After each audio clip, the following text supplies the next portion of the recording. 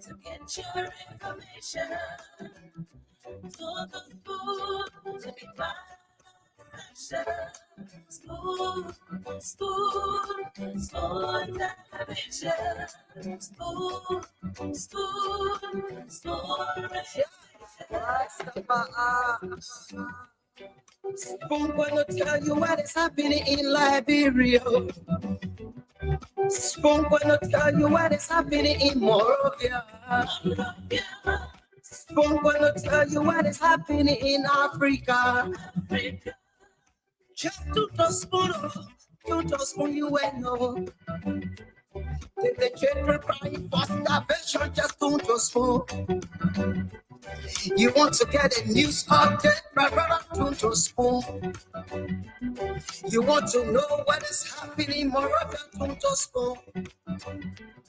Politicians want to make their decision, just to the spoon. You want to know what happening in the ministry, to the spoon. Yeah, to the spoon.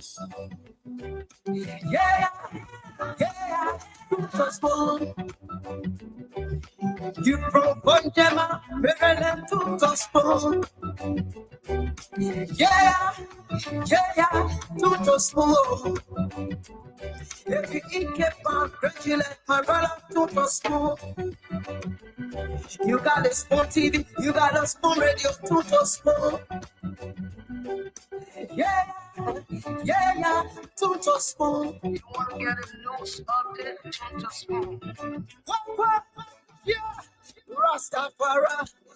Kilibamba, kilibamba, kilibamba. Kilibamba, kilibamba, kilibamba. What I want? Yes, what you got to TV. Yes, what you got to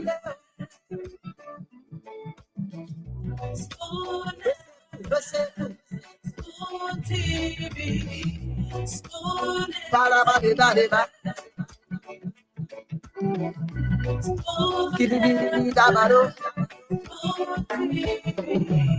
Spoon entertainment.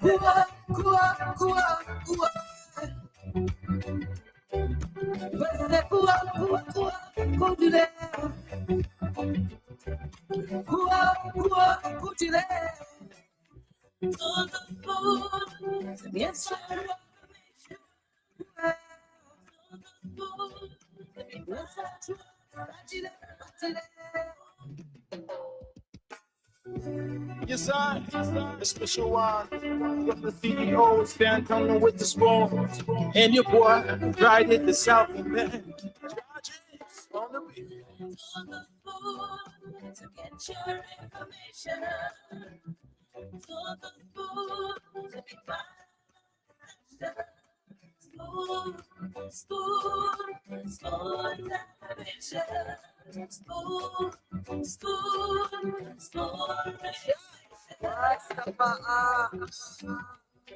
Spoon gonna tell you what is happening in Liberia. Spoon gonna tell you what is happening in Morovia. Spoon gonna tell you what is happening in Africa. Just to the spoon you ain't know. The children crying for starvation, just to the spoon. You want to get a news update, my brother, to the spoon.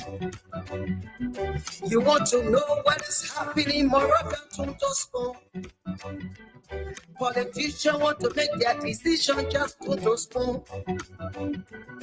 You want to know what happening in the ministry, to the spoon. Yeah, to the spoon. Yeah, to the spoon.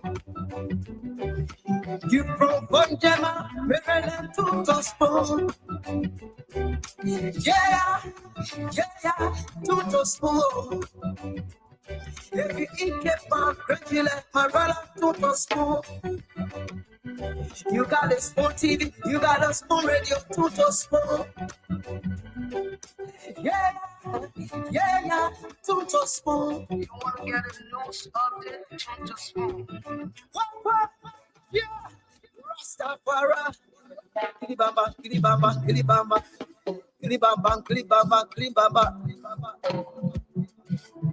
What I want? Yes, but you back to yes, but you back to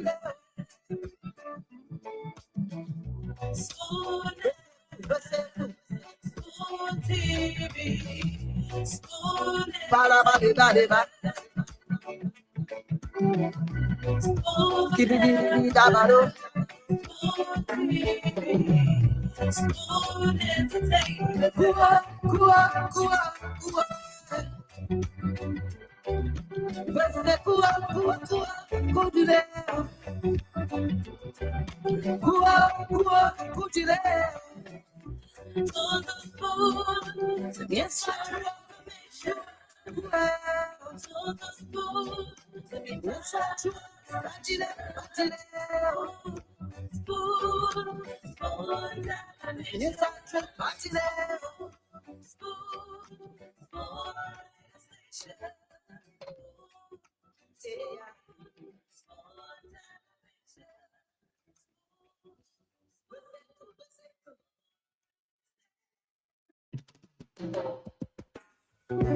Yes, sir. A special one from the CEO, stand coming with the spoon. And your boy, right at the South Bend. On the beat. to get your information. To be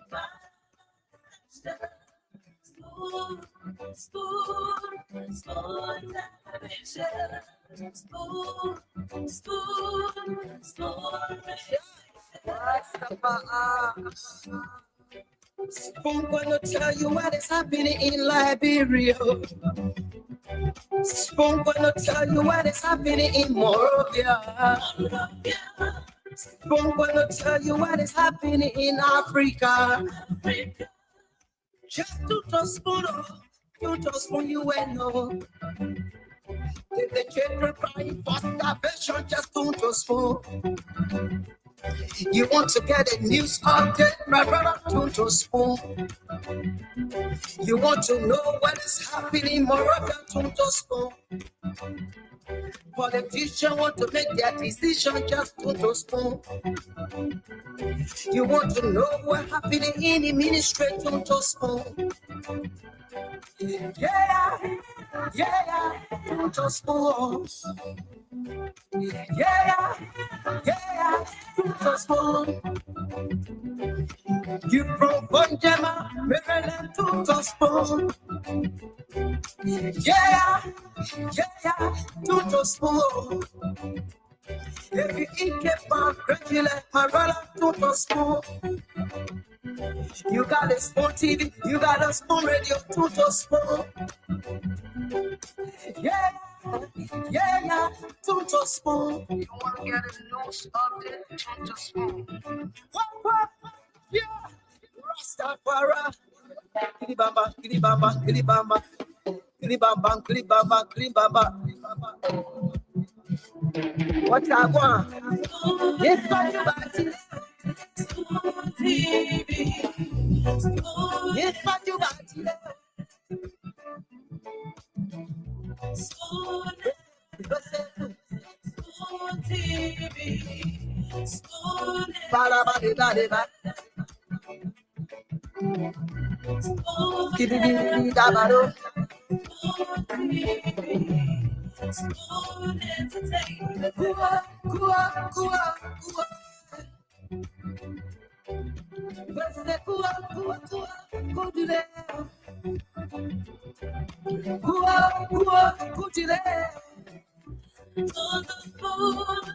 yes,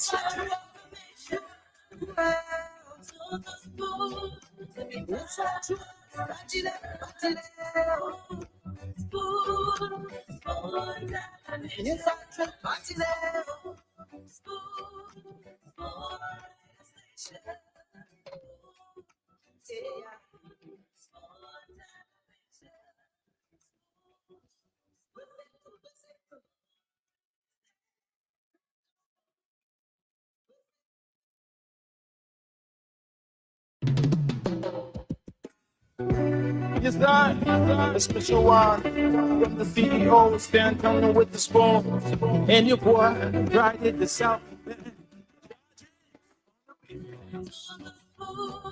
To get your information, for the food to be faster.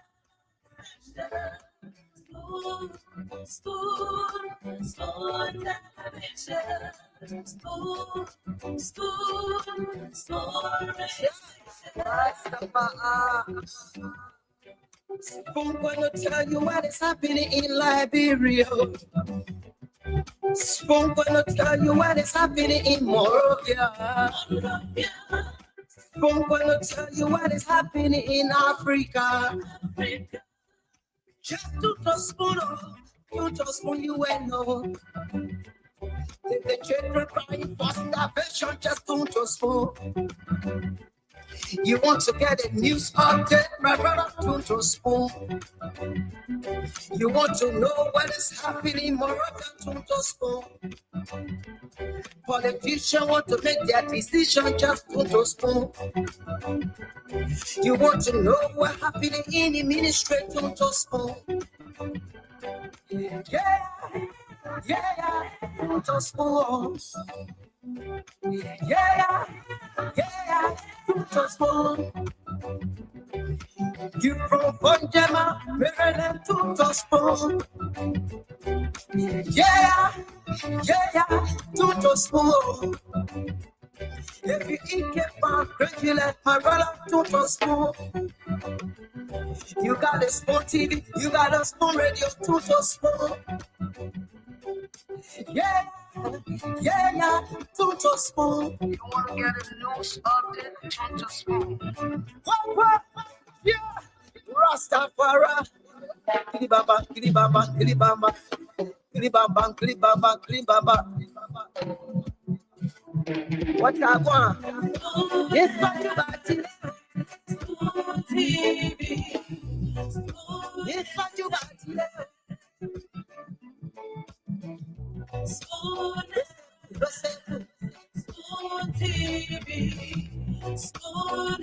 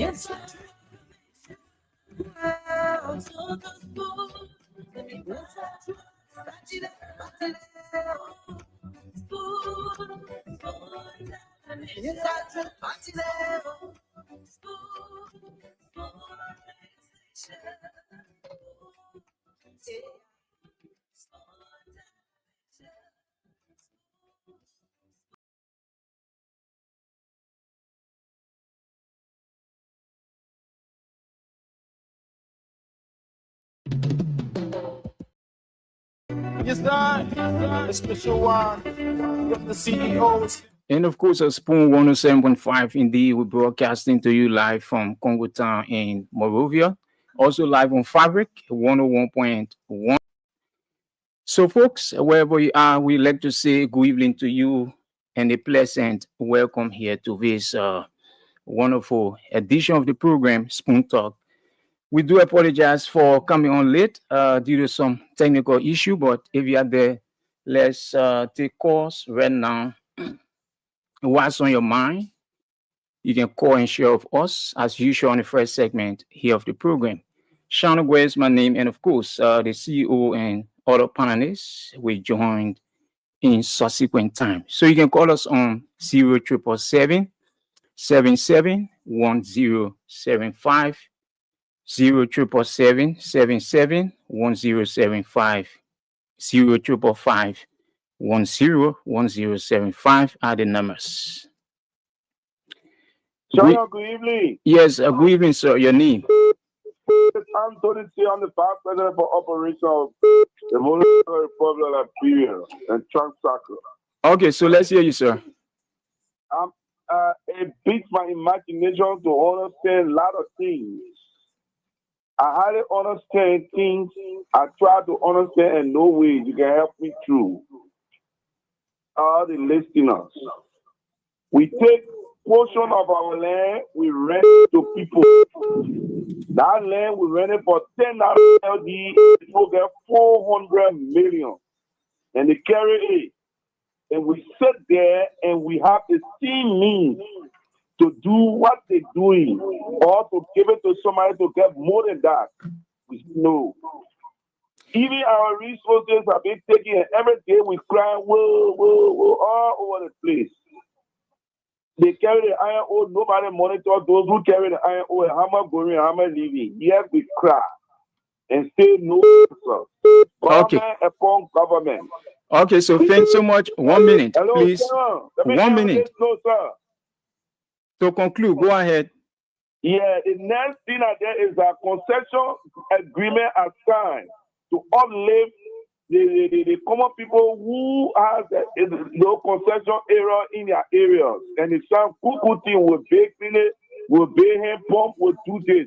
At the end of the day, not happening. The government who's supposed to take the lead, they're not doing it. Okay. What is really going on? Okay, so thanks so much, sir. Thanks so much. Let's hold it there 1 minute each. Let's talk to this person here. Good evening. Yeah, good evening. You have your name and where you join us from? My name is according from Palmertown. Okay, go ahead, ma'am. Oh, yeah, thanks so kindly. Oh, Lord, my God, how great thou art. I want to tell the Almighty God, thank you for the amount that the American government is sending to Liberia. I'm so happy and grateful to the Almighty God. But my question is, what will 7 benefit from this grant? What will 7 benefit? Will the police will still remain making 150 and other people $100? Ever, please, just see for higher post 7 money on it, because 7 governments are the one that holding the ministry that make the government. Thank you so kindly. May God bless you. Okay, thanks so much. Let's talk to this person as well. Good evening. Yeah, good evening, my brother. Yes, you live, sir. Your name and where you join us from? My name is Guanugwe Guanu. I call you from Tokyo, Gaza. Okay. Yeah. What is on my mind, my brother, has to do with a prayer for 3 kinds of people in this country. With regards to the arson case, number 1 person that I'm going to pray for are those who were accused. The accuser again and the judges. I give all of them to God to take care of them. Whosoever play any role, God will take care of them in Jesus' mighty name. Amen. Okay, so let's talk to this person as well. Let's take a few calls from Orange and then we move on to a Lone Star. Good evening. Good evening. Your name, sir, and where you join us from? Thank you. My name is Lamont Down. I'm joining from Carwell. What is on my mind this evening is related to my Carwell rule. No, Mr. President, the Carwell rule is very important. For you to come to Carwell and do rehabilitation, in my mind, it is not necessary. Because Carwell rule, sooner, you will be delegating it in Redemption Hospital. And so for Carwell to be rehabilitated, in my mind, it will not be necessary. So what I suggest to you, Mr. President, is to reconstruct the place, because you're having a hazard on this side, and you'll be having one of the most fun hospitals in this country, which is the Redemption Hospital. Then you'll be dedicating that place. Okay, So all right, thanks so much. Thank you. All right, let's talk to this person. Let's now move on to a Lone Star. Hello. Good evening to Spoon Reference Family, and good evening to my peace, Lauren, people of the Republic of Liberia, and good evening to you, dear brother Simon Greg, to Net in studio. The name remains constant as also ES Cameron once again back to our Spoon Network talk show. Brother Greg, what is on my mind or in my mind tonight as a training issue, how to deal with the issue of our legislators. The legislators are the problem of this country. Yesterday, they are creating problems, opening gaps for Liberian people. They see the kind of economic constraints, challenges that we are faced with in our country. They are the primary branch of government. They who have the supervisory powers to regulate system in our country. They are the people who causing the problem. The 73 lawmakers in the House of Parliament. What is the direct representation to the Liberian people or the oversight responsibility they are carrying? Nothing. It's just been useless and for nothing, decades in, decades out. Then they have gone back to the bureau process in the bureau offices and decided again to recreate 14 additional electoral districts. That will be wretched and erroneous and to be friends. Liberian people will judge you by your character, by your attitude. History will judge your own story now. 30 seconds, sir. Talking about how to reduce your office, the term or call on referendums to change some of the forms or amendments in our constitution. Okay. Talking about that. All right, thanks so much. Let's even talk to this person here. Good evening. Hello, Yes, you like your name and where you join us from? my name is Emmanuel Myers. I join you from Ghana, so everybody said in the big factory supermarket to know your community. Okay, quickly, Emmanuel, 1 minute. All right, thank you. My concern have been charged to the Kampala the government one. Just now, I listen to ELPC, I listen to people on the radio giving like misinformation. They telling the boy that President Baga passing all he make a significant progress. The past government feeling all our President Baga passing all our made the book giving the money to Nigeria. And that is the leading President Baga passing only 12. The past government paying 14. To that, the past government made a significant progress. With President Baga commission beginning is 12%. Now I made the book giving necessary to get the money to Liberia. But today, only United by the government are giving the misleading information that the past government did nothing. And they feel misleading so many major indications that they feel in that today. These are the past governments and the very in the middle. I made the people Okay. All right, thanks so much. Let's talk to this here. Hello. Hello, Yes, you live, sir. Your name and where you join us? 1 minute. my name is Anthony Dennis, commonly known as General Jabba Lofo. Quickly. Yeah, what is on my mind is about the case that going on in the Supreme Court concerning political pardon. What I want the government to do, for the sake of peace, let it try to see how best they can find solution to that technical case. Mm-hmm. Because from the time that thing come out, we have no hear, no take. What our government don't have proof on that case, we don't know. They just turning the case up and down. So let us just move our mind from our side. Let us start thinking on what next begin to do to be better for our children for this country. We tired hearing one thing over and over. If they knew that people committed a crime, long time they were coming for a solution or they were coming come down with a felony. But no proof. So let us just lead the people to have our problem. Okay. All right, thanks so much. Let's talk to this here. Hello. Good evening. Yes, you live, sir. Your name? My name is Joseph. I call from Bushara. 1 minute. Yeah, let me say close to Major Kafwan on a tireless work as Minister of Finance. I think it is our prayer as a Liberian that we receive whatever when the MCC compound will give to Liberia. Let me speak to the people who are wearing green and white. Okay. All right, so let's talk to this person here quickly. We have more calls. Again, what's on your mind? This is the first segment. As usual on the program Spoon Talk, like I said, in subsequent time, the CEO and the rest of the team members will be joining on the program here. Let's talk to this. Hello. Yeah, hello. Your name, sir, and where you join us from? My name is Eric MP Palo calling from Lagos and Peace Island. Okay, Eric, 1 minute.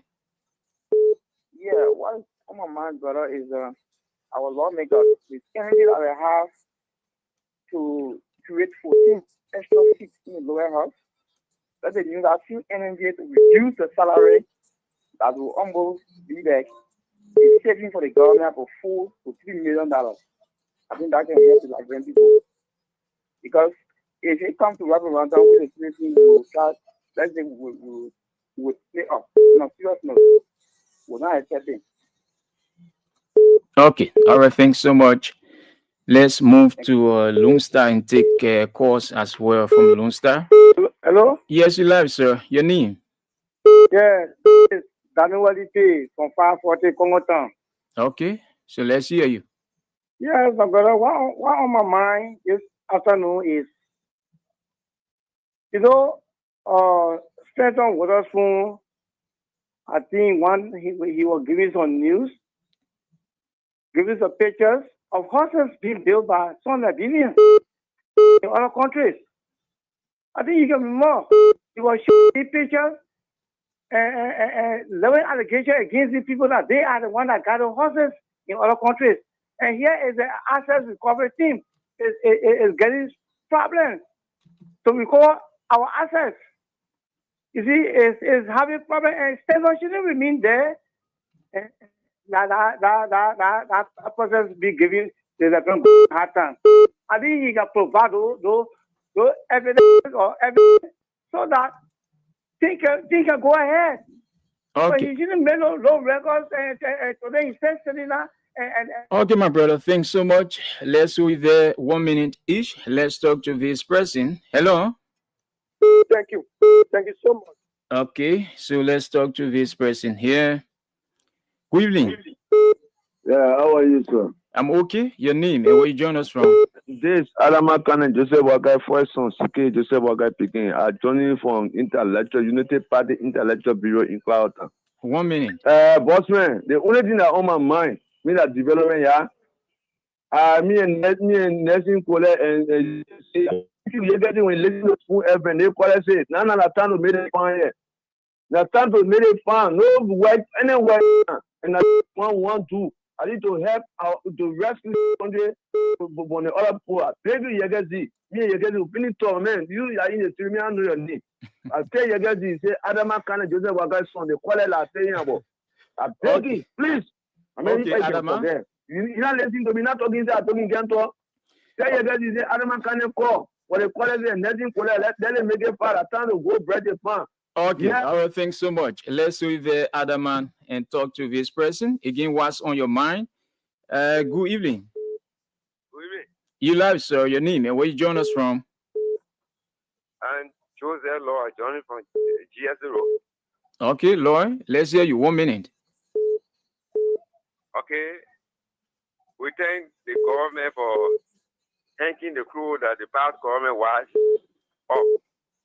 And then they are proceeding, okay, on the map.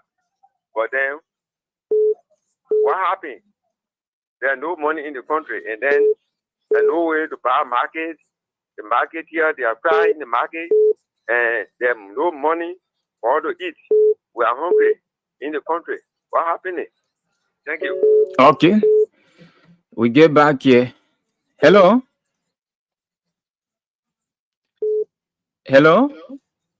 Hello. Quickly, let's hear your name. Good evening. My name is Segun Ganu. I call from the GMB and GA doing for Benelacqua Foundation into community. So I thought it was Yekesi who was on the show, but you are not introduced yourself for me to be familiar with your name. So I did. This is Shannon where I did. Okay, so Nelson Koda is already here, but let me just conclude with you and then Nelson going to take over from me here. Let me say Shannon, and then welcome Nancy Kule. I would like to recommend that there have been too many times the Spoon Talk have been, lobbying in the public for emergencies, health situation. Like people who come down to health situation, they say, "Oh, I'm on a radio seeking for assistance." I've said this all time. I think the lawmakers, some of them have, some, innovative thinking, but I would like to recommend that we pass a bill that will have to do a national health emergency bill, where that bill will inculcate into our national envelope the budget that in case of any health emergency that require foreign treatment, that budget should be able to cater to those situations. Because people sit on platform and telling normal outside, it is quite alarming that our resources is not affecting the well-being of our people. I think it should be affecting our people in a positive direction. When people are in that situation, the national government should sponsor it. Not should be, it shouldn't be like people begging, "Oh, this person is say we need this help," or Dorpan, or John Lobo, being situation being announced on national platform. The government should take the initiative to use our national envelope. Okay, my brother. Thanks so much. We have to hold you there. Like I said, Nelson Kode is already here. I have to take my exit and leave Nelson Kode here with you guys. So let's take this break again. Just keep your calls coming in 07777 1075 07777 1075 055 1075. So Nelson will actually continue with the course until the CEO and the rest of the team members join the show. Again, Shannon Gwe is my name. I take this break. Up next, Nelson just going to pick up from here.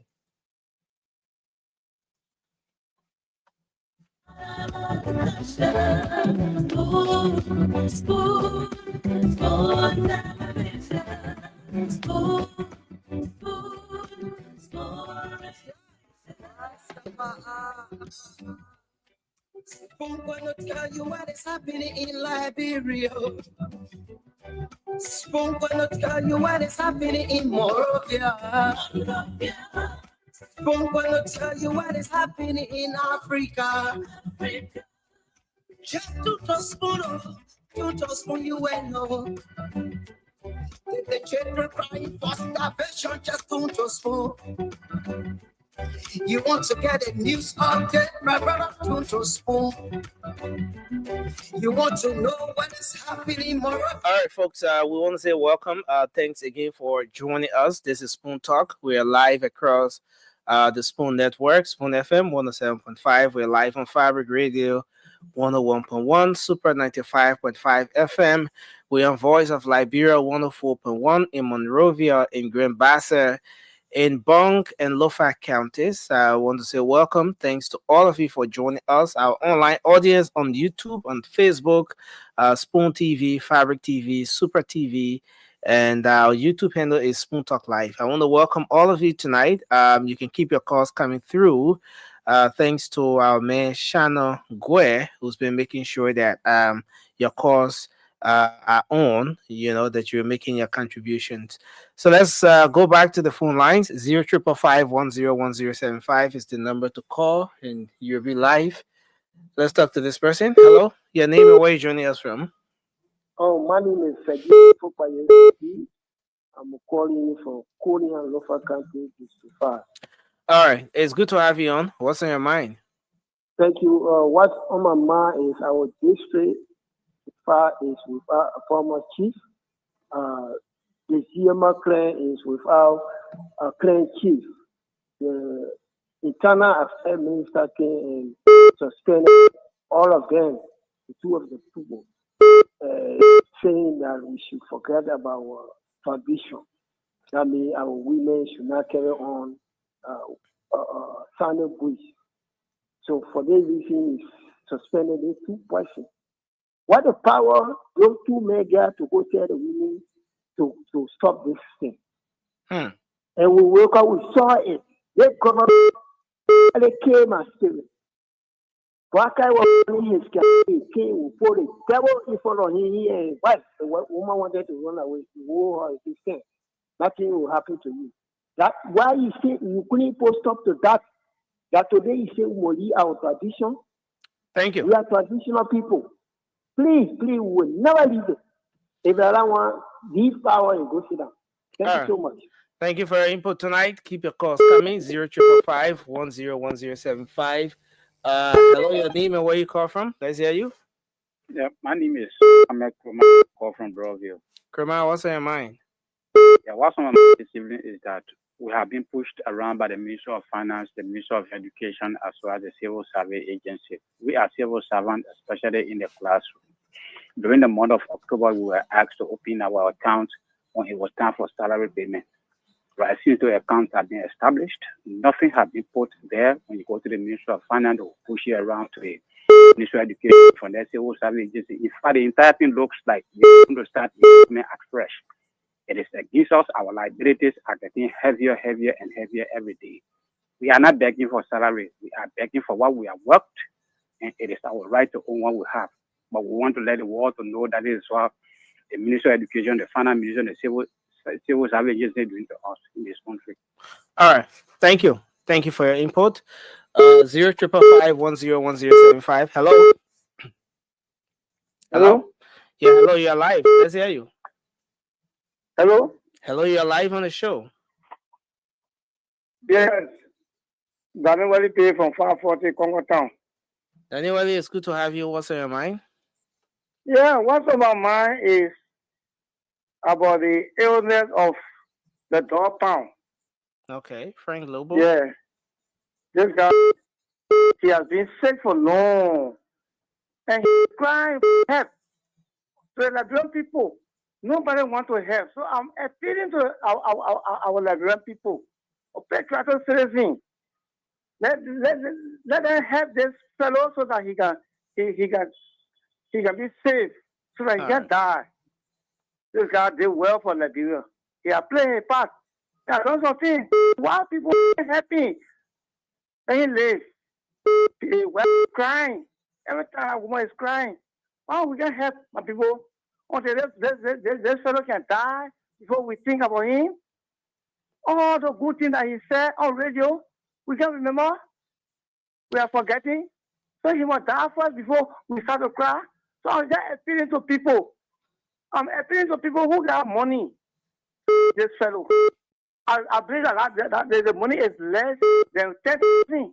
I believe somebody can pay it. You see, they don't pay this money so that the fellow can die until we start to praise his name. So that's why I have to go on, bro. Thank you very much for your program. That's a very important point. Frank Lobo, the dog pound, a veteran Liberian broadcaster. I remember still in high school, I listened to Frank Lobo a lot on the radio. He was one person who made a very great impact in the media landscape. He was good at so many things, and he is, in fact, that person with the unique radio voice who has contributed a lot. Yes, he's ill, and we did an interview with him here, still on our Spoon page. I remember I conducted that interview with his wife.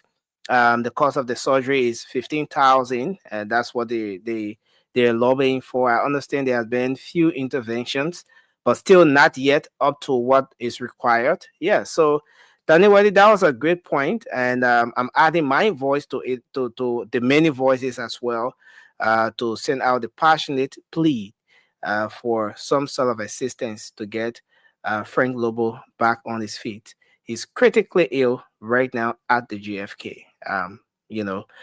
That's a great one. Thank you. But we're going to keep the calls coming. 0555-101075 is the number to call, and you'll be live on the show tonight. What's on your mind? Let's take this person. Hello, your name and where you calling from? Hello, my brother. You guys nursing there. Yeah, hello, sir. How are you? I'm okay. Your brother Adama Kane, Joseph Waga's son, CK Joseph Waga Picking. I called, but you were not on the radio, so I want for you to hear my call. Okay. I want for Spoon to go for agricultural break on the farm. Because I travel my black father from training, no way. So when I say I sit down, put my hand to my legs, my toe, and I go to school. I'm leaving it. It will not happen in my case.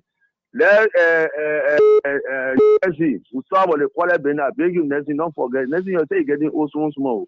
Don't forget. I want you to tell you guys that what they call it. And I want for you to go see my the man, place. are you just changing the whole thing around from the Black Factory thing? Yeah, You but say Nessie, you're no, lobbying with the president. Now you not go to try my effort. you No not way, go to nobody farm can help me. again, my man. None of my two children are going to school at all. Nessie, they're not going to school. See, I will say Black Factory. I try to do something so they can go to school. Nessie, no one help me. Someone say I will pour my hand. It better be doing something. All right. They play. I want to open the Black Factory. I can make fun there. I be playing the air. Anytime I lock on, I can still make the Black Factory. But nothing I'm doing nothing for God and young man. Thank you. I trying to go to school. No man. Tell me for God's sake. I send you. the whole recording to you. Only thing I let the people in my woman tell me on radio. I just leave it for. But please, telephone. I want focus on you. Maybe somebody say you parliament for Black Factory or yourself. You invite me for Black Factory. I'll say take it. But give my message to your man. I beg you. Thanks a lot. Now. Thank you for your input. We appreciate No, it. thank you. You must give my message, please. But you already saying the thing, Adama. Your message is across. I mean, you just online. We have over 1,400 people watching us right now. Not to mention the thousands of people on radio. So your message is across. I appreciate you for being on tonight. Adama and the Black Factory, not easy. Hello, your name and where you call from? Let's hear you. Hello. Yeah, hello. You're alive. Yeah, this is Jefferson Deed Wallace from Dubo Road. Jefferson, what's on your mind? Yeah, what on my mind is that we've been having agriculture ministry, but no day that Liberia Expo. All right. So we already have one for the Liberian country to aid the country we should Expo rest because we have very better soil in the whole nation, but we are suffering for food. All right, so I think we need to start feeding ourselves before we start sending us out. But thank you for your input. We appreciate you. Okay. I see the CEO have joined us. CEO, welcome. Yeah, but yeah. So what we doing? We sending our food that we didn't get. We sending it us already. Man, we must start exporting. We must try to start exporting rest, but we don't get it for ourselves. We stay importing.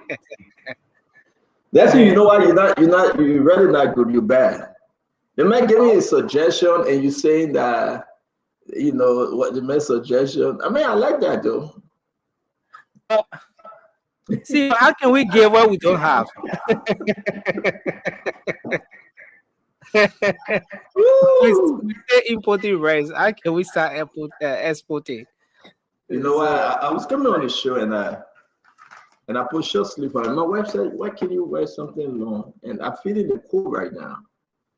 Right? And I'm feeling the cold right now. What you got? Long sleeves? No? Yeah, long sleeves. I just folded the hands and that's it, Kola. How you doing? Thank you very much for coming in. We want to say thanks to all of you that joining us, share the show. We're going to be discussing a lot today. Budget passage. They passed the budget. They passed Oranto, HPX, Total Energy, the decentralization of the port, the SOE. Will be calling Mobile Molu tonight. They burned his party headquarters down. That's the party headquarters, no, right? That's his office, right? The office. Yeah. So a lot of stuff happening today. A lot of stuff happening today, and it's going to be a wonderful show today. LTA and TIA, and this is unique, right? TIA. The papa saying he want TIA. He said TIA. President Biden said TIA got a lot of problems. He doesn't want it. But what happened? What's the truth behind TIA? So what's the TIA money? You know, and we got to discuss it. You know, we will discuss everything, and that's what the Liberian people are like. We're trying to be objective. That's it. I want to be objective. That's my goal. That's it. And we're trying to be objective, right? But what did I bring more money? Isn't that objectivity too? That's it. You got some money. You got some change for me. I'm not going to call it a man. But at Christmas time, you know, I got to ask you now. You know, I mean, will you get mad if I ask you for what you got for me? Will you get mad though? No, the change have been Oh, used but for but why are you talking slow now? Why are you talking slow? change have been used for operations, special Oh, operations. We most times we have emergency operations. We'll bring the other no, report. no, no. But I don't think you're right though. Well, why would the operation have to be the people asking for the lingo? So we put the link in there, and the people asking for the link. Echo. The person ain't coming because no link on that. What's the link? We have the link. You have I it? saw the link in the chat room not too long. I mean, The guys, you know, let me just put it there again because I can't understand them seriously. As a matter of fact, I will send it to them personally by DHL. Yeah, by DHL because I can't understand why these two data and both of them they are data though. They're asking for link. All right. So, but yeah, we're gonna have a full house today. We got a lot to discuss.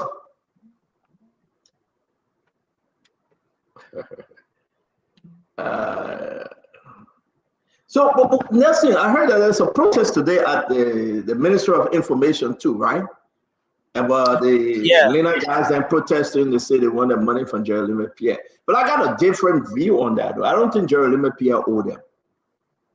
Now, that's it. Should we? No, to be fair, I really don't think Jerry Lemaitre, right? Jerry Lemaitre, my papa, he's an old guy. I don't think we got to get to the story. And who had that position first? They call him Kwame Opa Weeks, right? Yeah, Kwame Weeks. Yeah, Kwame Weeks, but many Opa too, right? Yeah. Okay, so I don't know, but I do believe that their argument we have to discuss it. We got to discuss Mika. They're accusing Jerry Lemaitre of owing them some money, but I don't know whether he owed them some money, and I don't know is that a different department within the Ministry of Information, Nelson? Yeah, Lena falls under the Ministry of Information, is the Liberia News Agency. You know, is an information arm. What else? It's an agency under the Ministry of Information, a news agency. Nelson, get your story right. Yeah. Do they have separate? Do they have separate budget? No, they honor the Ministry of Information. Okay, what was the purpose of the protest today? So we got to go as to why they are saying that. Listen, Jerry Lemaitre owe us our money. What kind of money?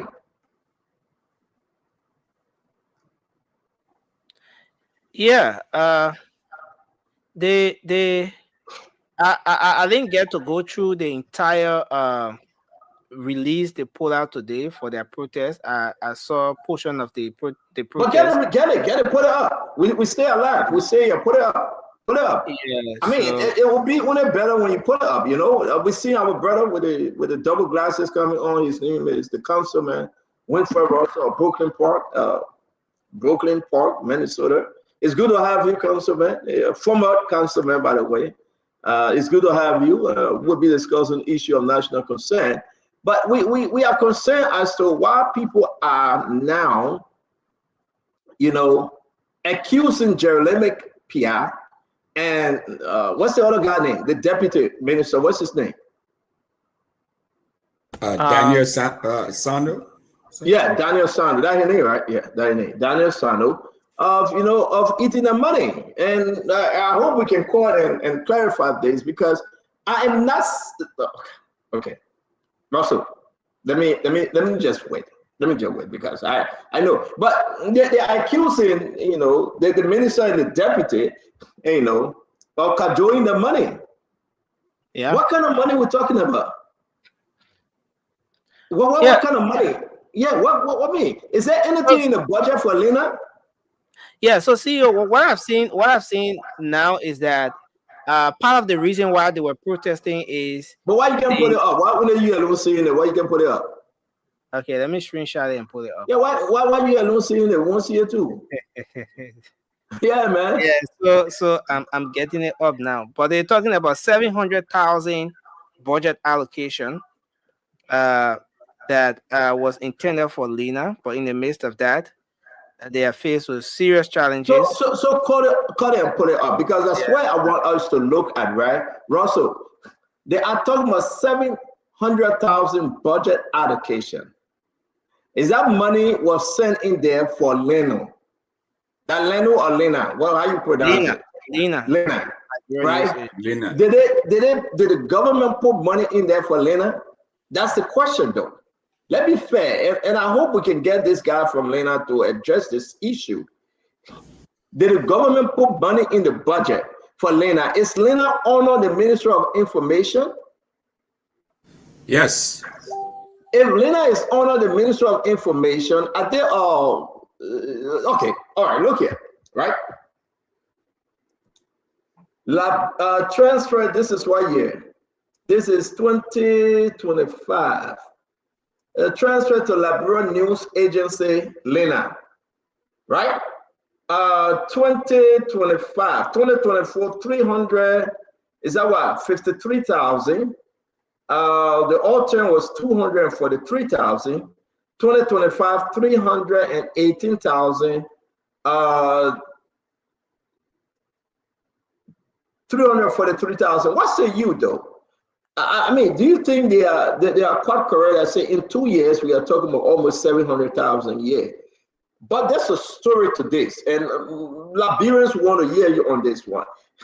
Are they right that Jeremy Pierre and this guy, Daniel Santos, Daniel, one of his things, are they right that these guys eating their money?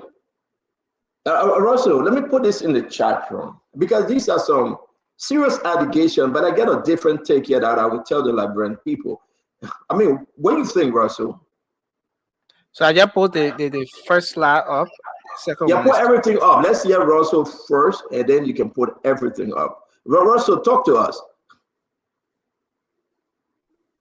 Yeah, I have to read the documentation that you have.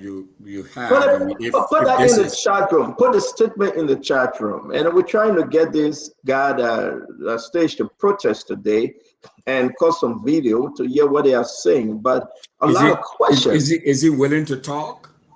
Yeah, he is willing to talk. Somebody said it was sending me his number. Maybe Nelson have his number. I can get it. I can get it. Sure. I know we got a lot to discuss. We're not going to waste our time on the story. Ladies and gentlemen, share the show. But this is just in passing, right? When somebody accused Jeremy Pierre, right, the minister himself, and his deputy minister, Daniel Sano, of eating $700,000, then it raises the question that we need to ask why. It's right there. It's right there. 2024, 352,000. 2025, 353,000. But the 2025 upturns, 243,000. Did they receive this money? Is this money only there for Lena? I mean, what say you? We are asking you. What say you, our fellow Liberian? Help us understand. We are on Voice of Liberia. We are on Super, on Fabric, on Spoon. You can relay, you can share the show on Facebook. Right now, Maria Johnson shared the show. We talk about Lucien Toure share the show. John Matthew share the show. We talk about Andy Williams share the show. Let's bring in Alio Kamara and every one of you, Zeke Carter Jr. Let's make progress today, but this is a unique question. Are you calling him, Nelson? Because we want to know what's going on. Now, non-utilization of over 700,000 budget allocation for Lena operation. The allocation of over 700,000 for Lena remains in limbo for 2 consecutive years. You see that, Russell? Mm-hmm. Crippling our operation. We urgently seek clarification on the status of these funds and request your intervention to ensure the funds are used for their internal purposes, including restoring Lena's non-functional website, addressing operational and logistical challenges, supporting news gathering and dissemination activities, among others. Lena non-functional website, the agency website, crucial for news dissemination, has been non-functional for almost 2 years because of the ministry refusal to allocate funds for the West Side, limiting out our research. Lena is the only news agency in African region, probably in the world, without the website. Talk to me, Nelson. So we have the gentleman on the line now, Jipley, who happens to be the spokesperson of the workers. There, he's on the line. So can I bring him on now? Sure, we'll bring him on. We'll be talking to Mobile Model. We'll be talking to Musa Hassan Bility today. Everybody coming on today. Bring Jipley on. Jipley, how you doing today, my friend? Is he hearing us, Nelson? You got to take it from your ear. Jipley, are you on the line? Good evening. Good evening. How you doing? Jipley, we good. How you doing? Can you hear me? We can hear you very well. Can you hear the CEO and the team? I'm not really getting the CEO, but I can get you clearly. Okay, but I've increased. Why can you give my number to Jipley? Tell him to call me. That would be better. So give me a WhatsApp. Let me just call on the WhatsApp quick. All right. Okay. Yeah. Yeah. So All right. We're also going to be calling Prophet Key. Prophet Key said he want to talk about his wallet that went missing. We'll be calling Prophet Key today. Musa Bility today, Mobile Malu today. I guess I will also be speaking with maybe Francis Austin Taylor because of the decentralization as well. The House passed a lot of stuff. They passed the budget, they passed Orento, they passed HPX, they passed Total Energy, they passed the decentralization, they passed in the cat, they passed in the mouse, they passed in the kitty, everything they passed in today. And you got to understand, if you're a region speaker, you got to pass it all. And this guy is passing it all, and we'll get to that. So ladies and gentlemen, thank you for joining Spoon. A beautiful Thursday here, 4:30 Eastern Time, USA. This will be 9:30 Liberian time. We want to say welcome. Let's have a great show. Let's talk to each other. Let's understand each other, and let's make progress. We welcome each and every one of you, wherever you find yourself. Go on Facebook, go on YouTube, and share the show that we can make progress. Again, this is the day the Lord has made. Yeah, let us rejoice and be glad in it. Nelson, are we ready? Very shortly. Okay, so I mean, what say you, Russell? I put the stuff up. You ready? What say you? It's in the budget though, but it doesn't mean that maybe Jeremy Pierre received it or he didn't, because these are allocations in the budget. Let's set the record straight, right? What are you thinking, Russell? I mean, these are allegations, as you just said. I mean, it's in the budget. It's been allocated for in the budget. So we just need to get clarity on what's going on.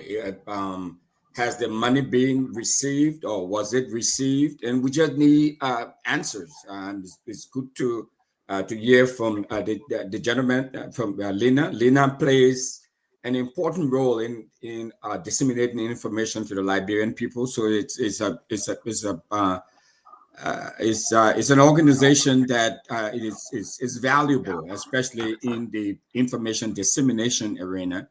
And we need to hear from the authorities what may have happened to money that was allocated for the operation, the smooth operation of this organization. So let's hear what this gentleman had to say. I'm not sure if he's available. He's ready now. I mean, we see what the line item is saying in the budget, and it would be good to hear from the Ministry of Information. Again, like you said, these are allegations. There's no one accusing anyone of doing anything nefarious, but we need to get the answers to some of the questions that we have pertaining to how this money is being spent, and you know, for the purposes of running the Liberia news agency. Yeah, so we got Jipley on. Jipley, how you doing? How you doing, Jipley? It's good to hear you. Welcome to the show. Thank you, Mr. Waterspoon. It's my pleasure. Again, I'm grateful to be on the show tonight. Thank you so much. Good. Jipley, what's going on with the protest today? The concerned employees of the Liberian News Agency today gathered peacefully to protest in demand of activities that continue to hinder the scope of operation at the level of the Liberian News Agency. It all started in 2024 You just read the budget line of government allocation to Lena. And by the way, Lena have an account at the Central Bank of Liberia. And this account title is Lena Checking Account. The account number reads 001-00115-02022334. This is Lena Checking Account. And this account is secretary by the person, the Minister Papa, the Deputy Minister for Administration, Mr. Johnny Captain, the Finance Controller at the Ministry of Information, Culture Affairs and Tourism, Ali. Since 2024 to today, as we speak, were made for Lena. Today, if you go to the Liberia News Agency, you cannot see anything like improvement. As far as I am concerned, the Liberia News Agency is the only new agency in the world that is functioning or running without. Chipler, what's the full name? Nelson put his name on it. Let people know who's speaking. Nelson, please. Chip, let me ask you a question. Let me ask you a question real quick. Let me ask you a question. What's your position? Who are you at the ministry? Ezekiel Chipley is a reporter at the Liberia News Agency. From Montserrat, right? Yeah, I am Montserrat, yeah. Have you spoken to the Lena director, Mr. Tai? We tell Mr. Tai on this issue. And has been any concrete response? Say that again. We didn't hear you. Have you spoken to Mr. Tai? The concern Lena employee on numerous occasions has spoken with Mr. Tai, who is the director currently, and for every indication he said he don't have full control over what is happening. So let me ask you the question again. Chipley, wait. Take your time. We'll give you time to talk, yeah? Have you, Chipley, spoken to Director Tai? We spoke with Director Tai on the issue. No, you. If you say we, were you part of the we? Yeah, I'm the chairperson of the group, yeah? Good. I am the chairperson. When was the last time you spoke to Director Tai? A week ago. What did he say? What did he say? Director Tai is not telling us anything concrete on ground, and he is not interested of the When you spoke to Director Tai, what did he say? Director Tai clearly told us that the issue with Lena budget is beyond his control. Okay. He has written several communication to the minister on the agenda activities affecting Lena and even putting in for money, but nothing seems working. It is beyond his control. Have he confirmed? Have he confirmed to you and your team that the ministry received this amount, a little over 700,000 for 2024 and 2025? Have he confirmed that? Did he confirm that? Yeah. Okay. Yeah. And so what we did after the engagement the Director Tai, we wrote Minister Pia. And I will share with you the communication we sent to Minister Pia. In that communication, we were asking him to have a meeting with him as a workers' union from the Liberia News Agency. And the intent of that was to play before him, and he has indicated in the communication we sent to him on the issue affecting the Liberia News Agency. Before that, we attended the Mika regular press briefing on Raking Levy and asked a question well-being of linked to the fact that this agency received from the national budget annually. As a result of that payment of our body, Raking Levy has been banned from going and attending press conferences at the level of the Ministry of Information. So we will get to Levy. You are on Spoon Talk. We want to hear from you. All right. We'll get to those that were banned and those that are not banned. Russell, you got any question? This is breaking coming to the nation right now, right? That we can talk about Lena, all right? And they are talking about the budget. And these are allegations that the minister and the deputy minister in the know of this budget amount. Russell, I mean, what say you here? We have G-Play on. Thank you. Thanks for joining us, sir, and to try to shed more light on this issue, at least educating the public about what is going on there at your. Russell, can you hold on 1 minute? Nelson, can you put the link in the chat room, please? Hey, go ahead, Russell, please. Thank you. So, sir, before I ask you my first question, can you very succinctly tell us what is LENA? What is the Liberian News Agency? What does it do? What is the importance of it? Can you help educate our listening audience and our viewers about what LENA is? What is LENA? Thank you very much for that question. So, LENA, as the central news collecting arm of the state, this agency is a government agency established since 1978 as a central news collecting arm of the state. And LENA functions directly under the Ministry of Information, Culture Affairs, and Tourism as a department responsible for gathering news, both rural and urban, and ensuring to promote government activities and peace and development in Liberia. So you got another question, Russell? Because I want to move to this budget. And to tell you the truth, I think I will have to call folks from the ministry, right? I mean, to balance this out, because these are huge allegations for 2024, 2025. Have you guys received anything? Have you confirmed whether the director have received any amount of money, G-Play? And the same question was asked, whether any amount of money were received for activities for LENA operation. Dr. Tal said no today, no tomorrow, and no as a whole. Something that prompted our action. So this is a concern. It is a concern. So if you go through that, you will see I will have key points.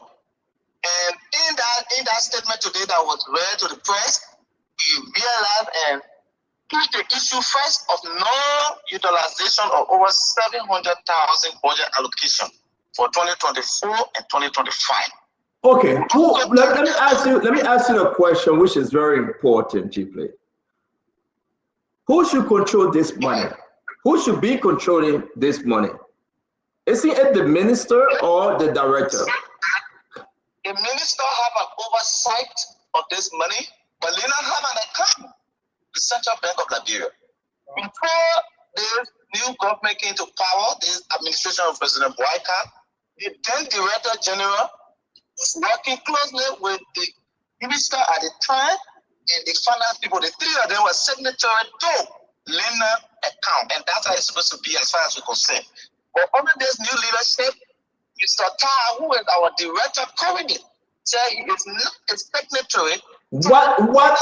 Okay, I will hold you there, because if you want to go into it, the act that created LENA, right? What does it say?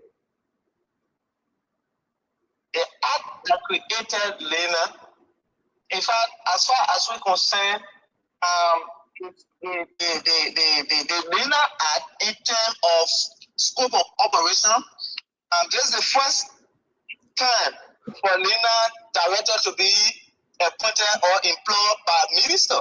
So what does the act say? So listen. What? Tell us, what does the act say? Who makes the appointment? The original one. Who makes the appointment? President. When did that come into play? Because the original say the minister have the right to make the appointment. Do you realize when President Boakai, when President George Weah, when he took over and came in, they allowed him to make the appointment and he brought in Kwame Opa Weeks? Can you talk to us about that? Why was it changed? Can you help us understand? So, to bring it up to speed, the Liberian News Agency, started by the National Legislature in 1978, with the mandate to serve as the National News Agency of Liberia. The outline, the agency jumped ensuring its independence. No, I'm not asking you that. Go back to the original act. Who had the authority to make the appointment? Wasn't it the minister? And it was later changed 2017-18 when President Weah appointed Kwame Opa Weeks? But before even the coming in of Kwame Opa Weeks at the time, the first Director General was appointed by Elliot. Now it's law. Is that why I want you to answer? I want you to answer. Is that what the act says though? It was just done politically. Which is which? Can I speak to the issue of Kwame Opa Weeks? From the outset, the first Director General of the Liberian Agency, who was at the time, may so rest in peace, Nambis Law, by Ellie. So it's not my question. Every president can make that decision, but let's go to the other that brought in Linda. It says the minister should be the one to make that appointment. So whether Ellen changed it, she did it because she was the president. President Weah did the same thing because President Weah wanted to do it, right? But it doesn't mean that's what the other created Lena. That's not what it says, right? You cannot speak to it because you don't know. Am I correct? Okay. Am I correct? Yeah, you are correct. So now if we move from that end, if I am correct, and Jeremy Pierre is, Jeremy Pierre and Daniel Sanopa, I can beat them anytime for Dela Patrick. But let's speak this true. If Jeremy Pierre going back to the original act to say the minister have the power to do these things, it is within his TOR to make the appointment of the Lena director, and also he have an oversight on the money that is coming in. Don't you think Jeremy Pierre is right not to give the money to the Lena director, but wisely use the money as he sees fit as minister? Mr. Waterspoon, yes, our concern here is not about this money. The concern of our action is how is the money impacting us as agency, working with our day-to-day activity and running? Here we have the issue. Okay. It comes this issue. Thank you. So let me bring in Russell. Russell, now we get to somewhere. Vendetta Patrick, we don't have too long because we got to call Prophet Key, we got to call Morgan Badu, we have to call Musa Benete, Austin Taylor. We're having a full jam-packed show. But guys, if you're joining us, we are speaking with Mr. Ezekiel. We are speaking to Ezekiel Gipley, reporter and spokesman for the protests of Lena employee. So I want you to understand that where we are now, we will have to establish whether the money, 700,000, whether it was right for Jeremy Pierre as minister to take charge of this amount. And to move forward also, whether he's using the money for its intended purposes, right? So let me hear you, Russell. Yeah, thanks, Mr. Gipley, and thanks for your explanation. My only question for now, we'll pass it on to my fellow panelist, Patrick, is that the $700,000, what is that money is intended for? I mean, what is it supposed to be used for? Can you help explain that? And have you ever, since you've been working there, have you ever received any money before? Well, this money is an annual budget allotted to Lena to run Lena day-to-day activities throughout the budget year. Okay. Now, Lena have a lot of activities. We have newsroom that need to be equipped. We have website that need to be maintained. That reporters go in the feed need to be mobile. All of these are captured in the annual budget of day-to-day activity of Lena. That's how that money is generated. Okay. Okay. How many employees do you think Lena have right now in and outside of Moserado? Over 30 plus employees in and outside of Moserado. From reporter in, there are some administrative. So what I'm getting, what I'm getting, I think you got almost 80 plus employee, not 30, in and outside of Moserado. The reason why I'm coming down on you hard or harder because when I saw the protest today, Russell Vendetta, I called Jerry McPierre. I said, what's going on? He wrote to me, the other creator, Lena, the minister has the authority to appoint the director for Lena. The budget that goes to Lena, right, it should be controlled by the minister. But on the CDC, their argument was they were giving over $1 million to Kwame Opa Weeks. And I hope Kwame can speak to this, right? To Kwame Opa Weeks and for other reasons. So they're trying to clean house and they're trying to take control of the budget. Then I asked him, what are you doing concerning the office space? He said, we're changing everything. We made the place empty. And we're changing everything. We are paying these guys. And we're revamping everything. I asked him, did you receive over $700,000? And he said, Stanton, the people don't know. We have not received even over $100,000. So, listen, I understand the pain and welcome to the show, Councilor Gould, but the minister is not hiding. The minister is speaking, and the minister said all people who have done, he and his team could walk into the office of the minister and get some better understanding. So, Jipley, have you met Minister Pierre? Standing the Lena workforce officially wrote Minister Pierre asking for audience to have a time to have a roundtable discussion with him with the aim of expressing their going through and how best he as the leader in that area can help to remedy some of the situation. The letter went to the minister office. The COS of the minister, Jesus Sekou Kane, he called us, the four who represented the team, and he assured us that he was working behind the scene to ensure to schedule a meeting with the minister. Since then, up to current, we have made several attempts in terms of reaching out to find out the issue. But from every indication, he's been playing all around. He's been playing all around. Jible, you work at the Ministry of Information, right? Mm-hmm. Okay. You know Minister Pierre office, right? Right? Minister Pierre office. Do you have Minister Pierre phone number? I have Minister Pierre phone number. Have you called him? No. If you work at the ministry. On this matter, no. Hold on 1 minute, Jiple. Hold on, I beg you. You work at the ministry. Even the dog and cats on the streets can call Minister Pierre, he answer. They are not stopping you now to go and stand in front of the office, though. It may be unprofessional, I understand. Have you sent him a text? Have you called him and say it's a need for you guys to talk concerning the 700,000? And he said, no, you have not done so. But you talk, but let me finish, Jiple. And that's why you see, I'm happy that you're here.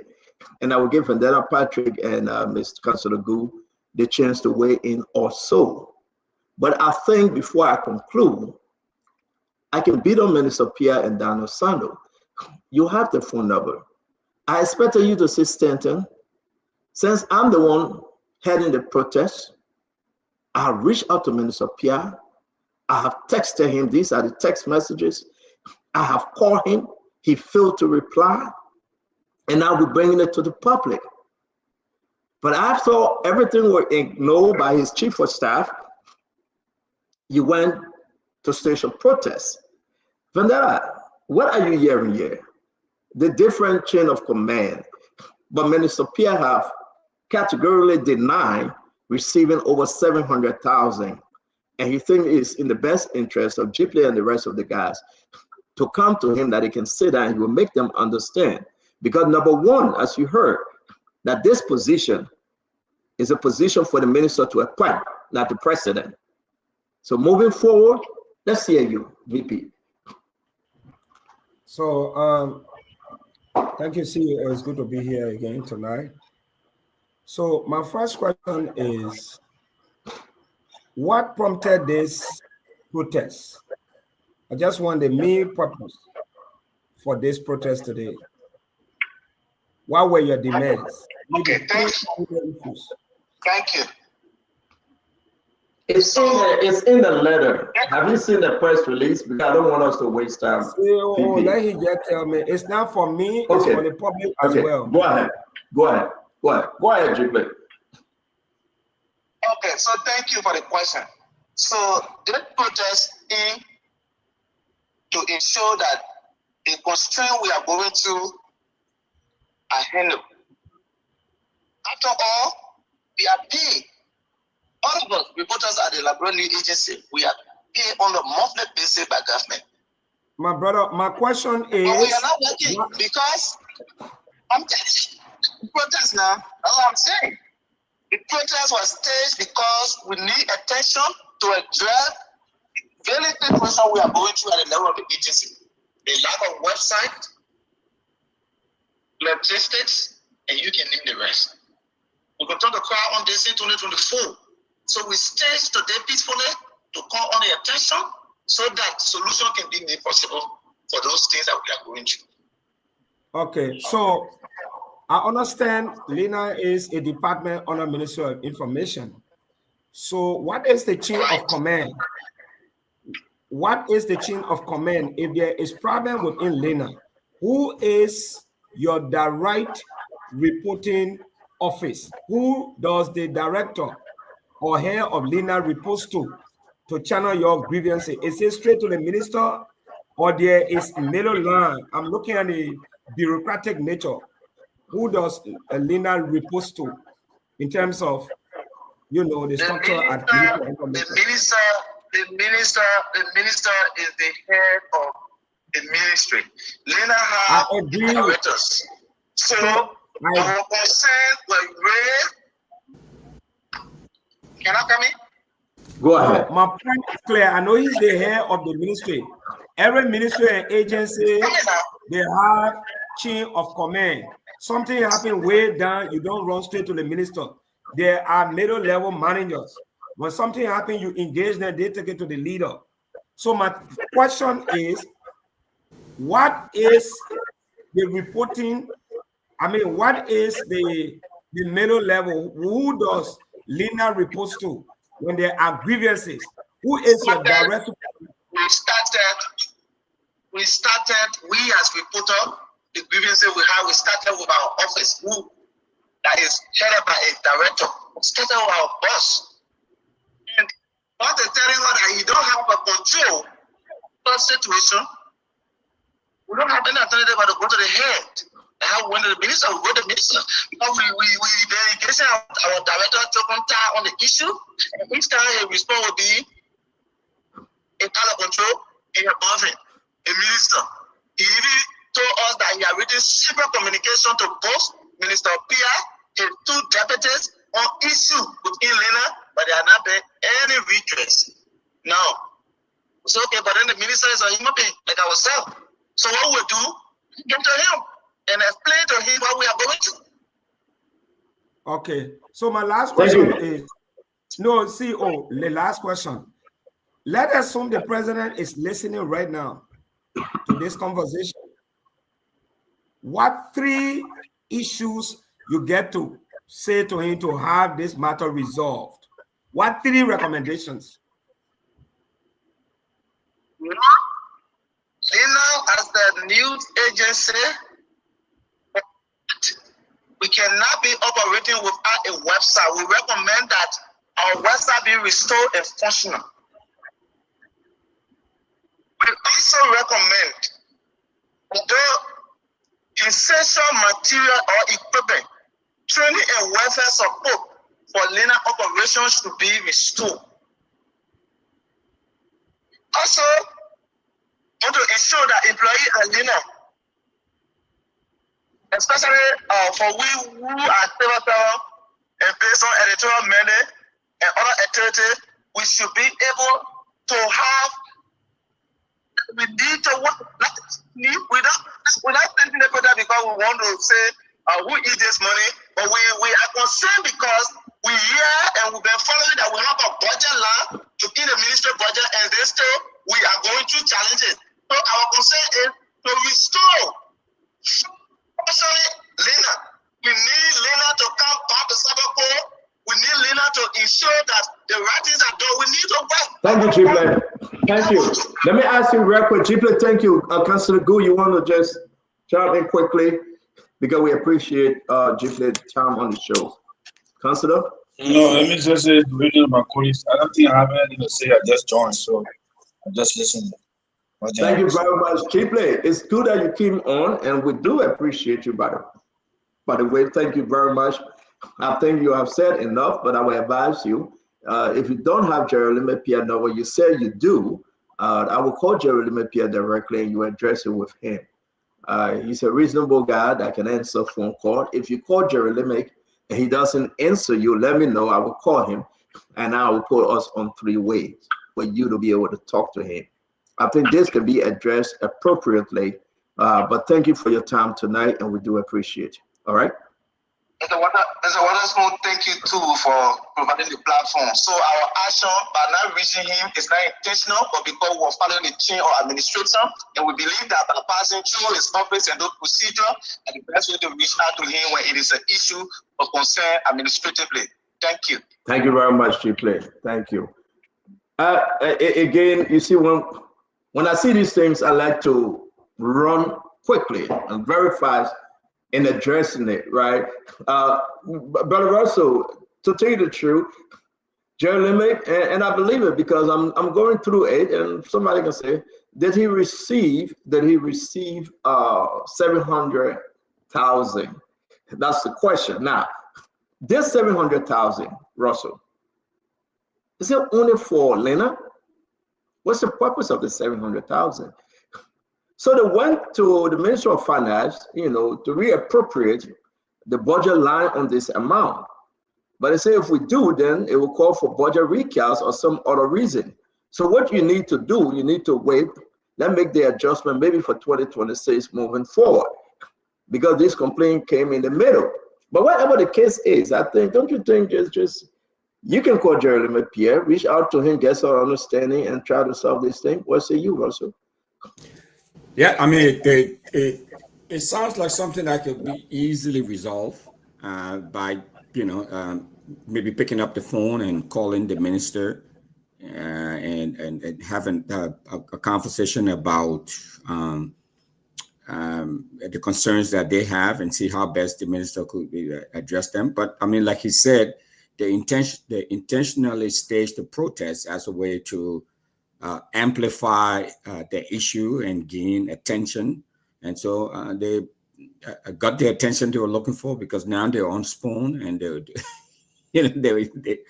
lot of, thousands and thousands of folks are listening to it. But I think an appropriate measure would have been or could have been calling the minister if he's accessible now, Stanton. So calling him, Spoon TV calling the minister and he answering is different from Mr. Chipley or some lower ranking person within Lena calling him and he answering too. You know what I'm saying? I disagree. I don't know. Lena is right at Mika though. Lena is right there. You want to tell me Daniel Sanders when I answer them, knowing that these guys, they have weight? You want to tell me nobody will answer them? Daniel Sano will not answer. Pia will not answer. I mean, I don't know. I'm not saying that. But what I'm also trying to put forward is that Stanton picking up the phone, former CEO. That's true. That's true. You know, it's different. But anyways, I mean, I think we raised the concern. We asked the questions, and maybe he can move forward now and reach out to the minister and see if this matter can be resolved expeditiously, I think. Yeah, but I feel good because I spoke to Pia. And, you know, for me, let's welcome our brother Emmanuel George. For me, you know, I always feel good.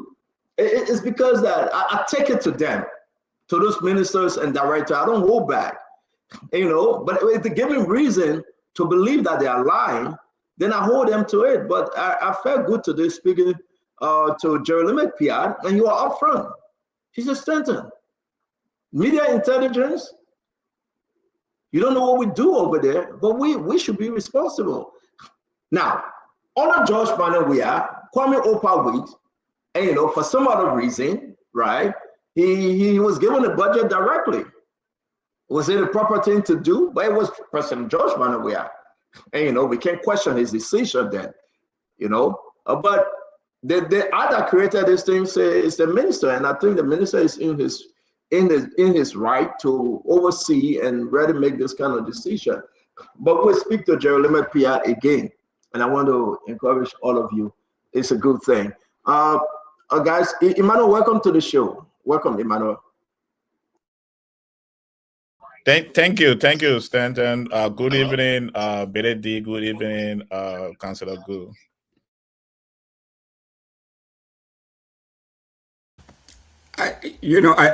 Stanton, are you frozen? I know we are probably going to move. No, I'm sorry. Go ahead. Go ahead, Russell. Yeah, no. So maybe Councillor Gould and you know, Dr. George, maybe you all can throw some light on this. You know, if you look at the media or information or communication landscape within the country, I mean, you have all of these different agencies and bodies that, you know, collecting information, disseminating information, you know, processing, packaging information. I mean, across the landscape. What is the importance in this day and age with the huge penetration of the internet and all of that? What is the importance of an organization like Lena, Dr. Councillor Gould? I mean, you on the ground. I mean, you understand and I'm very familiar with all these different processes and agencies and all of that. What is the importance of an agency? I mean, it's a whole separate conversation, you know, than what we were discussing earlier. But I just want to get your opinion about the value of an agency like Lena in this day and age, in this current dispensation. Councillor, are you with us? Yeah, I'm with you. That by the brother. Well, for me, we have to look at the law creating Lena and see what are the duties and responsibilities. What are the things that are required for Lena to do, and if we can relate those things to the present day information dissemination, whether we can determine the importance of Lena still be in existence. Because if we try to question the existence of Lena, then we will also be questioning the existence of the Ministry of Information as well, because all of the ministries, the agencies have the various press bureaus, and they send out information based on their respective entities. So the question will be now, why should we need a Ministry of Information? And you know, when we have all of the government institutions having their own, you know, or press bureau and so. Then we'll be going also to now to why are we having even the Ministry of Justice representing ministry and agencies when all of those agencies also have in-house legal counsel. So we have to look at the work that is required for the institution to do and see the importance of the institution still be in existence. So I wouldn't want to speak to Lena to the extent that I will give an opinion as to whether it is important now or not until we can look at the law and see. But I still, as a general person, I think the Liberia News Agency we will control all of the government news in terms of, I think they even used to do printing of papers and all. I think it's still important because it synchronizes all of the news from different ministries and agencies and bring it together into one publication. But I won't want to be so hard on its existence until I can really look at the act create Lena. Thank you. Thank you. Thank you. No, just So curious. I think that they have more journalists than LBS. They have the journalists in the various counties, so they're actually supposed to be bringing news from the various regions and correcting miscommunication about the government, or misinformation rather about the government, and also fostering national unity.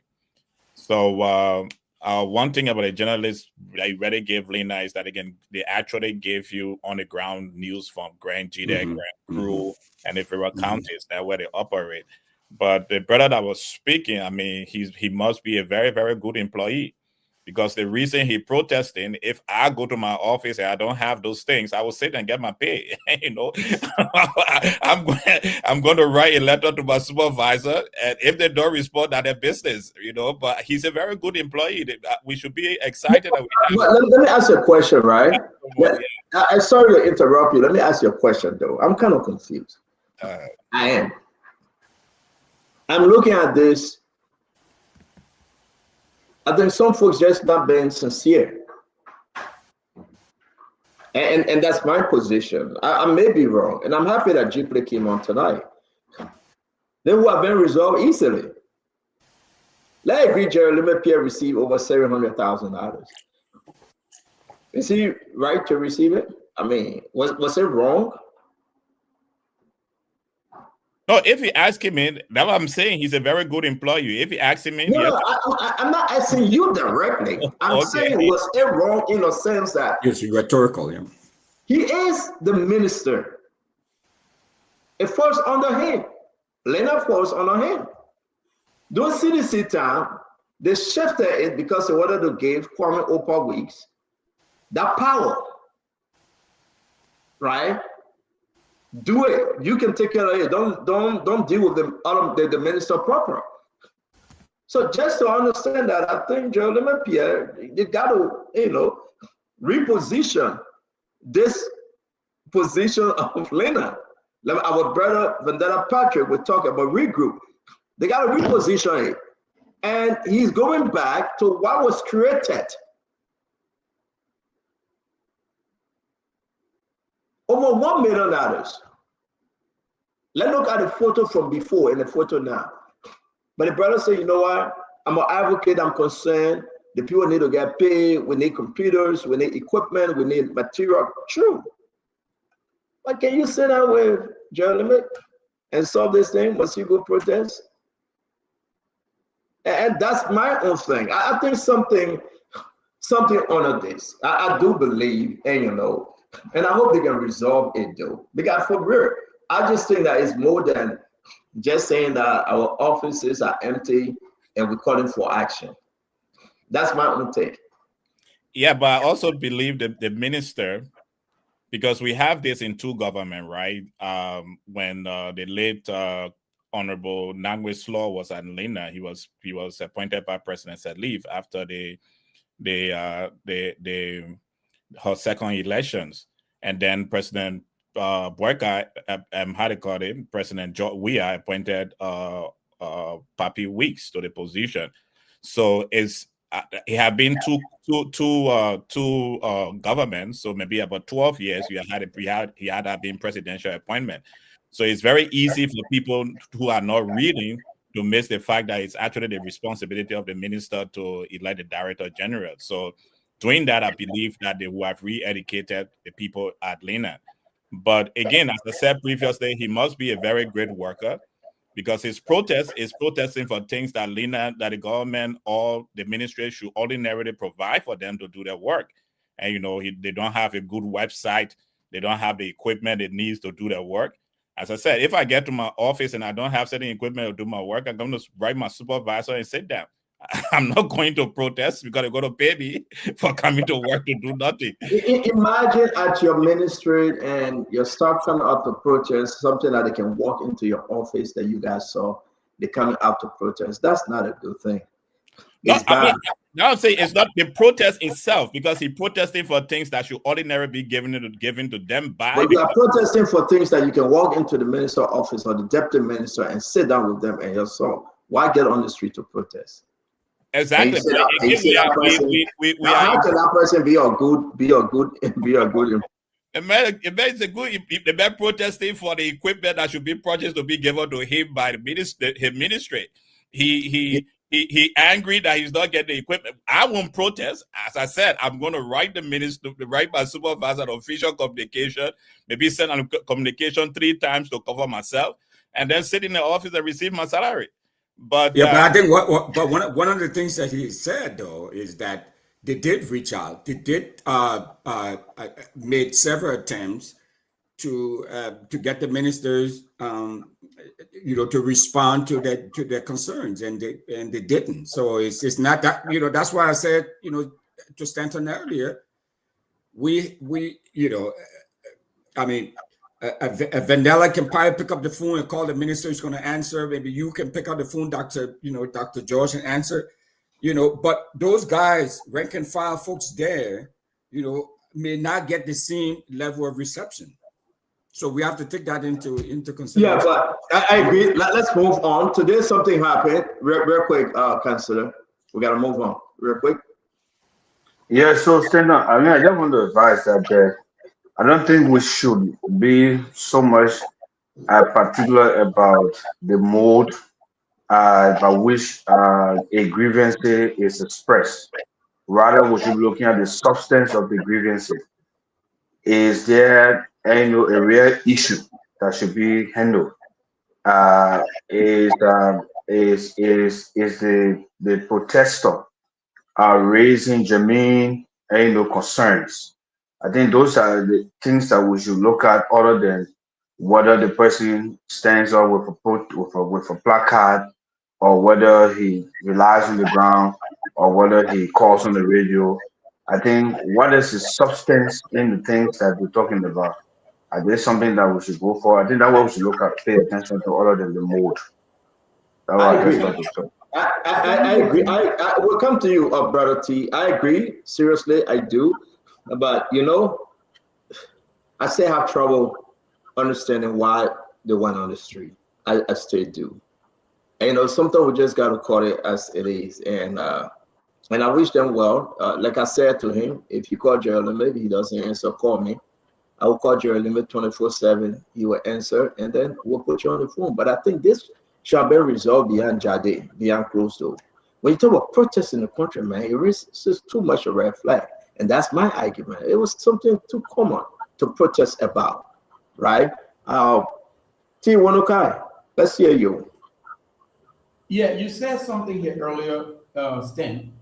You said that why protest? If I just said it right now, why protest for something that you can just, meet with the authority and resolve it behind closed door? If you look at the petition, I think the 5th item here, employees at Lena are civil servants, and we do our jobs based on the editorial mandate, blah, blah, blah, and we should not be treated like, other people collaborator.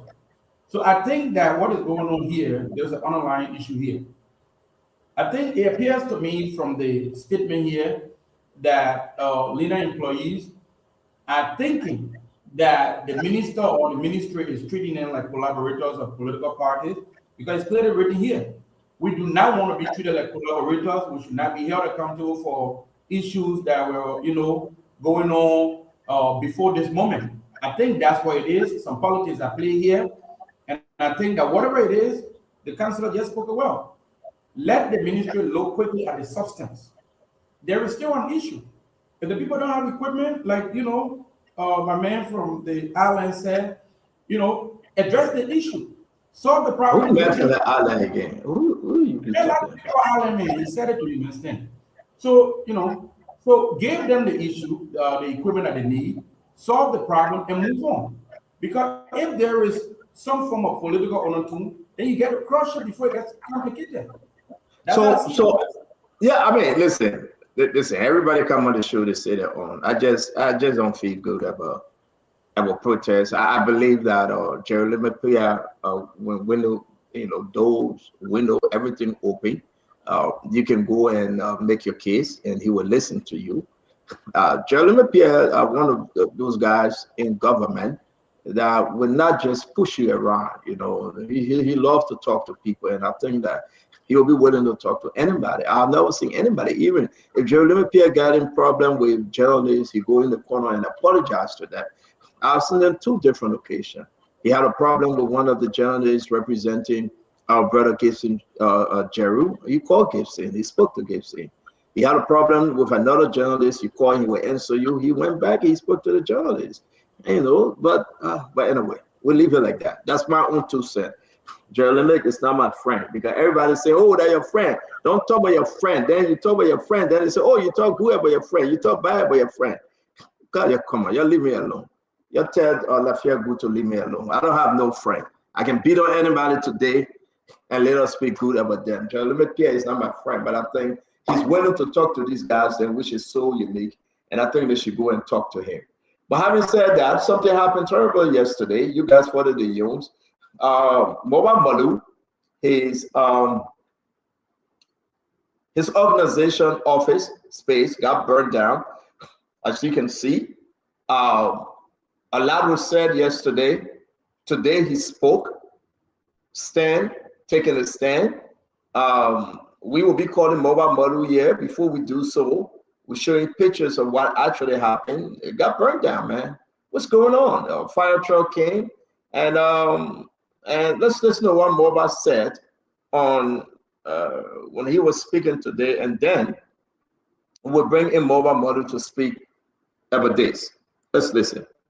It's time for every Liberian citizen, whether you are a child, whether you are a man, whether you are a woman or leader, it's time for us to embrace the spirit of patriotism and speak truth to power and act. Liberians, get ready. December 17 will not be undermined. Go and mobilize, go and recruit, go and organize. We will be out at the Executive Mansion grounds on December 17th to tell Boyka enough is enough. Lead or you will lead.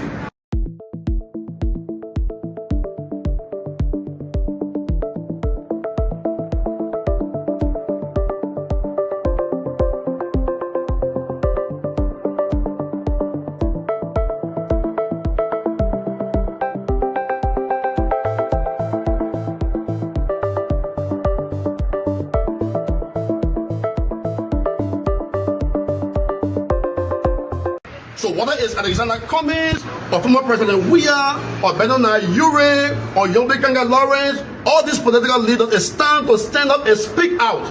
We will not be silent into cowardice.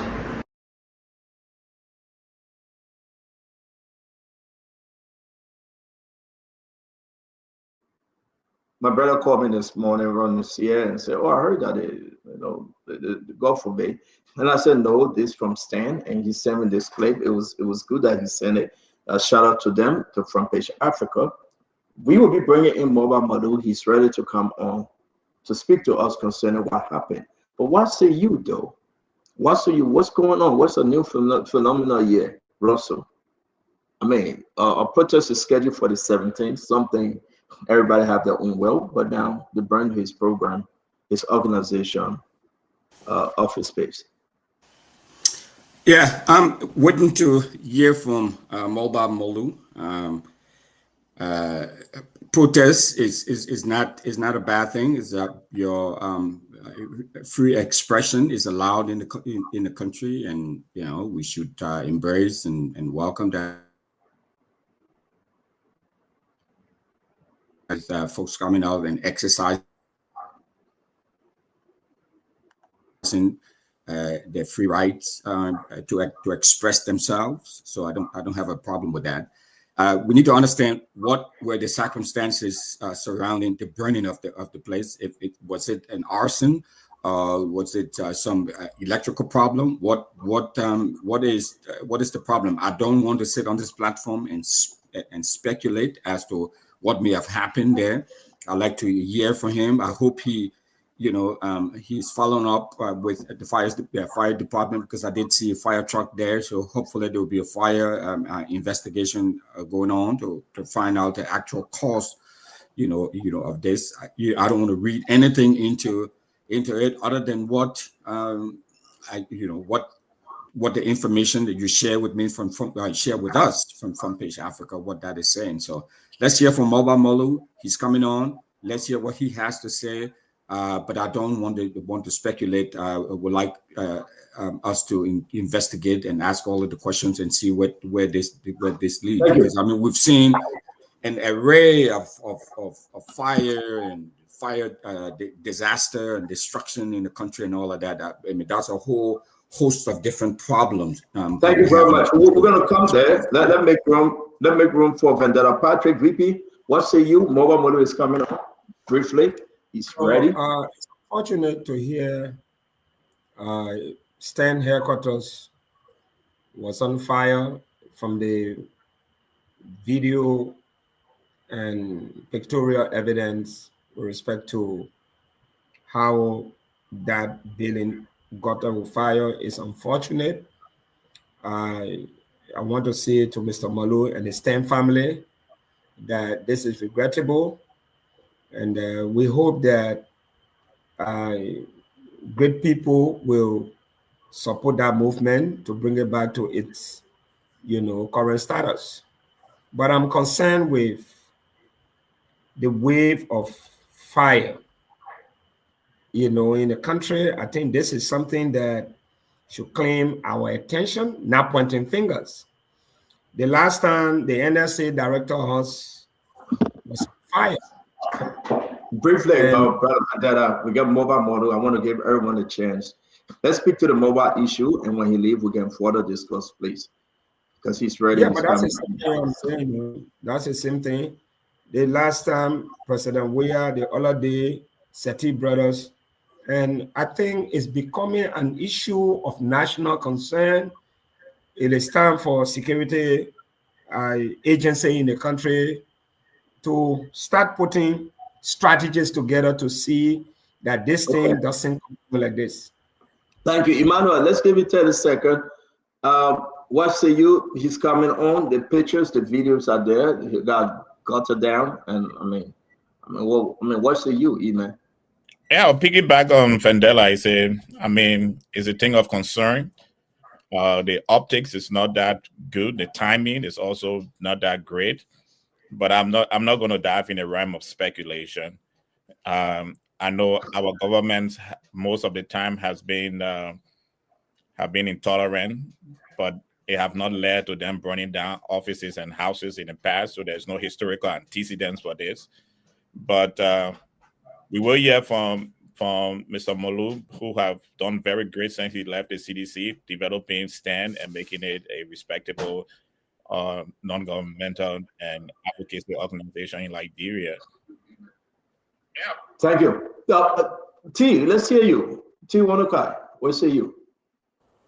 Yeah, thank you, Stan. What happened, at Stan office is very unfortunate. The idea that somebody's property or institutions, property will be burned down or burned down by fire, that's very unfortunate. However, just through the years, here at home and abroad, we know that political actors can go in so many ways. To begin to accuse the government or to imply that the government knows something without producing evidence. In my mind, you are being an agitator, especially when your actions in recent times, for instance, if you know about the case that Stan took to court concerning the boss with the bike, it turned out that the judge and the court told them that, hey, you were acting, it appears that you were acting for political reasons. So for me, when politicians speak and they are quick to cast blame, I like to, take a moment, drink a cup of coffee, and just calm down and look again, because there is a long history of politicians, or people who are political actors, acting in a way that can just agitate the situation. It's unfortunate either way, that their office came down like that. Thank you. Dr. Bobla, welcome to the show. It's good to see you. Thank you, CEO. Good to be here. So free speech, protest is an important part of free speech, as long as it's peaceful.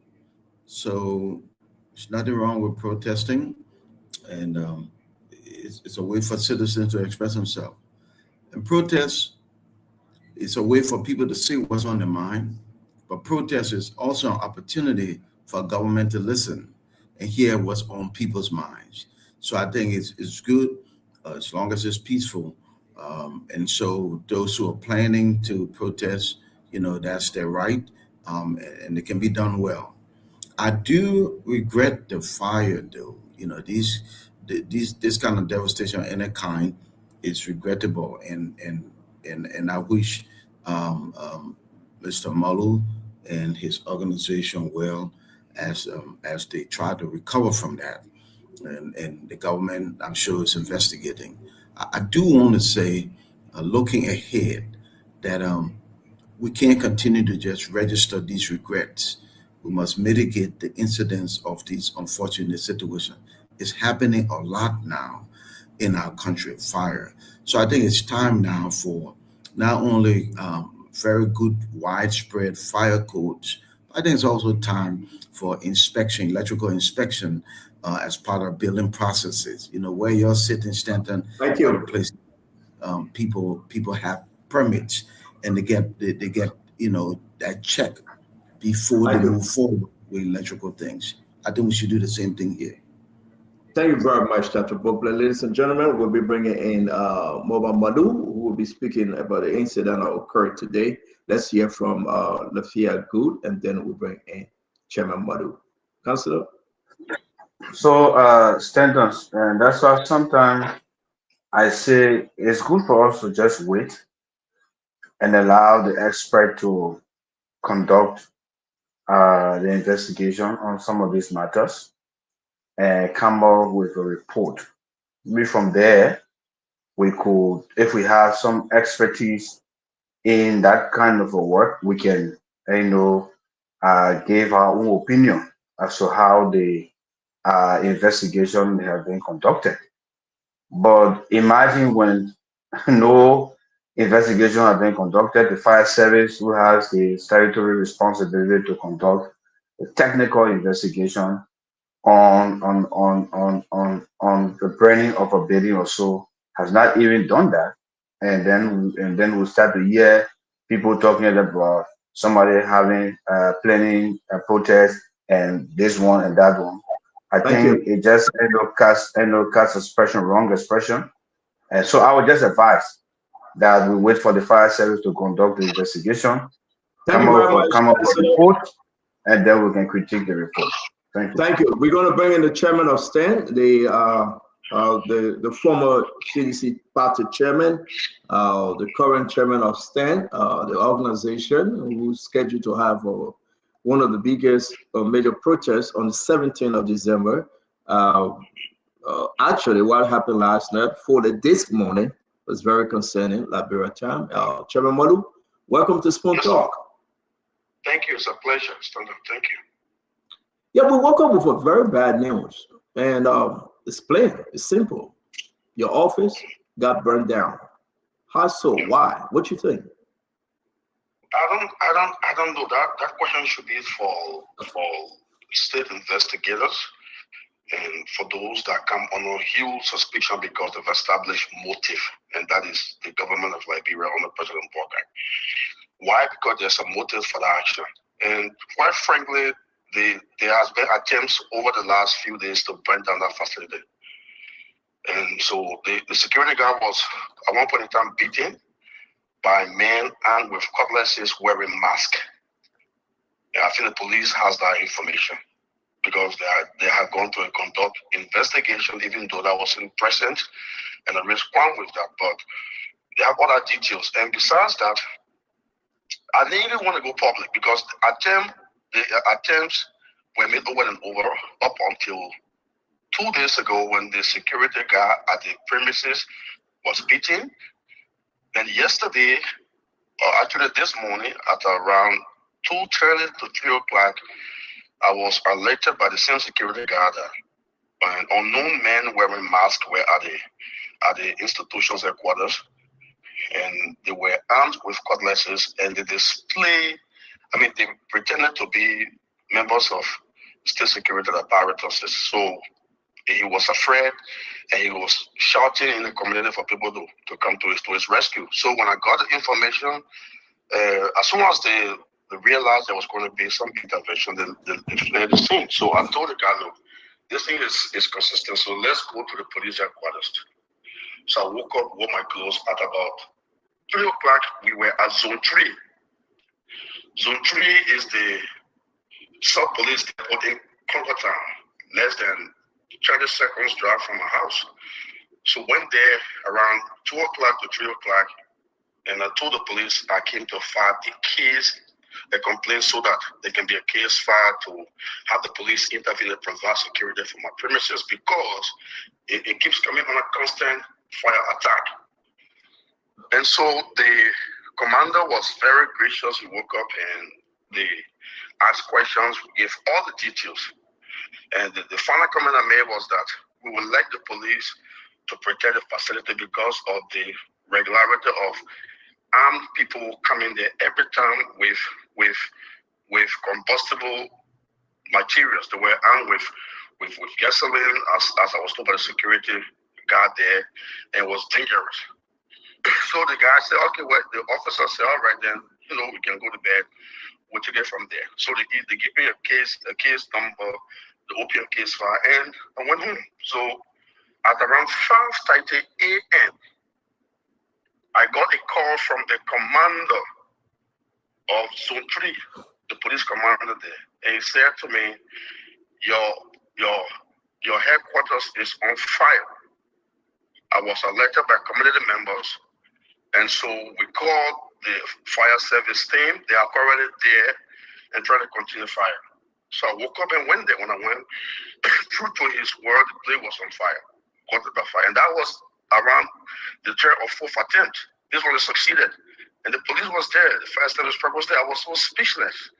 And the fire had gotten up to the roof, the ceiling, and was about to hit the roof. It has consumed a lot of the furniture in the offices, computers, etc., etc. So at that point, the fire service did well to contain the fire. Okay, so that's about it. I mean, and this is not the first time. Before July 17, the police made attempts. They were deployed at the headquarters. Baselessly, there was no basis for that deployment. There was we didn't place a distress call. We were not under any attack. The police deployed it. And people say, oh no, it's not true. Then before July 17, there was an attack on my vehicle at Duboro Junction. Then another attack at Pinsville, Juba. So it has become a trend, a pattern. So that pattern fits a convincing narrative that state security actors should be suspected while we wait for investigation, but they have established a clear pattern that will suggest logically that they are the usual suspect for what transpired yesterday or this morning at Sten's premises.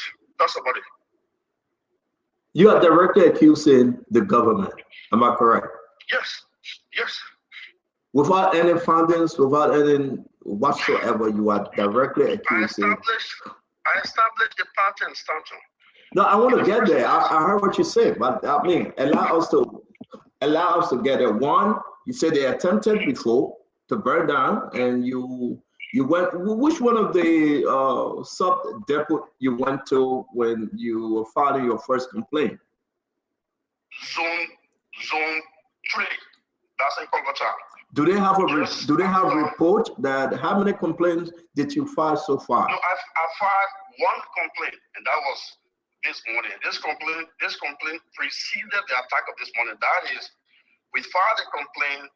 We requested police persons to protect the facility, and hour after, the place was caught by fire. So let me get something straight. Again, we apologize. We wish you and the organization well for this. Actually, it doesn't look good. We'll get into it. We wish you and your entire organization well. But for the sake of our audience, did you file a complaint before? Were there any complaint filed prior to the incident today or prior to yesterday? The only complaint that we filed was a complaint filed this morning at around 3 o'clock. The police opened a case file. I have before me here details of the case file. Case number 45, zone 3 base, December 11, 2025 at 3:50 a.m. Recording officer Patrolman Cristiano A. Zizi. Cell number is there. I wouldn't want to read it, on the radio. But that's from the police. So when that complaint was filed this morning, at about that hour, I told them about the pattern of persons by unknowing men armed with cutlasses, in some cases wearing masks. So, and that's where I'm coming from, Chairman. I've been joined on the show. Actually, those are with us today. The former councilman Winfred Russell, I believe you know him. Our brother Vendetta Patrick is here. Our Dr. Emmanuel George, representing ANC, T1 from the Unity Party. Dr. Buple, an independent, and that of our brother Councillor Lefebvre Gould, who also an independent. Now we have to identify ourselves because we are speaking to you from a neutral position as an independent group in Liberia. I want to be on the record. You didn't file any complaint prior to this morning, 3 a.m. this morning. No, there was, even though attempts were made, but I did not file complaints until this morning. As a matter of fact, I'm very reluctant to go public crying wolf. Okay. When there is a major project, because sometimes the agenda or the motive behind some of these things sometimes will be to create scale tactics, to create fear or a climate of fear that would deter attendance to your program.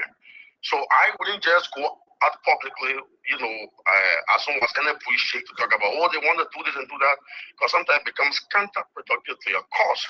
Correct. But then the regularity and the trend of this particular incident created a business for a complaint to be filed because it was consistent. So that's what I want to move on, Chairman. I want to move on, and I want us to get to a place that you can help me understand in our audience. You never filed any complaint since you've been there. Those things been happening. What actually prompted you, as of yesterday, to go file a complaint? Because this was the second or third time that people wearing masks had come to the headquarters of STEM under the cover of darkness. What time your security told you that they went there? At what time in the night? It was almost in the night. What time yesterday? Around 3 o'clock. Yesterday was around 2 something. I can't be exact, but around 2 o'clock. 2 a.m. Within that neighborhood. 2 o'clock, around 2 a.m. So or p.m. a.m. Okay. In the night. Okay, that's what I want to. We gotta be straight up. 2 o'clock a.m. They call you and they told you that, and told you what? The armed men had come to STEM's headquarters, and they were wearing masks, and they threatened to attack the premises. They threatened to burn down the facility, and this was supposed to be the third time, and the security guard was isolated. So once he said that, and that was not the first complaint, I thought it was about time to alert the police because there was a regularity of the intrusion of unknowing armed men So I immediately asked the security guard to proceed with me to the police headquarters right in Congo Town, Zone 3, to file a complaint. That was around 3 o'clock. So, Chairman, let me hold you there. You receive a call from your security guys, armed men circulating the premises. You woke up in the morning and you file a complaint in the morning, right? Chairman Madu? Yeah, I'm with you, yes. I said yes. Okay, and after you file a complaint in the morning, then you went home. We spent like 30 minutes at the police depot writing a complaint, police asking questions, and all of their questions were answered. Then they created a case file, and they gave a copy of that case file to me, which I've just read out with case number 45. Yes. And pertinent to the complaint was armed people keep going to stand headquarters under the cover of darkness with an agenda to burn down the facility because they clearly revealed why they were there. Sure. Yeah, sure. But we established something. So when you went home, then you received. We filed a complaint. Yeah. Yes. Listen, Stanton. We filed a complaint. Is documented by the police. At Zone 3, the police commander is present. The commander of Zone 3 is present, plus other officers. The complaint is taken by patrolman Cristiano A. Sisi. Then they duplicated a copy and gave it to me. And after that, they said you can go home. Now, in the complaint, which I can also read out to you, we told them, based on the frequency of these calculated attacks, we believe that there is a motive and we need protection.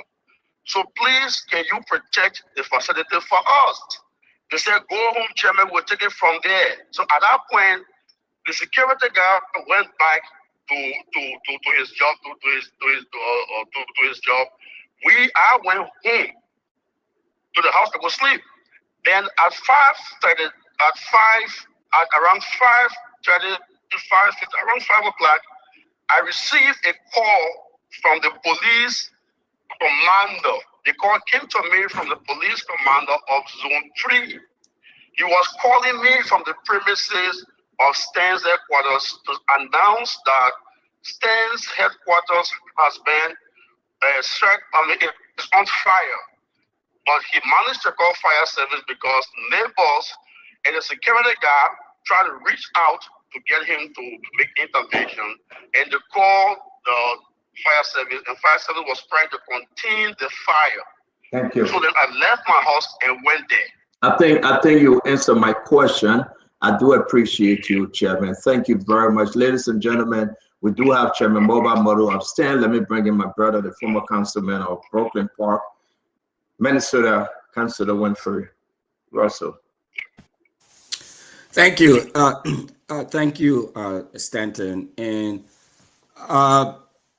Mr. Malu, I'm very sorry to hear about what happened to your facility, the burning of the facility, or it being completely burned down from what the pictures, what I see on the pictures. So I just have a few questions for you. One is that why would the government of Liberia want to burn down your facility? And are you in this public space saying that the government or government officials are arsonists? Well, in the first place, the government has established a motive by virtue of the modus operandi of security institutions. The December 17th, now remember, we are calling for a protest that will be massively attended on December 17th. And not many governments will accommodate protest. Nobody likes that. They don't like that. They don't want protest where it exposes governance challenges, exposes failures, exposes autocratic behavior, exposes corrupt, etc., etc. So they don't want that. So repressive regimes, autocrats, and neo-tyrants will always make strides to prevent the conduct of mass or people-based protests that exposes impunity issues, governance challenges, corruption, etc. for the public, because it undermines the continuity of the conduct of autocracy against the people. So they established a motive by that. And the attack on Stern's headquarters is precedented. July, my vehicle was attacked twice. July, the police illegitimately, baselessly deployed armed police officers at Stern's headquarters. This is public information. It happened in the day, broad day. Are they alive? Is available on social media. The police arbitrarily deployed armed officers, a contingent of the police force at Stern's headquarters without basis. So if the police could deploy armed police officers at Stern's offices to intimidate, to harass, and to create a climate of fear that would deter freedom of speech and silence dissent.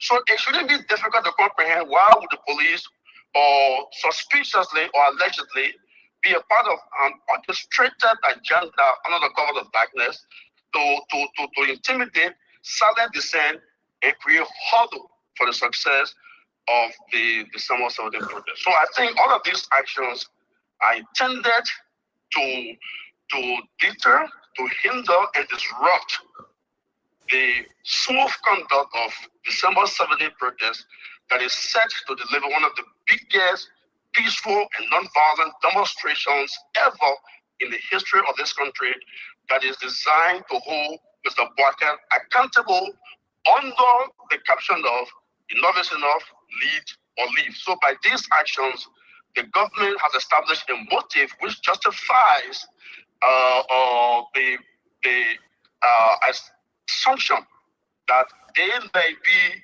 sponsors of what transpired at state offices this morning. That is the arson attack. All right. Thank you. Now, with all due respect, Mr. Malu, as grave and as really problematic, I mean, a lot of what you've just said sound like, some people, including myself, they found it very difficult to believe, because you don't come with clean hands necessarily. I mean, you are on record of someone who has deceived the public in the past, right? So it makes it difficult, and as egregious as they sound, and like I said, it's very, very unfortunate and troubling if your facility was indeed intentionally burned.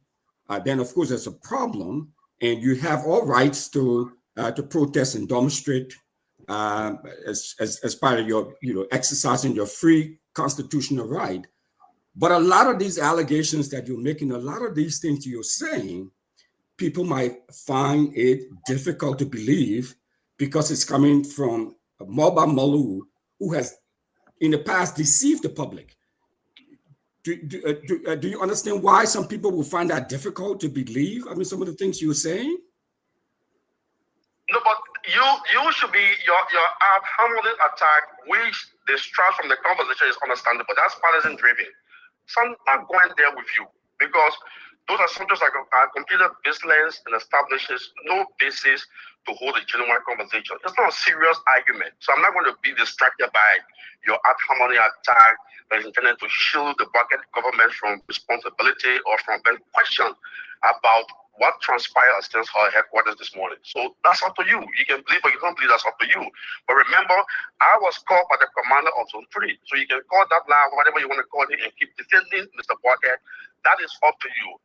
But the government that has broken every law, a government that goes after opponents, that perceived enemies every day, A government that trashes the Supreme Court of Liberia and have become an autocratic regime within the confines of violating the tenets of democratic governance.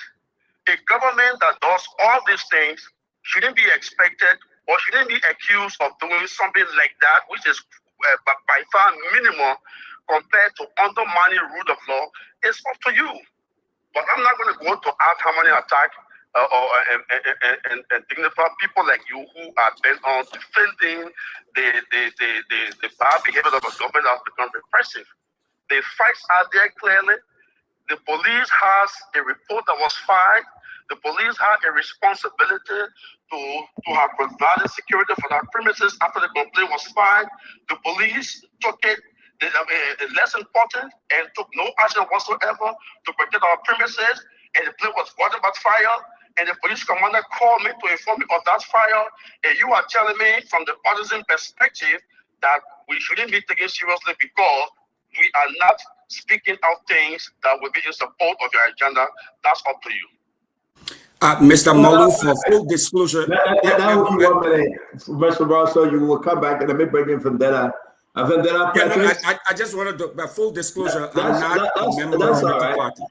Yeah, that's okay. We hear that. Let's bring in Vendetta Patrick. So, Mr. Malu, it's good to hear from you. I want to say sorry for the incident that occurred at your headquarters. We hope that it can be refurbished and operational to protect the tenets of democracy. My first question is, I saw a picture of a fire service, apparently at your headquarters when the place was on fire. How did they arrive there? Was there a call made by your institution and they intervened on time? How long did it take for them to show up? What was the time interval? I don't know who called the fire department or the fire service agency. I got a call from the police commander of Zone 3. So whether he called the fire service or not, I don't know that. What I do know is that the police commander placed a call, and that call alerted me to the scene of the fire incidents as Stan headquarters was being firebombed, and the fire service agency played a role to contain the fire, but I didn't call them there. I'm concerned about a conversation from the police. What did the police commander from Sumtiri say to you?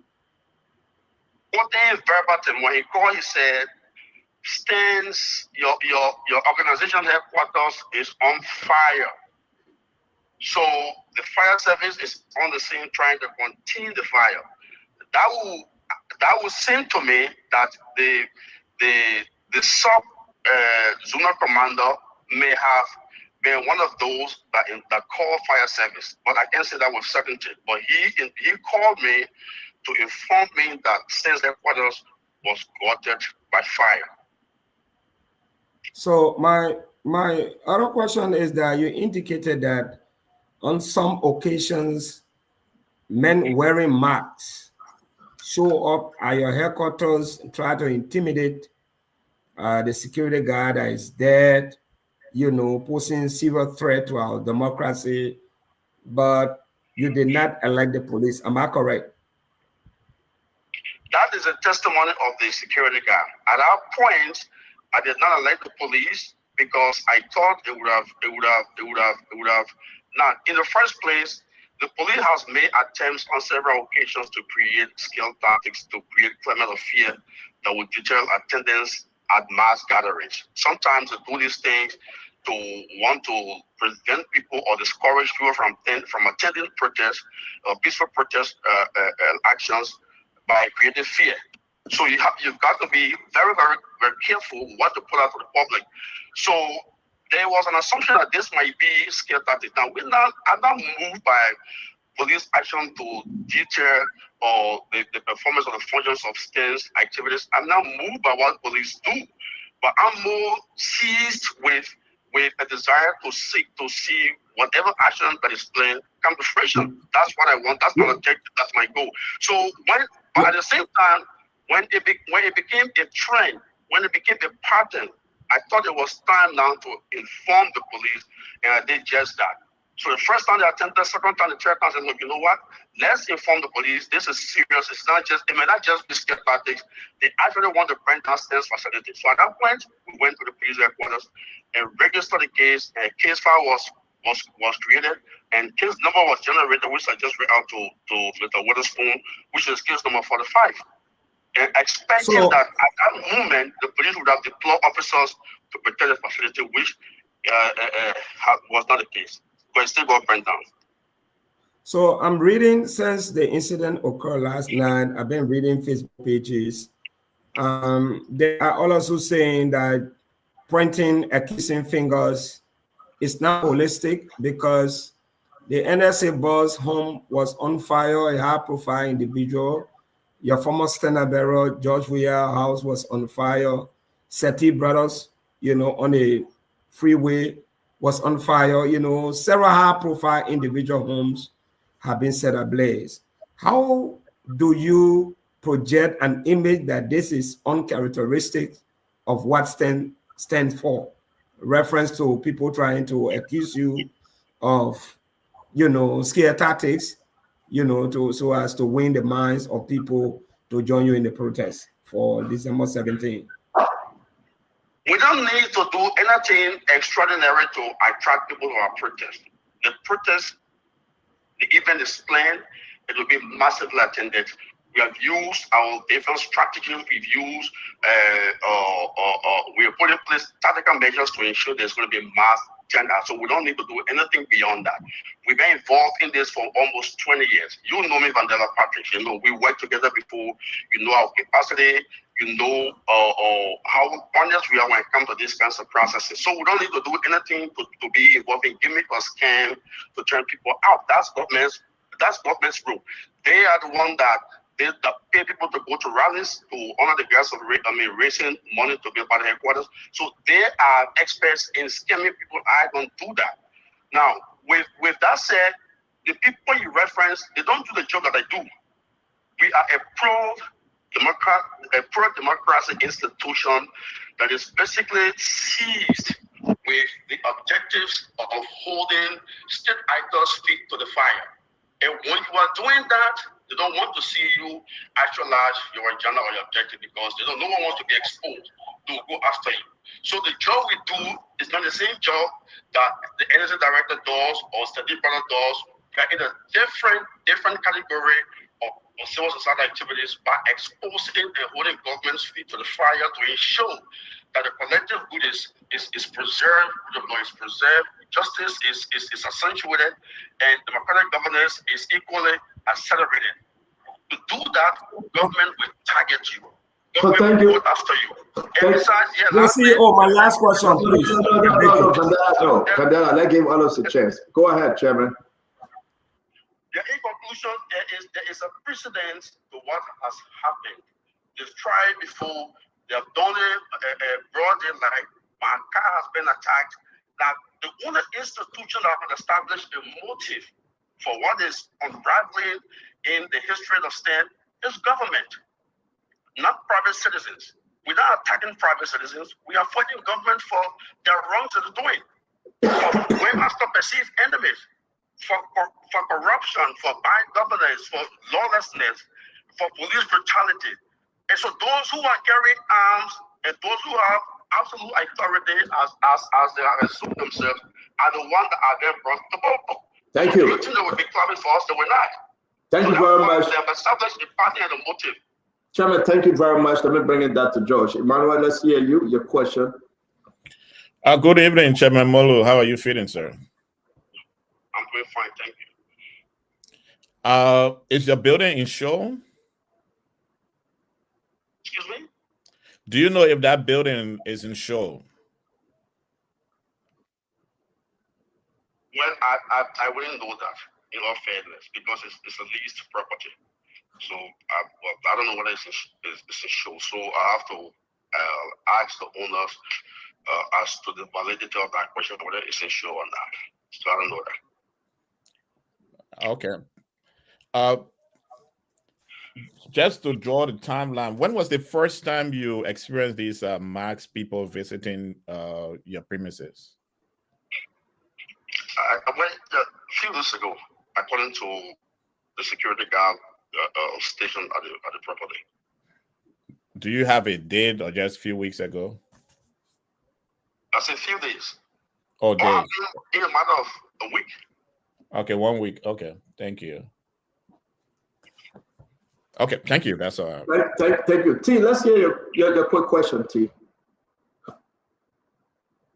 Oh, Shamolo, this is T. Wanoki Fangalo.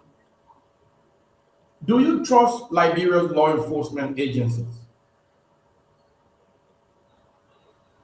I do not trust like the police. Not all the law enforcement agents, not just to be clear, not all uniformed or intelligence personnel or officers are now warfare. Not just all of them cannot be trusted. There are some very good professionals in the service, but then sadly, politics takes over the sensibilities of people when they assume these positions, especially if the men at the top of the governance process is not mindful of understanding the fight, understanding the basis for the creation of these institutions as being public service institutions and not to serve individuals. Security agencies have become very repressive. They now serve the agenda of the government or the president and the agenda of the public. From that perspective, most of those that should be professionals at the top are not trustworthy because they answer to one person or to a few bureaucrats at the top, and by that they are manipulated, and with that manipulation they also manipulate others underneath them. So from that perspective, I do not trust any law enforcement agency or institution on to support that. Okay, so my next question is, a lot of people in this time consider you to be very controversial in terms of your role played in the CDC administration, and considering that there have been attempts at your office. CCTV camera costs less than $100 in Liberia. Why have you not considered installing some? So let me ask you this question. I will answer you with a question. I'm a private citizen. I run a pro-democratic institution that is not state-sponsored. That have to rely on funding from its members that are grassroots, most of them unemployed. Now, if we cannot afford CCTV, I mean, if the government, if major government agencies lack the basis or lack commitment to installing CCTV cameras at government institutions, you expect them to do that? Huh? I don't even think the police have CCTV cameras at the various depots. I don't even think they have adequate cameras at the police headquarters. You expect them to install CCTV cameras, not just to install the camera, but how do you keep it on? The electricity pattern is very irregular. It's not constant. You want to run generator, there will be issues of fuel. There will be issues of sustainable electricity supply. So these things will influence the continuity of CCTV cameras. I know there are cameras that may be relying on solar energy. We have not reached that yet.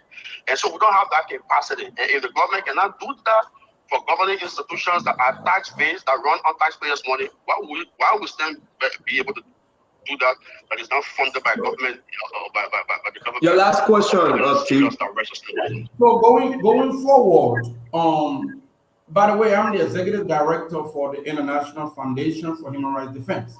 We took several actions against the CDC government in court for issues that were not in line with law. My next question to you is, personally on my own account, if I'm willing to offer you 2 cameras tomorrow, will you accept that? Just to protect your area so that you cannot. I'm sorry? Of course, we will be glad to receive it. Okay, so I'll reach out to you. And I'm willing to provide. Thank you. I mean, you provided for what? For the burn building? Thanks. Now let's move on, man. Ever say you provide, you can provide that for what? For what? Man, you provided for the burn building, or what you provided for? No. Let me bring in Dr. Boblet. Dr. Boblet can ask a question, yeah. Remember, you all speak on stop playing, man. No, but the building will be refurbished. See, the building will be refurbished. It will be useful. You know, the building is in show. So when it's but business go provide for burn building. Find somebody. You get CC camera. We need more at the school headquarters or carry there. Mobile when I take it. You go provide CC camera for burn building. Yeah. They give me back. I was telling my building saying that the message the man chasing you get him CC camera on that brand building. It's only today hearing it. But then let me talk to the man. I am brother man. We all can. No. But you try to discredit the man's generosity. It's okay. We all can talk freely on the show, my man. Leave me alone. I'm going to tell the moment you ask a question. They go provide seat. Go provide 10 for the brand building. Who's going to be in that building? Why they put one in the building again? Who's our brand building that the mission accomplished? That brand building go provide CC camera for.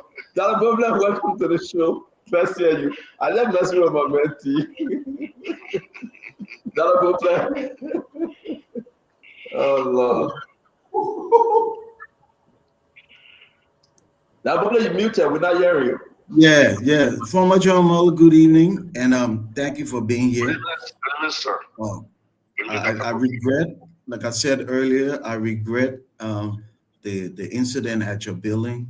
I'm thankful that the most precious possession, lives, were not destroyed, and we thank God for that. Chairman, unto whom much is given, much is required, and a short while ago, you and CDC were the ruling party. And you had a very influential position. And you know well that for government to work, it requires cooperation of people.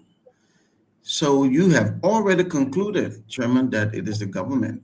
How you come to that conclusion without an investigation? Because I've answered this question, and I will reiterate it, that the government has established a pattern. And these are not secret conversations. The police deployed at one point in time at CDC, at Stens headquarters, sorry, you said CDC sold out, I mistakenly called CDC. So the police deployed at one point in time at Stens headquarters, broad daylight, and we alerted the public. They deployed armed security personnel, armed. A contingent, several pickup load of police officers. Not just that, the police usually when there is a mass protest, usually deploys a pickup load of armed men at my house junction, Alef Kiamodo, right here, Congotown, opposite Kiamodo, where you got Jote School.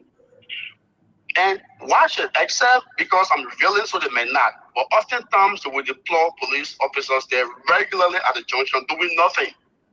But they just stand there and create intimidation tactics, create fear, and using taxpayers' money to just sit down there to try to frighten me. A man that cannot be frightened by these kinds of tactics.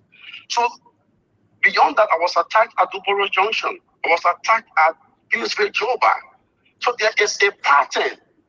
That trend has created a basis to build the assumption, which is logical, that the police or the government is the first suspect in considering individuals that may have burned down our facilities. That's one. Two, the government has established a motive. In jurisprudence, you know that when crimes are committed, investigators first look for motive. The one with the most probable cause, the most probable motive, is oftentimes the first to be questioned. No institution in the country, no citizens have got reasons to bring down Stens headquarters except those that are impacted by our advocacies. And in line of that, of establishing that fight, the government of President Walker that has created a repressive police force that is brutalizing innocent citizens. I would suggest bringing down Stens headquarters, but a few months ago, it was Marvin Barber who was killed by police that needed help. A mentally troubled man that needed help. was killed by Blake range by the police while he was escaping and hiding in his room. Today, the mother was crying on social media, crying at the funeral home because they didn't allow her to see her son. And when she finally laid eyes on her son by the intervention of activists, Adama Dempster, the son's body, according to her, was already in decay. So if they can do that, burning civil society institutions headquarters is child's play. So they've established a motive for which it is justifiable and logical to have them in our first land of suspicion. That's why. So, Chairman, you said that the government has established a pattern. If the government burned down your building, that would be awesome. But all the things you explained does not establish a pattern for arson. But I want to ask you one final question. Again, you would know better than most of us because you were just in power. And the government, if somebody from the government went to burn down your facility, which would be absolutely wrong, and if that's the case, whoever did that should be persecuted to the full force of the law. But there are 20 plus political groups and plenty of civic groups. How does burning down your building deter anything? If anything, it actually strengthens you and provides publicity to move you forward. Do you really believe that this could be a deterrence? I mean, by burning the building, then stand is not going to stand, or December 17th is not going to happen? Why do you think they would do that as a strategy to hold you in your tracks? Dr. Brooklyn, right? Yes. Okay. So when your home is burnt down, it strengthens your family, right? If your children were able to, God forbid, if the children were affected, impacted negatively by an acid attack, it strengthens your family. So when your institutional office is burned down, records destroyed, computers destroyed, furniture destroyed, they have vehicles burned, it strengthens you, right? This is absurd and preposterous for you, a responsible man who should know better, to be assuming such a baseless assumptions that when you break down an organization's office, then it gets strengthened. Do you know what it costs us to put furniture in our office? Do you know what it costs us? Do you know how many documents were burned? Do you know how many computers were burned? How many chairs were burned? Do you know the damage it has caused for the facility? What do we set to plan to strategize our protest? You know how many t-shirts that we printed that were burned? How does STAND get strengthened by the destruction, by the wanton destruction of properties of STAND? We are an advocacy institution, not government agency. We struggle to raise funding to buy these things. How do we continue to do our work? How do we prepare for December 17th? A government is destroying everything we are laboring to accumulate for the protest. Does that strengthen us? It's laughable for you to be building like an assumption because it's baseless to say that when you are subjected to losses, it makes you strong. Well, if it makes you strong, if I don't know which universe you left in, then maybe that's the ruling establishment's universe. It is our analysis, the fatality or the destruction of properties. This thing has created a very serious influence, tactically, strategically, for our operations because government wants to deter a plain protest that they feel will expose them or subject them to accountability. Now, besides that, we're talking about a government that is legitimately carrying arms. So it's the security actors who are carrying arms will attack a civil society institution. Don't you know that it creates a climate of fear, that people get intimidated, that people get afraid to come back in the street because they fear repression from state security actors? So you call that strengthening an institution? If that is your definition of strengthening an institution, then it is a woeful assumption that, in my view, suppose a tyranny, suppose impunity against peaceful citizens that are simply trying to expose corruption and to hold a government accountable that is involved in abusing the rule of law and undermining democratic governance. It's sad. You didn't understand my question, Chairman. I was asking a wide question. But that's okay. That's okay. You said to me, your question was, you don't think it strengthens us for us to have our property spread down because it creates momentum. That is your question. No. Okay. All right. Thank you. Thank you. No. Thank you very much, Molu. Let me bring in Councilor. Ladies and gentlemen, we'll be bringing in Musa Hassan Bilete after. We want to stay with us, share the show. We hear from Chairman Bilete, political leader of CMC tonight, to discuss all of the ratification and that of the concession that were passed today by the House of Representatives. Councilor Gu, let's hear you, sir. Councilor Gu? All right, Councilor Gu having technical issue. Chairman, let me ask you, now that you're accusing the government directly, you're not being indirect, you straightforward accusing the government. Will you give them the chance now to investigate? Will you believe the reports? Let me tell you what happened today. Let me tell you what happened today. As a continuation of the pattern of evil that I've just spoken about. The government sends, according to them, investigators. I'm having a press conference. When I spoke to your reporters at Stan's office, some were there pretending to be journalists. They were right there. Now, they stayed there for hours, after which time, when I left the premises, they sent additional security officers under the guise of investigation. So I was called by an activist that they went to my office and they saw quote-unquote security officers conducting an investigation in my absence. Now they should investigate, but I'm just a stone throw away from the office facility. I was just there. So why couldn't they also have me present do the investigation when that office has sensitive documents that could be tampered with? They went in my absence and spent hours in the building. So it already tell you how inobjective and how prejudiced that process might be. I wanted to investigate it. We opened an investigation to establish the root cause of the fire bumping, but it has to be done by credible investigative process. So you do not believe, you will not accept, you do not believe on the record, you do not want the government to investigate, do you? Because you are not believing the reports. I already told you I don't trust state security actors, and I explained the reason.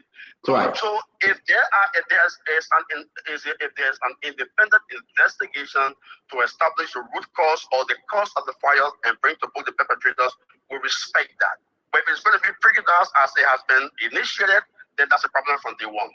So we understand, but you don't have money. You don't have money for camera. Our brother want to give you 2 cameras to put on the burn building. That man was Brown Stanley. That's Brown Stanley. Don't mind him. So, but now you are saying that you need an independent investigator. We sent some independent investigator for the Capitol building fire. They were sent by Winfred Russell. The government didn't believe the report, and the government trashed it.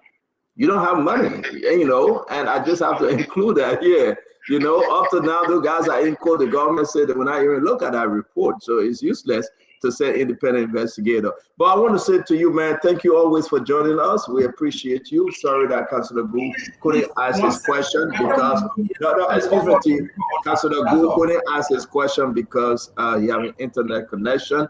We do appreciate you. Now, final question. The December 17th protest stand. We want to give you a chance to speak to your group. The December 17th mass-based non-violent resistance movement continues unabated. Fire bombing stands headquarters is not even close to what is required to stop that protest. Even if mobile Molu is killed today, there are thousands of Molus that will harass MIC to ensure that protest continues. So yes, inevitably, God first, that protest will be held December 17th, will be out at the executive mansion. And whatever, because I heard, I didn't hear from his mouth, but it has been published on social media that the information minister had threatened that the executive mansion is not protest ground. So where was he when the No to Drugs campaigners protested right on the executive mansion premises? Where was he when President Weah was in power? The former President Weah was in power. The Council of Patriots and members of the opposition, including President Barker then in the opposition, when they protested right at that premises and even put there So to now be telling us that we cannot do what is precedented is wishful thinking. It's a joke. So I think if Pierre said that, you retract that comment and apologize for it, because on December 17th, that's the exact venue we will be converging to peacefully make our demands for the redress. Let's get something straight. You say you are going in front of the executive mansion. The last protest you had, you agreed to do it by way of the Capitol building and the University of Liberia. This one, why you want to take it in front? Why you agree at first and now you are not agreeing on this one? Because the last protest, when the government requested us to use the premises of the Capitol building, I mean, the University of Liberia Capitol building, we accepted or respect, and we believe that they have to be convinced that our motives were not sinister, and we are a rule-based institution. Now, you saw how July 17th protests went very peacefully and orderly, to the extent that the Justice Ministry wrote us a letter and said, we congratulate you for the orderliness and the peacefulness of the protest. So there is already a precedence case by the fact that the no to drug protesters use that space. We are not Guineans, we are not Mauritanians, we are Liberians. So if it is good to be used by the anti-drug protesters and we support it, it is also good for us to use it as Liberians to peacefully convey our messages to the president. Beyond that, it's not a violent protest. Our protest on July 17 was very peaceful, which is evident by the Justice Ministry's right out to us, committing us. So there is no legal. Have you got to end permit? The last time you requested for permit, did you request for permits? No, we didn't request for permit. We simply informed the Minister of Justice of our right to protest, to express grievances, which is consistent with Article 17 of the. Did you inform him this time around? Did you inform him? Yeah, we informed them. We informed them, and we believe that they will not want to stop that protest. They will not want to, because it is legitimate. It is the last time you went for a meeting with Gregory Coleman, the Liberia National Police Department, and you guys discussed the venue, the pathway. Did it happen this time? Yeah, we had a meeting with the Minister of Justice, and what they proposed to us, they will say that to you. But we are very determined to ensure that the December 17th protest will be held, is on course, and it will take place right on the premises of the executive mansion, the same venue and place where the anti-drug protesters occupied peacefully. It's going to be peaceful. It's going to be law and body, and will be very will be determined to address the collective good. So there's no basis, absolutely, whether legal or whether precedents, there's no basis whatsoever to stop the convergence of the thousands of Liberians that will want to turn out on that day to express grievances for public good. You have the ANC, you have CDC, CMC, and MOVE. They all condemn what happened today at your office space. They put out a statement. Opposition political party condemn us an attack on STEM, demand immediate action. This is from the Alternative National Congress, the Congress for Democratic Change, Citizen Movement for Change, and the Movement for Economic Empowerment, unequivocally condemning the recent arson attack on STEM. So I want to say thank you very much. As always, we do appreciate you coming, joining us to hear your side of the story. We look forward to a beautiful day. Maybe then we'll understand the importance of your organization. Thank you very much, Chairman Modu. Thank you, Stanley. Thanks to all the other your colleagues on the platform. Thank you. You are quite welcome, sir. Thanks. All right. See you real quick. Yes, Can sir. Yeah. So I read the statement earlier because in the chat. And I see, I'm worried though about these kinds of positioning. First of all, if I say something is arson, okay, that means I've already concluded that this was, an illegal fire by something. That means it wasn't accidental. It wasn't like, somebody burned down the building. And I know Dr. George is here. The ANC, you put your your name to it. You say arson attack. Has the government published any report that this was arson? I mean, how do we jump like that? I think we got to be careful in this era, you know, to make it. I mean, if nobody trusts, like Molu was saying, you don't trust the government. I cringe because you are just the government, and we all have that particular disposition that you can't trust the government, then the whole system collapse. CEO, you have to trust the institution for us to have a democracy and a civil society. So how do you just say arson? I mean, I can say this is regrettable. I hope there's not arson. We ask the government to investigate immediately, and if it is, people should be, you know, persecuted to the fullest of the law. But to say the arson attack, that means you already concluded. So where is the report that validates your conclusion? Dr. Buble. Yes, sir. In a political arena, you have opposition. Get that. Opposition will not agree and will not take your position. That's why you say oppose opposition, and you know that. But opposition doesn't mean it may have different meaning, Dr. Buble, to each his own meaning. So you think that's responsible? You think that's responsible? What is opposition? Opposition means you oppose something, but that means you oppose the truth, you oppose investigation, you oppose. What is the truth? Your truth is not his truth. Yeah, but opposition means politically he's opposed to anything the government say or do. You cannot make him to believe what you believe in. That's why he's opposition. No, it's not what I believe. Not what I believe. Okay, you have government, you have authority. I'm just saying it's dangerous and it's borderline reckless for us to behave that way. If the government investigate and you say, I don't like the investigation, I don't trust the fine, but you said we are both, we're all, now experts in fire. I sit here in the comfort of my home and just say that was arson, and I reject that, and that being opposition. So I agree with you, right? And anybody can come in because Musa Belite is getting ready to come on. Dr. Buble, President Walker and the government went to the Capitol building. They say it was done by somebody, and we'll bring that person to justice. Did they have any proof then that it was done by someone? And I spoke right on this network. I'm asking the question. Did they have any proof then? Absolutely not. Exactly. So therefore, were the comment reckless? Were the president comment reckless? It was not responsible at the time. Were you consider it reckless at the time? Was it reckless at the time? Was it reckless? Was it reckless at the time? Yes, I said. No, but you're not saying it. You didn't say it was reckless.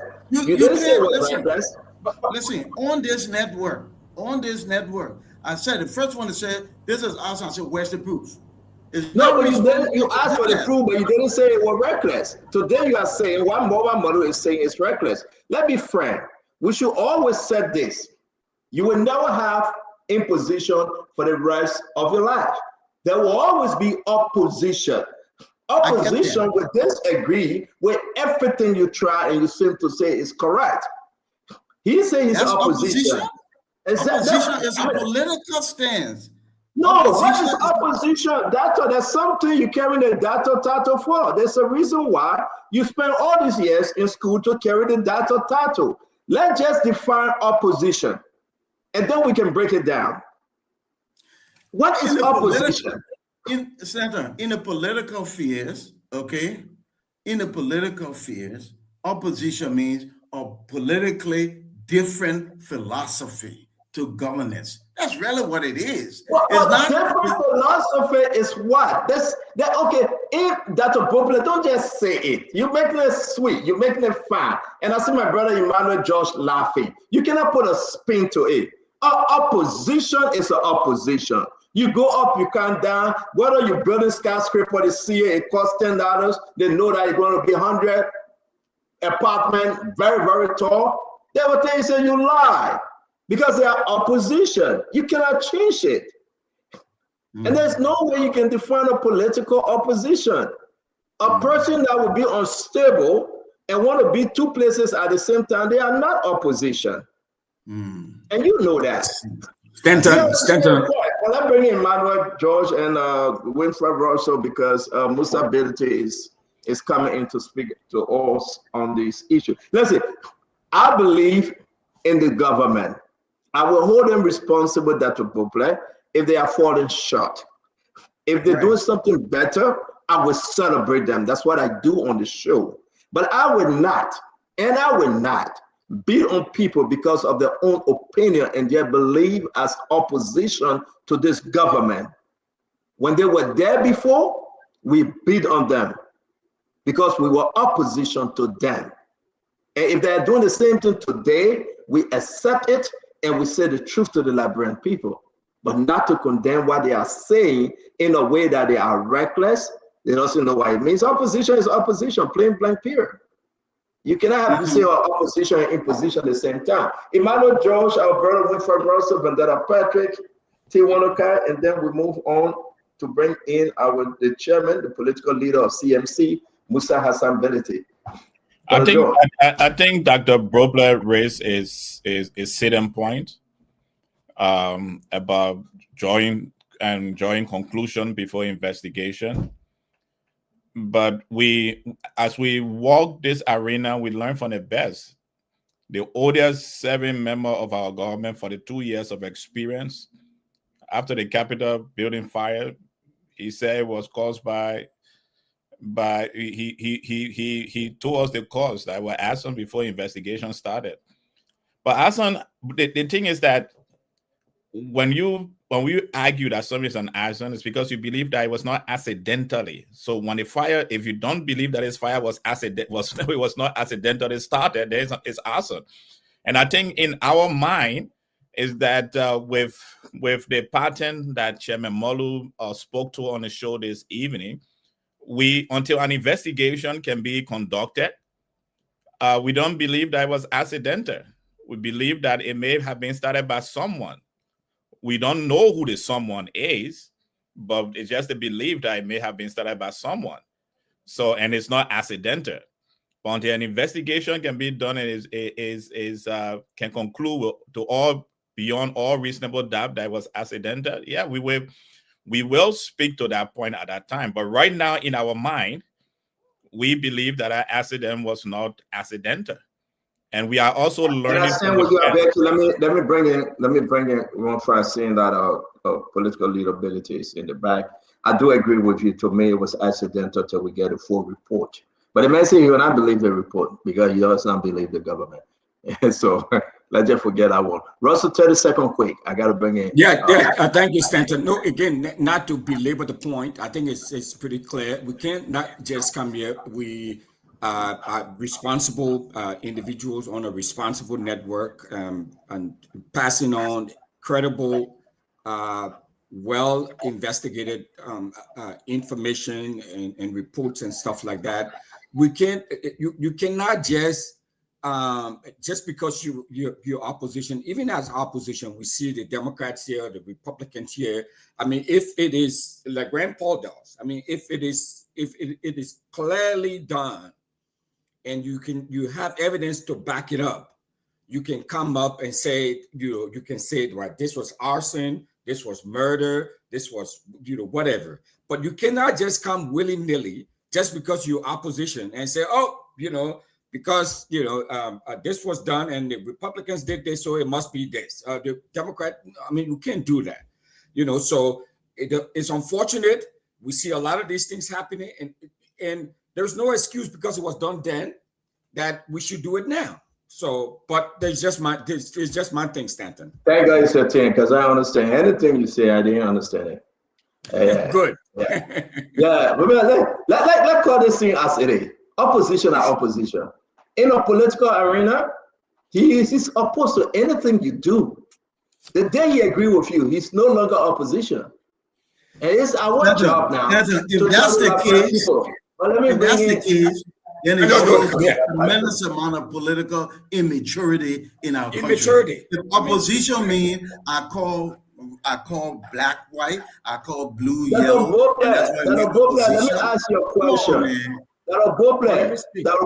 Right here in America, we get President Trump. From day one, he disagreed. Everything Joe Biden touched or do, he disagreed. You will not find one thing, even today, that he celebrated. He was total opposition to Joe Biden and the Democratic Party. And Senator, that's fine, but that doesn't mean that you can't. No, listen to me.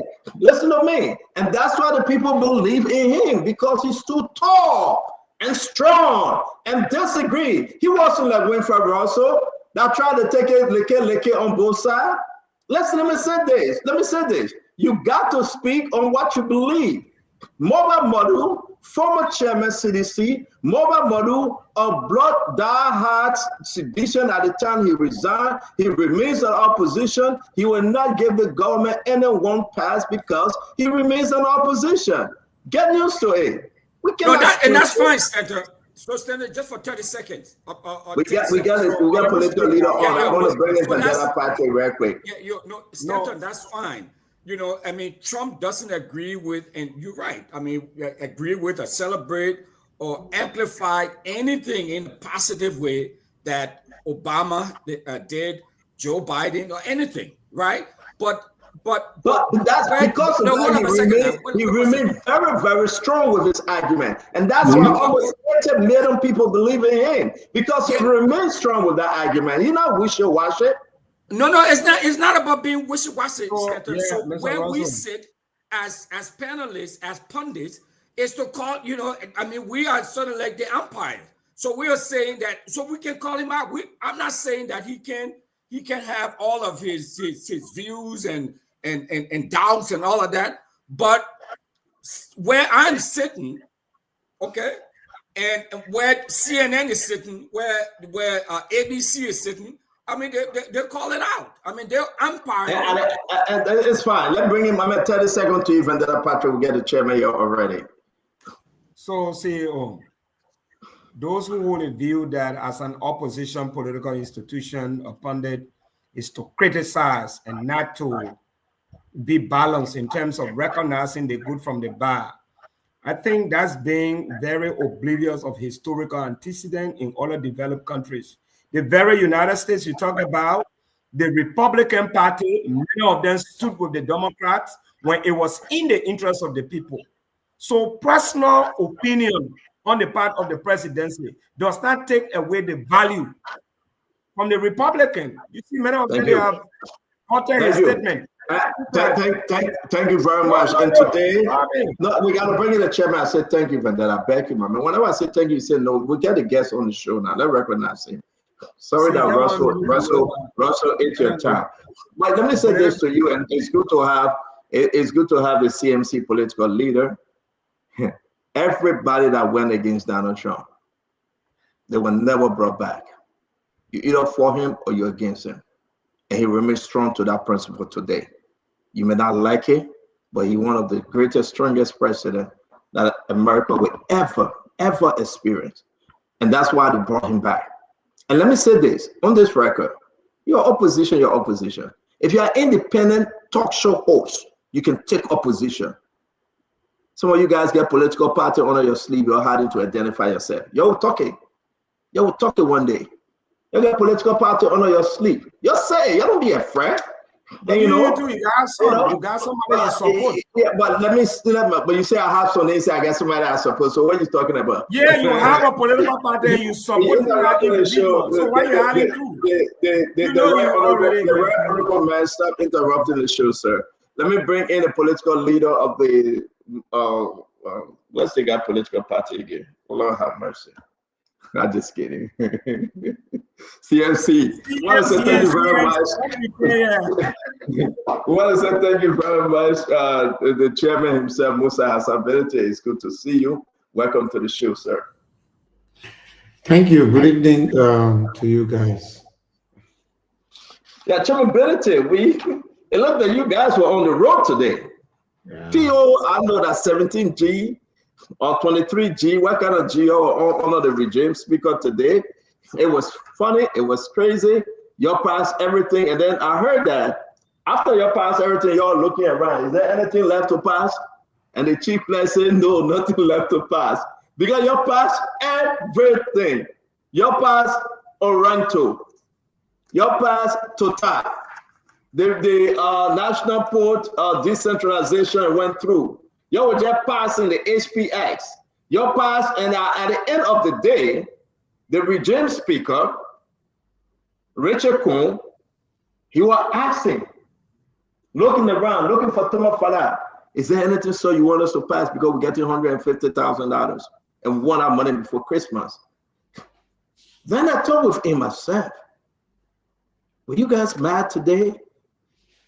The others, the people that represent the Liberian people. What's going on, Chairman Bedete? Welcome to the show. Bring us up to speed. What was happening today?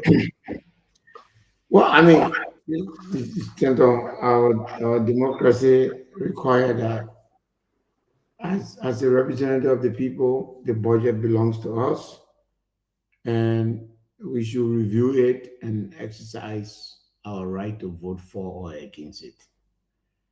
So is other bills. For us as, oh God, why is this guy? You're good, we can hear you though. Oh, okay, thank God.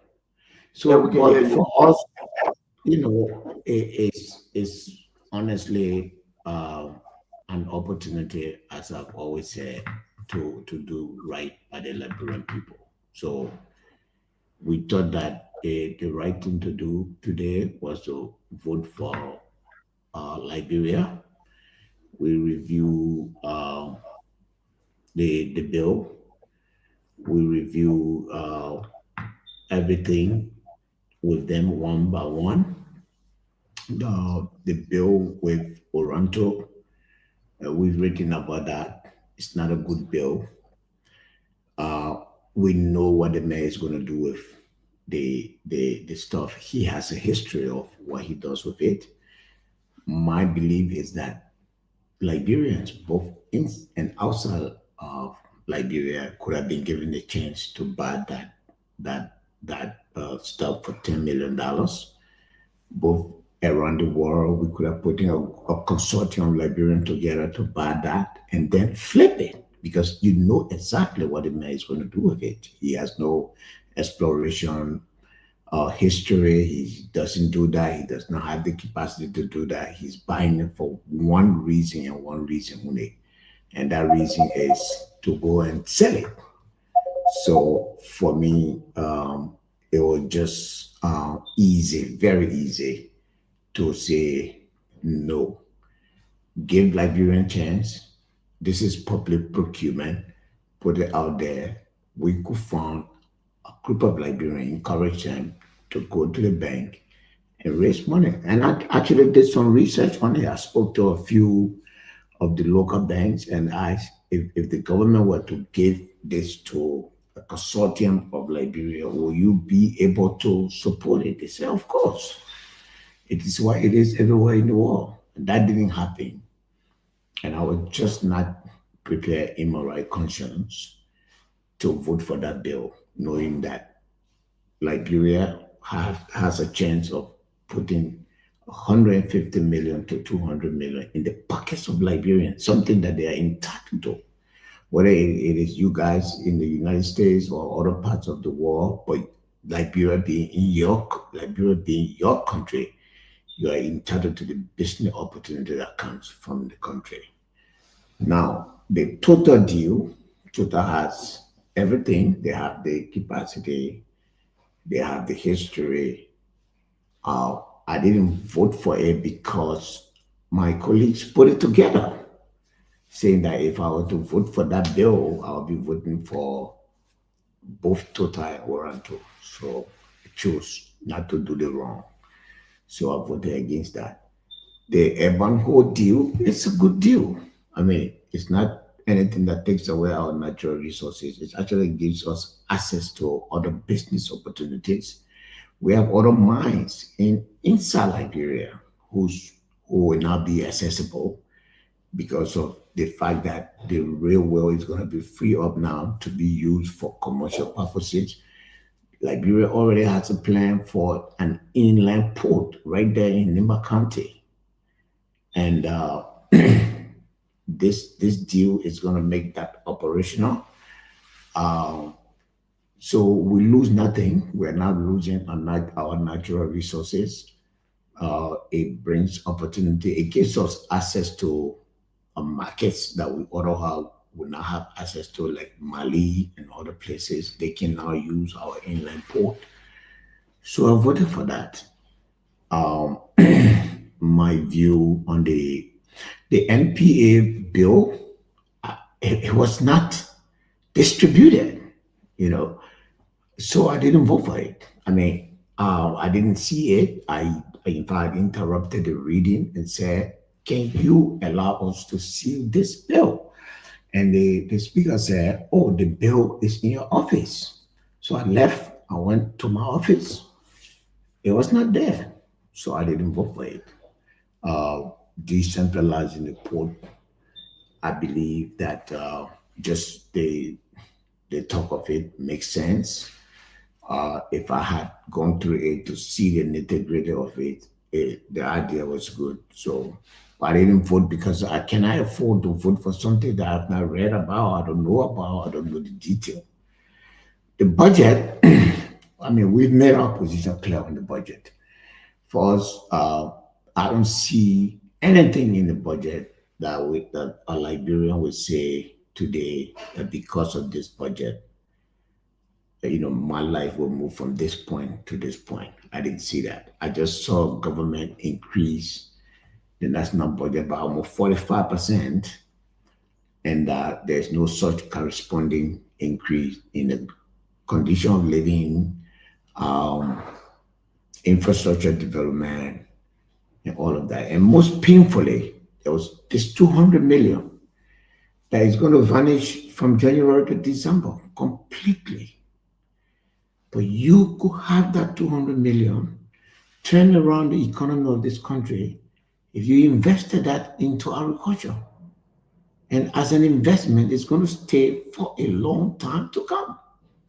And a rubber farmer, rice farmer, everyone will have access to it as a loan, and then it will be turned around and it will be a recurring money that the economy can use over and over and again. You could even put it in the banking sector and tell the bank, let's do matching fund. Then we have big banks. We have EcoBank, for example. You could tell EcoBank, look, I need to invest 400 million in my agriculture sector. So I'll put down 200 million and then you can double down on it. That's 50% security. And let's invest in it. The banks would be more than happy to do that. We didn't do that. This expenditure of every government agency went up. Every government agency spent more money. No indication of what is the meaning of that. So the budget did not pass my test. My vision for Liberia, what I see Liberia, how I see Liberia, I didn't see that in the budget, so I voted against it.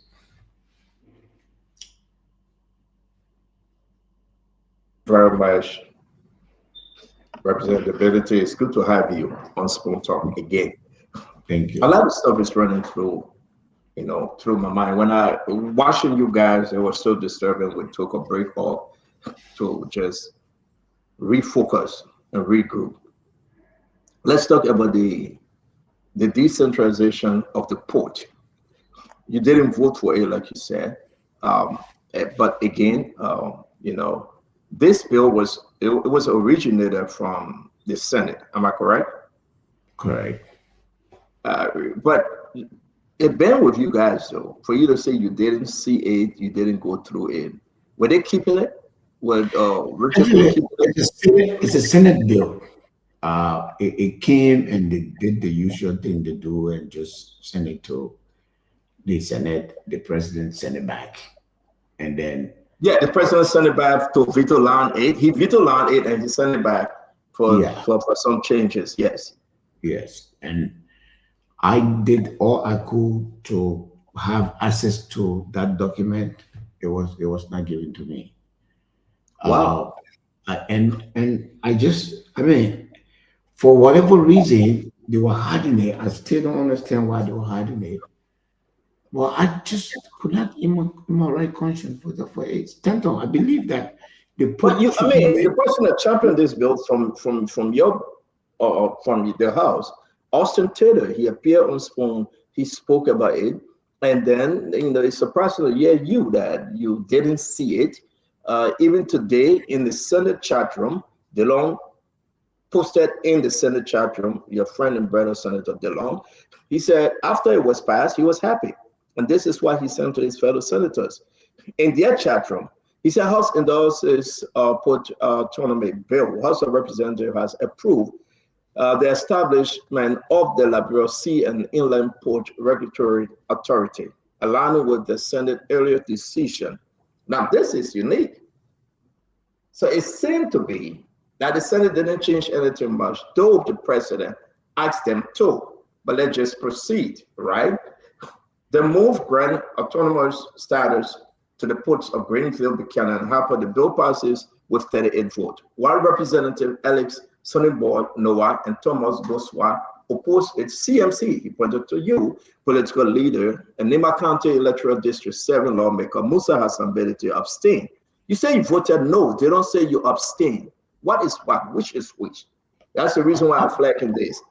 Oh yeah, abstinent. Yeah, he's correct. Abstinent, for me, abstinent is a no vote. But yes, like I said, Stanton, in the nitty-gritty of it, I am in support of the port being autonomous. But I would have loved to answer a question of how is it going to be managed. I would have loved autonomous to me setting up a board that will go and vet Liberians, irrespective of politics, to appoint management, not by political, again. These are the things I would have loved to see in the bill, because believe me, as someone do you have the bill now? Do you have the bill after it was? No, I just told you. I mean, even after the passage of the bill. I'll send it to you, though. I'm going to say what I have, and maybe if they didn't make any changes, you'll see. It's surprising that you don't have it. And in the chat room, there's a reason why Dylan was on point to say, because when you say you voted no, I think no is different from abstaining. Okay, so I correct myself. I abstain, and I gave you the reason to say no. You got to point to something, and I was begging for the. I even said I would love to read it now. Why it's being read? I need to see certain things, because if you are forming new entities, things can spoil from the beginning. If this is going to be one of the things where they just send the politicians from this county based on their influence with the president, we just write the president letter and say, appoint the president, then Stanton, I would never have voted for it. Are you concerned the second most productive vote? My last question, in the country, good educated people, even from these counties, even if you say you should focus on the county, even from this county, if you vet them, if you open it and people apply and you set up a board or a hiring board and you put all that, because remember that new entities that are being created, these are new government agencies that are being created. It's not just to say autonomous. You are creating the Port Authority of Buchanan, Port Authority of Harper, Port Authority of Sano. So it's just much more than just. Let me ask my last question on this port issue, because we got a lot to do. Guys, we'll run again with another 45 minutes with Mobility. We're not close on this 7 p.m. to 8 a.m. time, so please hang with us.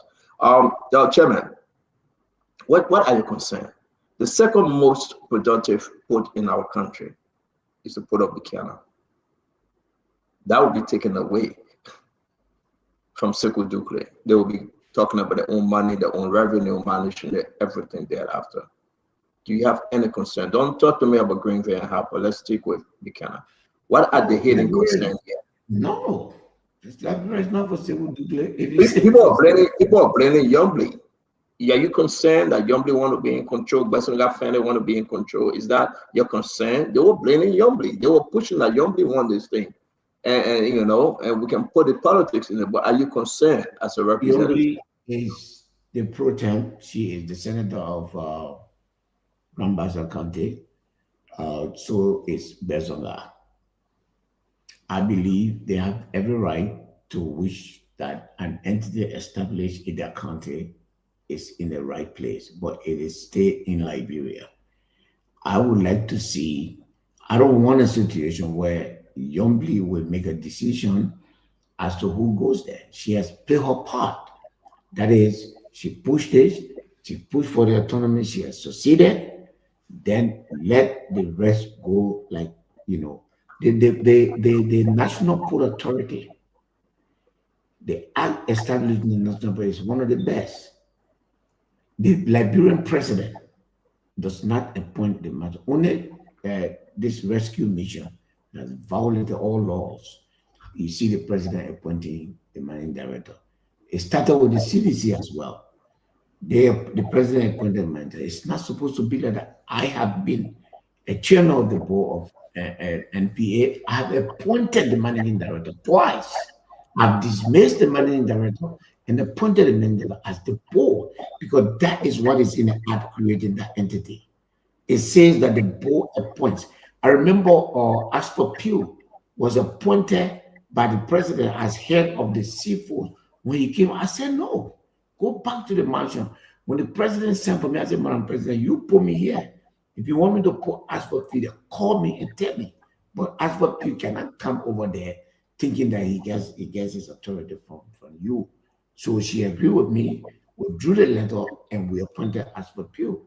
That's how the post should be. The board of director of the National Port Authority appoints the managing director. That is what is in the act. President appointing the managing director and deputy, it's not in the act. It's a violation. But that's exactly what governor happened of. If you did it, it's true. Also, I bring you in. It's true that you didn't read it, because that's exactly Yombly that will be the one appointed, not the president. So if that's what is there, I would never have voted for it. Wow. I'm so disappointed that you didn't see it. But ladies and gentlemen, we have the CMC political leader, Musa Hassan Belity. Let's talk to him on this issue. My brother Winfred Russell. Thank you. He smiled. Why is this guy smiling? I mean, like, I'm not going to get involved because I believe that he's going to be calling you tonight. So I'm not going to. Seriously. Well, yeah, we have. Okay, so it's great to see my friend and brother and my representative. Even though I'm not from District 7, but you know, my representative nonetheless. So I'd like to say thanks for coming on. So let me just correct something very quickly. So I don't know what the rules are in the House of Representatives there in Liberia, but I know our legislative council here, including the legislative council that I serve on,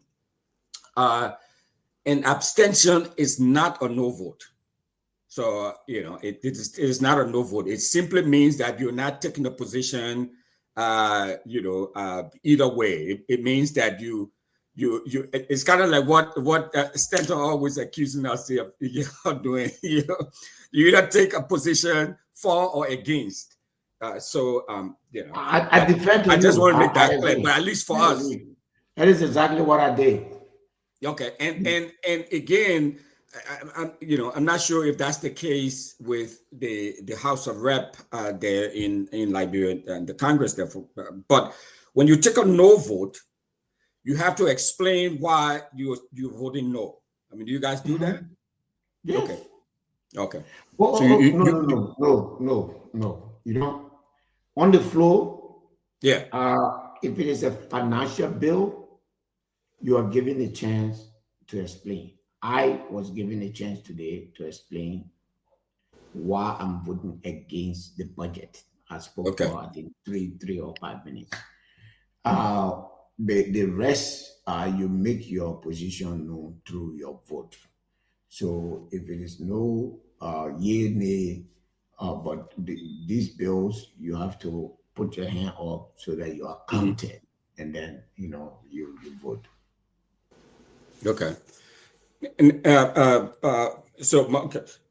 thanks for the clarification. My question, representability, is they decentralizing the port, right? I know a lot of folks have talked about why it's a good thing. I think it's a good thing. I mean, full disclosure, I think it's a good thing to have these ports. I've been to Hopper and see the huge potential there. The Hopper port is very close to San Pedro in Cote d'Ivoire. There could be some partnership there and all of that. I mean, it's a huge opportunity. But my question to you though is that is this a violation of the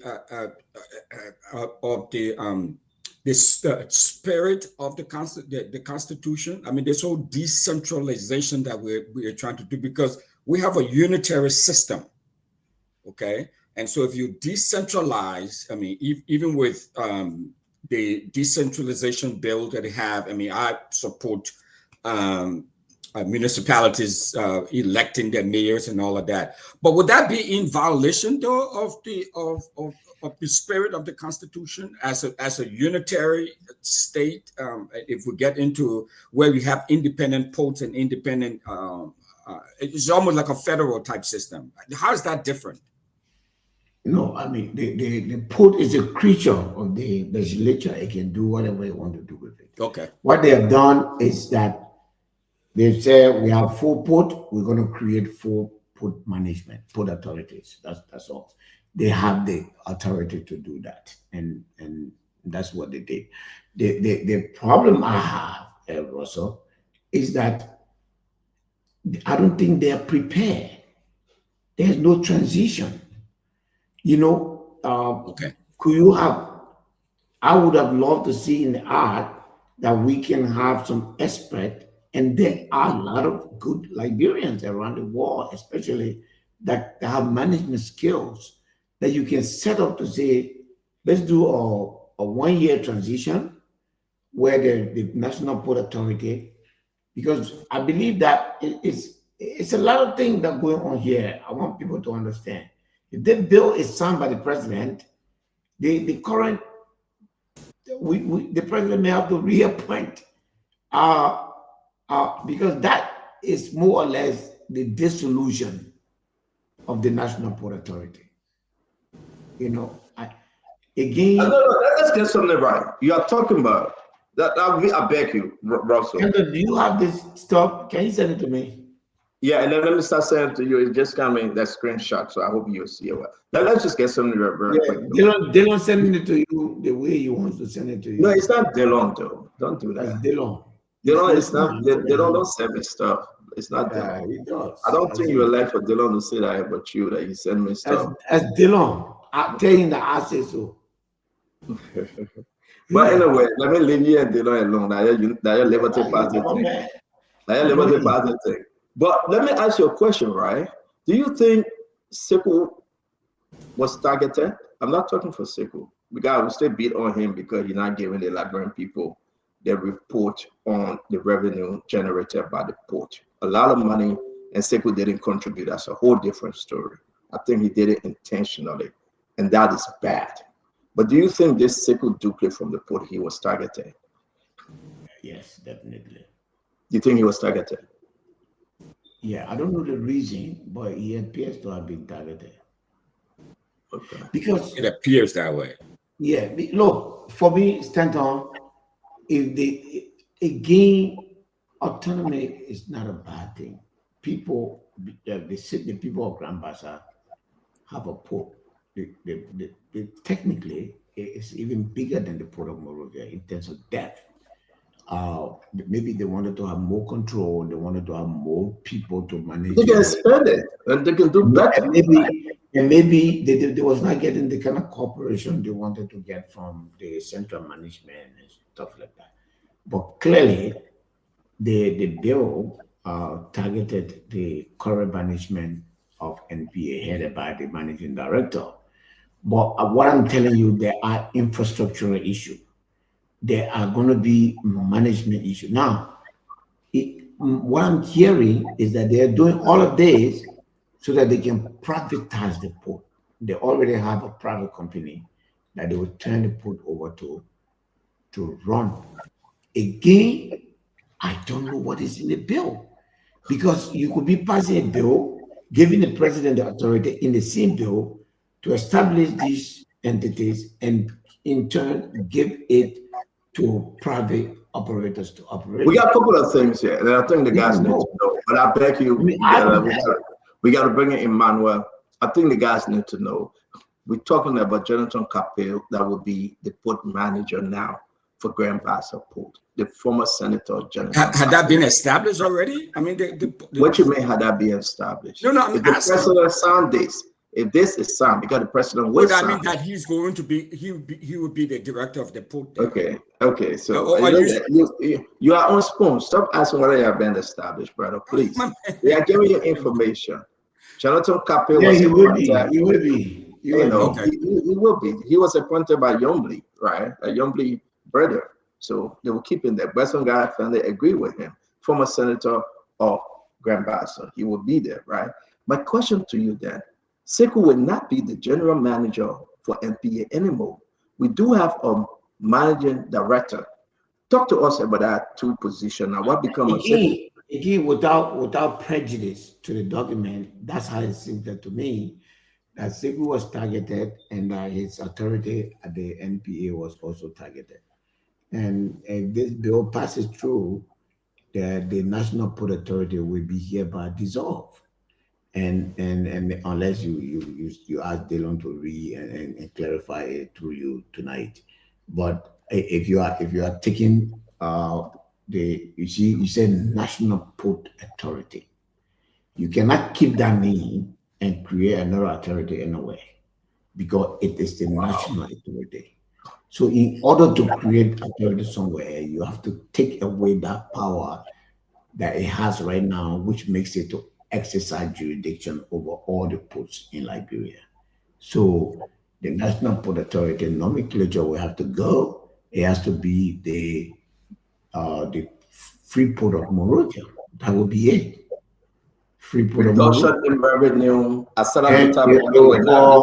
will say Port of Buchanan. That's a lot of stuff. That's a lot of stuff. Yeah. Bring in Emmanuel George. I beg you to bring in Emmanuel George. You guys are quiet. You need to speak. Dr. George, let's hear your question on the decentralization of the port, sir.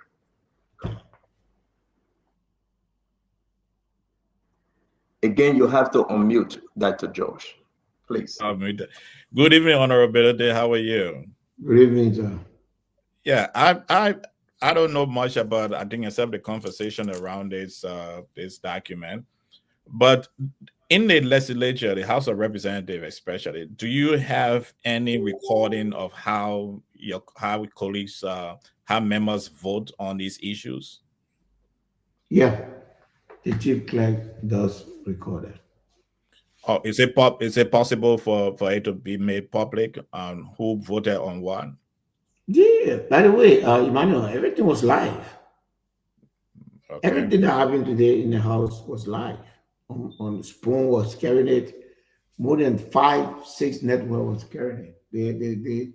We insisted, and we are happy that the speaker granted that these things should happen. Those who voted against, those who abstained, those who voted for, everything was recorded, and it was publicly aired.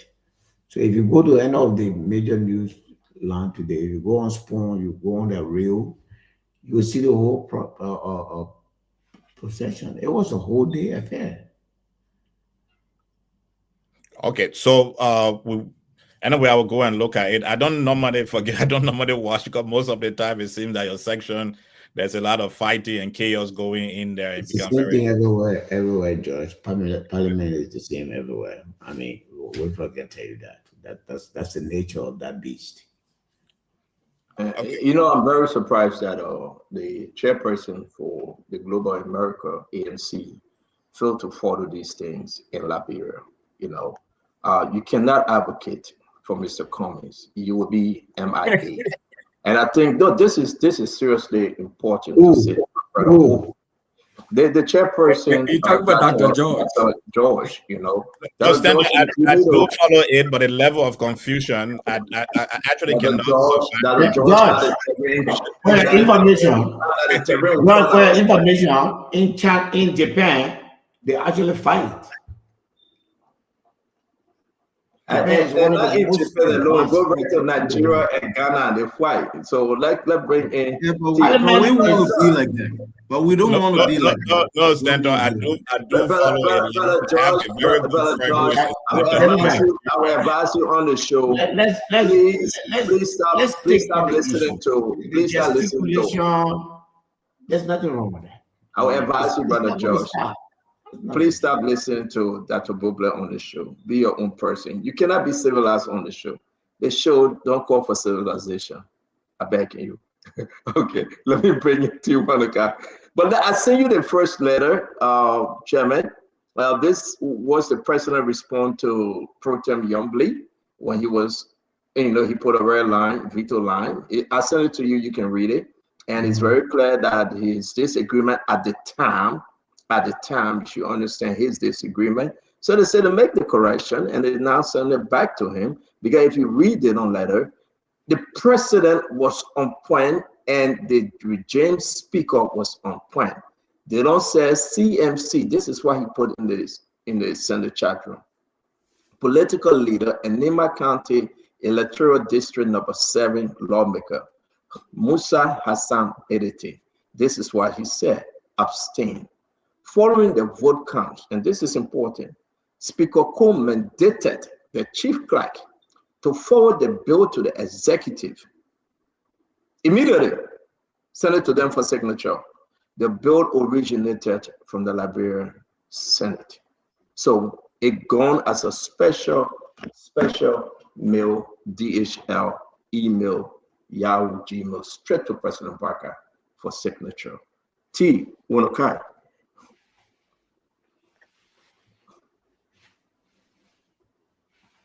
I will come back to you. Dr. Bobla, you want to speak? We're not hearing them, man. Dr. Bobla, you want to come in? Yeah. So, Ability, good to see you again. Thanks for being here after the midnight hour. So, you said that the budget, you weren't happy with what you saw, and you didn't see anything in the budget that would, I'm just using my own words now, that would improve, I think, the welfare of ordinary person.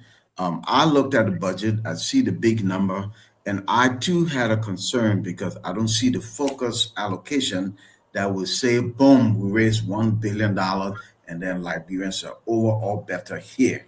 So tell me, what particularly would you like to see in the budget that you think will create the big bang for ordinary Liberians? There has to be deliberate attempt to spur growth in the middle class. And I think there was the 200 million being put into agriculture. If you were in Liberia today, more than 80% of the rubber farmers are down because they are out of money. And rubber price is so high. We don't have any rubber processing plant in Liberia that could process rubber. We have one in Nimba, with Nimba Rubber, and Mr. Conway does not have money. He needs anywhere between $5 to $8 million, and he can turn the whole place around, buy all the rubber from the outgrow farms. The potential for just taking this money, giving it to rubber farmers, giving it to rice grower, it becomes, they will pay interest, they will pay the money back, so the money is not going to go away. That alone will have a rock-on effect on so many parts of our economy. That is missing. The other thing that is missing is the CDC government impacted civil servant salary to some extent, I believe. This government promised that it was going to reverse that so that people can carry a little more home than they were carrying it. They have not touched that. But what I saw, Dr. Brooklyn, is corporate entity SOEs not making contribution, but at the same time increasing their money and calling it capital investment. But at the same time, they're going to the bank to borrow money for capital investment. So the two things did not match, and there's nothing in place to check them. When the LRA moves to manage the account, the Minister of Justice tells the LRA, stop, you cannot do that. And then he gives his reason. So I didn't see improvement in the salary of the nurses. I didn't see improvement in the salary of teachers. I didn't see anything that say a new hospital is going to come up. I didn't see anything that say we're going to have the National Drug Service to import and provide cheaper drugs, better drugs to our people. I didn't see those things that people go to bed worry about. I didn't see relief to the schools.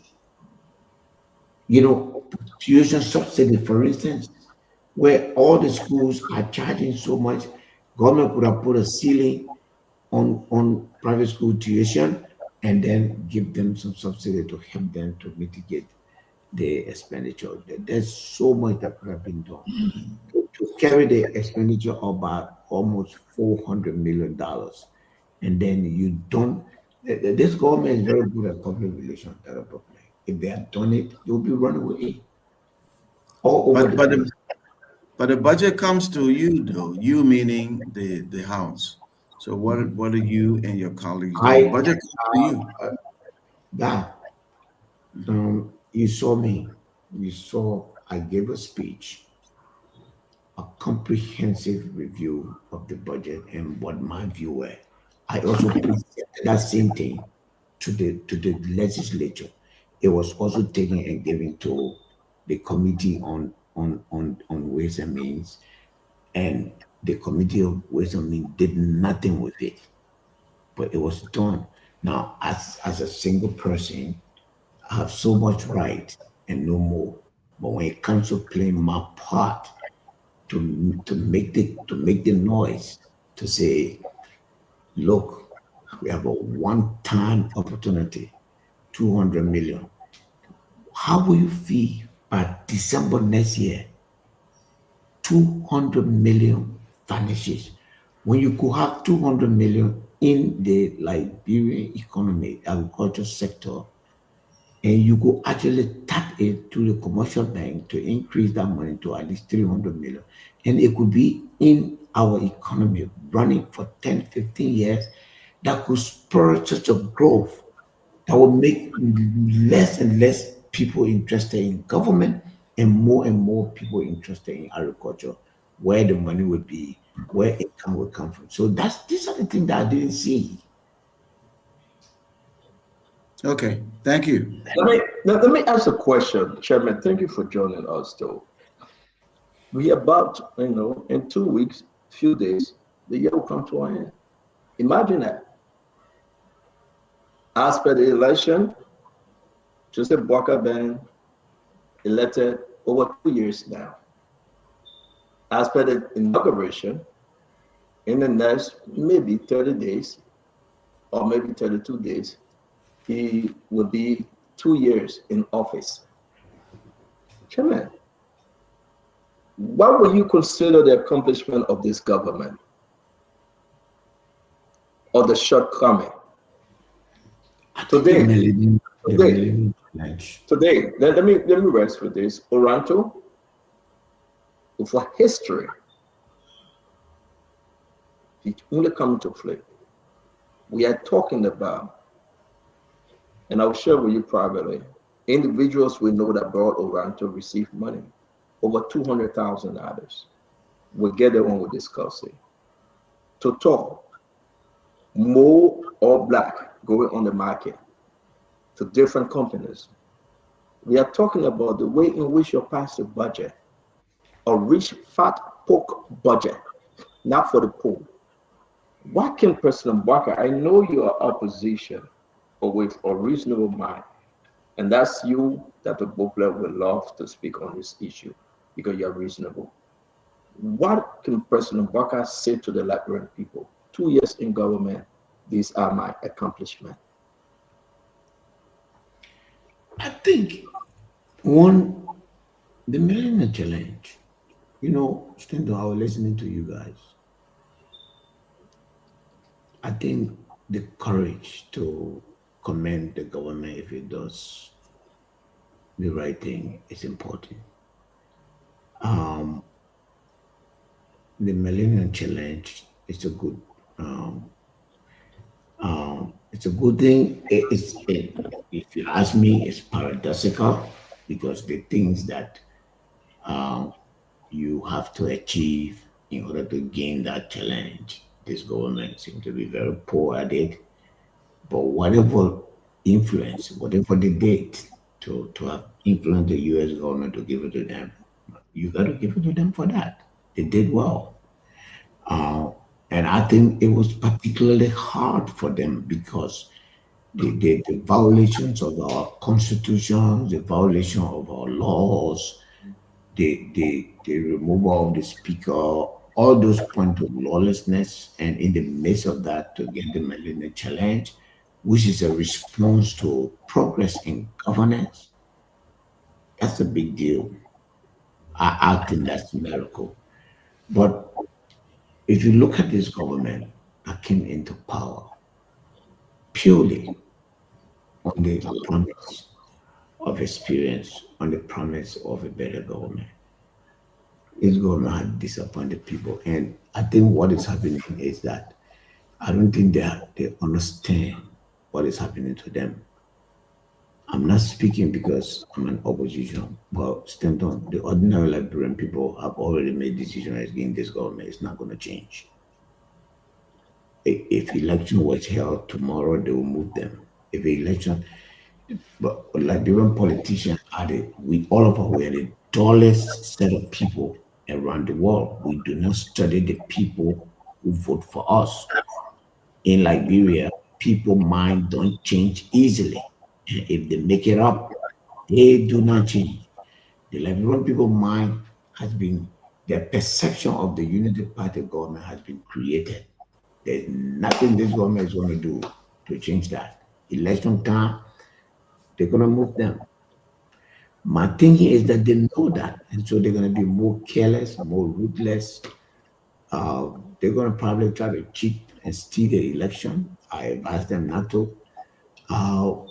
But they're quite. How can one? I'm sorry, guys, and I know we're coming to you, Emmanuel. But you, as a political leader, why would you even say that, though? How can a party cheat and steal the election when you have resources? I'm not saying but when you have resources, unless you do not have those resources, but you most ability, you have all the resources to cover all your bases.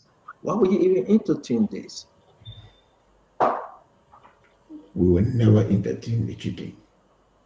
If United Party is thinking about cheating, they will never do it because we're not allowed them to do it.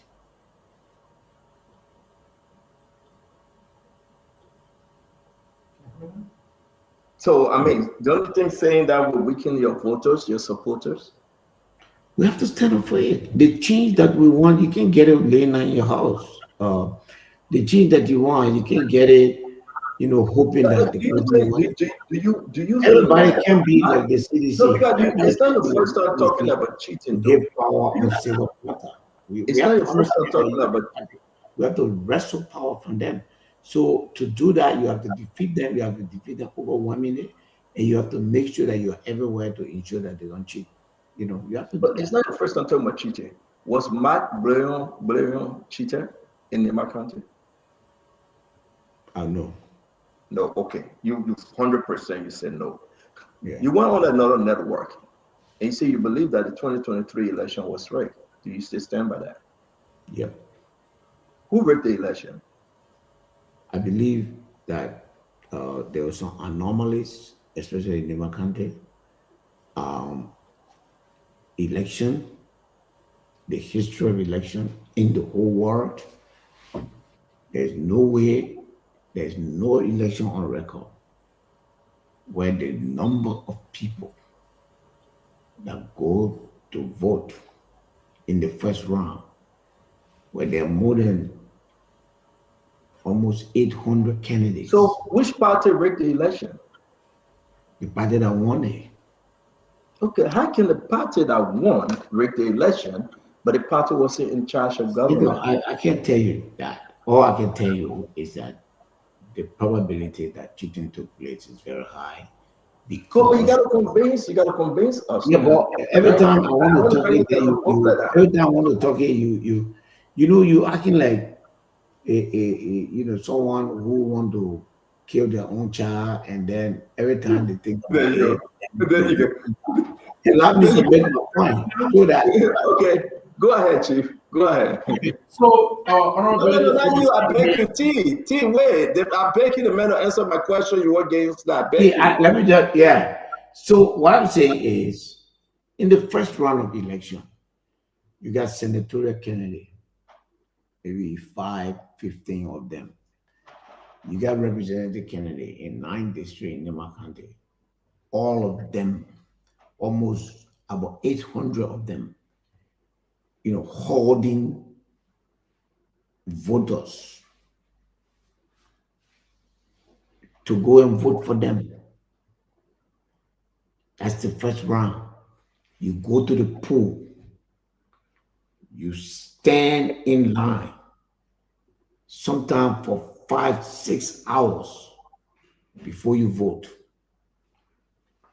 Second round, none of that is at play. You go to the pool, nobody is there. Nobody is there. At 2 o'clock, nobody is there. You walk in, you take your vote. The pool closes. They say more people came in the second round than came in the first round. There's something wrong with that. Chairman, this is so. Give me an example. Go on Facebook. Click it. Chairman, just ask. You have not make any genuine point yet. Okay. Chairman, for me, as a brother and friend to you, I think you got to stop saying this. I will not. Because how can you say that a problem will come to you, sir? How can you say, personal, we are Nathaniel Follow McGill, right? Samuel 12, Eugene Nagbe Sedition, sat there. They control the National Election Commission. They control the banks. They control everything. But they sat there. They were complicit. I beg you, Chief, let me finish. But they sat there, right? And they allowed a unity party that were begging for money, begging for resources to manipulate, and you said to steal the election. Then you are not being fair with CDC. I think CDC then they shouldn't even think about coming back because they are not smart. They are ballet. They sat in their own home and somebody can eat their own Jew. That's what you're saying. Excuse my French on that, but that's wrong. I don't believe so. And that's why I'm asking you, who cheated who? A man that was begging for resources and money? Had the ingenuity to cheat? Musa, you can't do that, my friend. The way the war, I can't argue with you on this. I can just tell you the way the war is made. Some truth will never be known. So what I'm saying that 2020 now will not have that situation. I agree with you. And once you make that line, I agree with you. Something will never be known because I can tell you, right? The cat is on the Stand up. You try. Believe me, you are trying. You really trying, but you still got love for you. Emmanuel, let's see you. You got to give me weak. Emmanuel, let's see you. So you still on country. You meeting yourself. You from Nima, man. Nima brother won't believe in you. You might not say you. Yeah, that's my lawmaker. Honorability, are you guys going to be closing very soon the House of Representatives? We closed already. Oh, okay. So today was your last day of section. That's why you are passing. Did you guys have full deliberation on all these bills you passed today? No, my brother. Because I know we have had a lot of conversation around this Oronto. No, we didn't. We didn't. You know, look, I hope. So yesterday, Benedict, I beg you, yesterday they said they were reviewing, they were collecting information, data. Right now, yesterday. Check yesterday. Right? Representative Benedict then went with the slams that came out and said, we got all our file, we passing it. Ask him. Yeah, so what happened? So what happened? Said Honorable Benedict, because that's where I was coming. Because yesterday you all said you were going for more information, and this morning, did you guys have the same section you had when the group went to where the place did to the hotel? No, I didn't go to. I don't go to work. I don't go to the capital building on Friday, Mondays, and Wednesday. I go there on Tuesday and Thursday. I was there on session day, and the speaker did inform us that they have some bills they will bring. I was expecting that they were going to allow us to debate. I went up to the speaker. I said, Mr. Speaker, when that budget show up, I want you to make sure that I have the opportunity to speak before I vote. And he did give me the opportunity. And I said, this budget is bad. It's not good for the country. And I said, I will not be voting for it. They had an executive session today, which happens, behind the camera.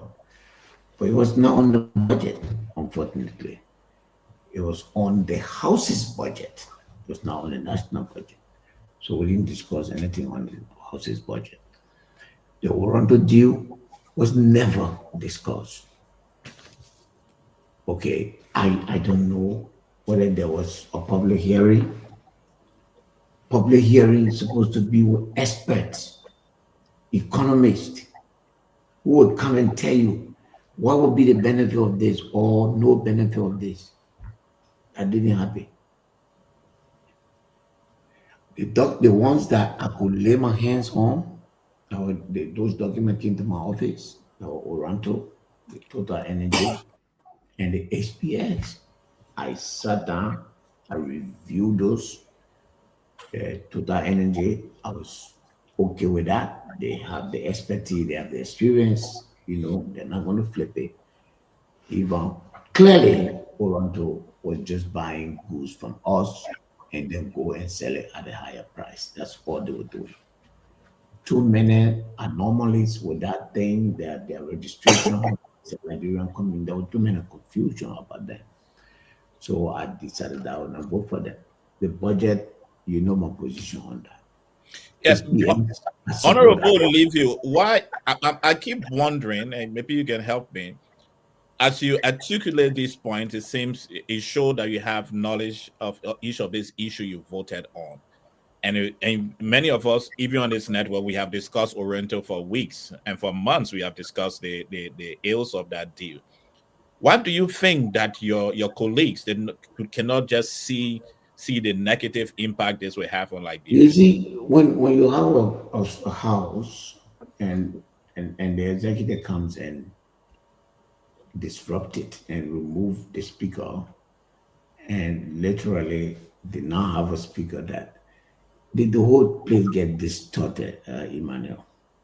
And so the guys that are sitting with us are taking instruction from the marshal. Simple as ABC.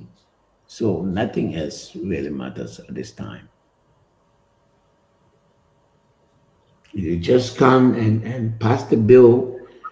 They are called to do so, and nobody debates the bill. I said I needed to do that.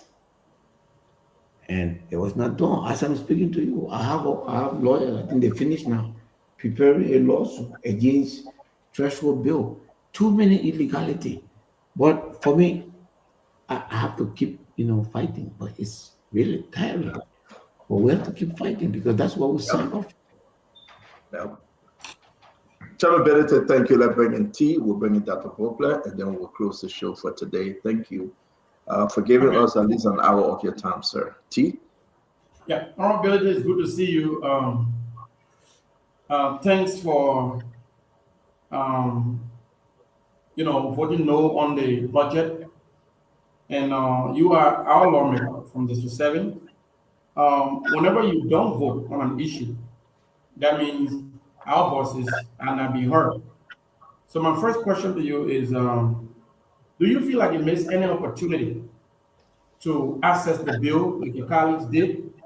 Why were your colleagues able to access the bill, peruse it in time, and be informed enough to make a decision, but you, for some reason... Which one I told you that they all access it? Is that what you say? Well, I just want to know... They had an opportunity? I just want to know... Answer the question. Yeah, I just want to know if he, looking back, do you think that you missed any opportunity? Because when your vote is not counted, I mean, we, the people of District 7, our voices are not heard. So that's my first question. What do you mean by your voices are not heard? So it's only yes, no, my brother. A no vote is your voice. The Constitution says you have 3 ways to vote. They are all vote. Your vote is the statement that you make about a particular bill. So if I vote no, my no vote means I've checked the bill. There's nothing in that bill that tells me that District 7 has something in 2024 and in 2025 is better. Even the hospital, they give it less money. The 2 hospitals in my district, they cut down their money. There's no other activity in my district. You implied that your colleagues... No, I'm coming. So yes, I received the budget in time. I reviewed it. There was nothing. I have over almost 1,000 volunteer teachers. None of them state or change in my district. I have nurses, volunteer nurses. Not a single one of them state or change. No hospital received a vehicle or anything in this budget. Nothing. You have the budget, compare it to the year before. No change. In fact, the change that there is for the worse. Even though the country seems to have more money, but they reduce how much money goes to those hospitals in my district. Signing that budget would have been for your voice. I spoke for you when I voted against the budget because the budget is not in your interest. Okay, cool. You imply that your colleagues, some of them get their instruction in terms of how to vote from the mansion. For me, that just means that executive mansion is lobbying. When it comes to your own ability to be able to lobby on the issue, to influence your colleagues, to be able to go in your direction. How effective are you in? You wanted to be speaker, that's why I asked that question. The fact I'm not speaker, I tell you that. No, I'm saying your own lobbying ability to influence your colleagues.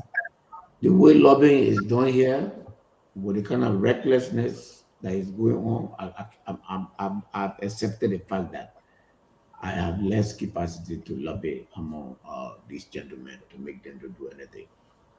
Okay, finally, Honorability, I just want to say thank you for all that you are doing. I see your work.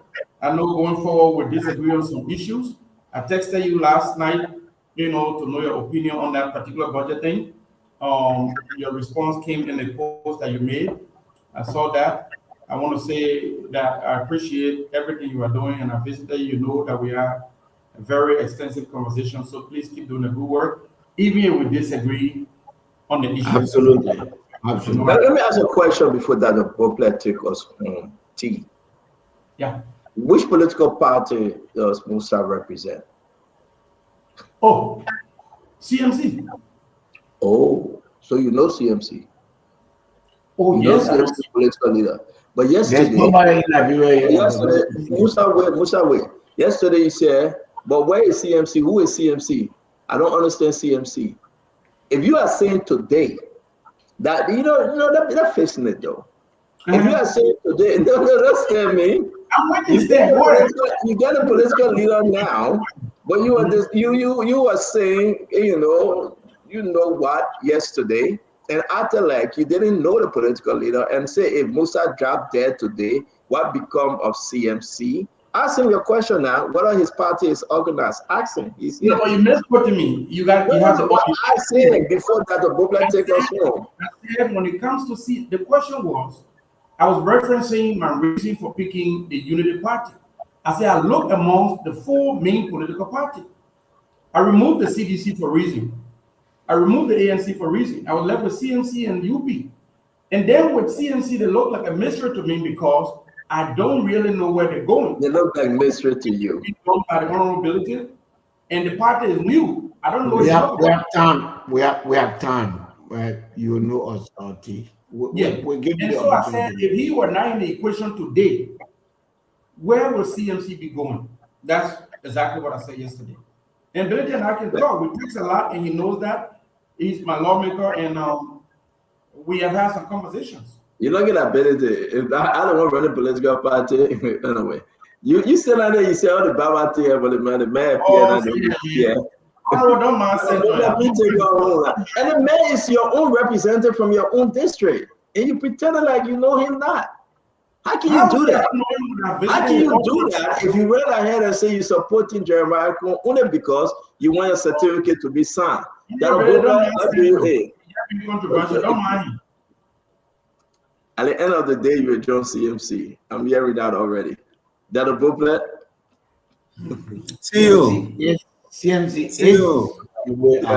This mess. Honorability gave you a little bit of your own medicine. He said the election was rigged. And you say, well, according to what you tried to, pull up tonight, opposition. We didn't hear you. Okay, listen. Listen now. You can hear me now? You can hear me? Yeah, go ahead. Okay. I'm saying the Honorable gave you a little bit of your own medicine tonight. Eh? The man said the election was rigged. You say, how you can say that? Blah, blah, blah. Guess what? I totally agree with your position. But your earlier position now, he opposition. So you ain't saying he opposition, so you can say that. That's a problem. I think you're wrong. He opposition now. He opposition. That's a problem. I'm telling you. I'm countering him to give me reason why he believes the election was rigged. I'm not disagreeing with his own opinion, Dr. Bopler. It's another thing when you are telling Moba Malu to agree with what you agree with. I'm saying, Musa, you said it before on another network and want you to clarify, and you tried to clarify. I'm not convinced, but I'm Musa's own story. So be it. But for you to blame Moba Malu, you're not convinced? Malu say, I disagree with that, Dr. Bopler. Dr. Bopler, how can you catch me? I'm a grown-up boy. I'm a grown-up boy. You can't catch me. I'm a grown-up boy.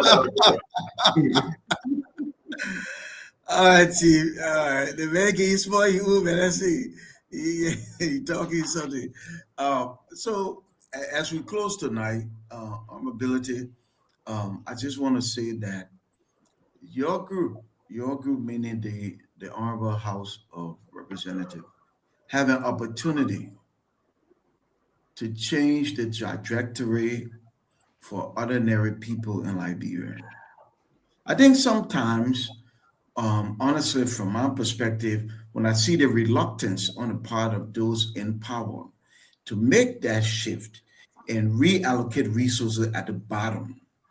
It suggests that people think this is a loss. Like if I move the resources, if I reduce my share that's coming to me, I'm losing something.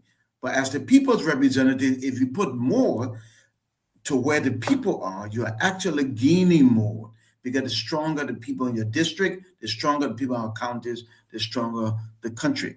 So I'm just challenging you as you look toward the next session when you come back. This country needs something drastic. Business as usual is not working.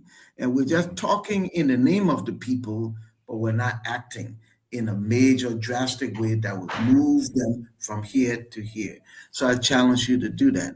And the final thing I would say is that, I'm a big proponent of decentralization. Everybody knows that.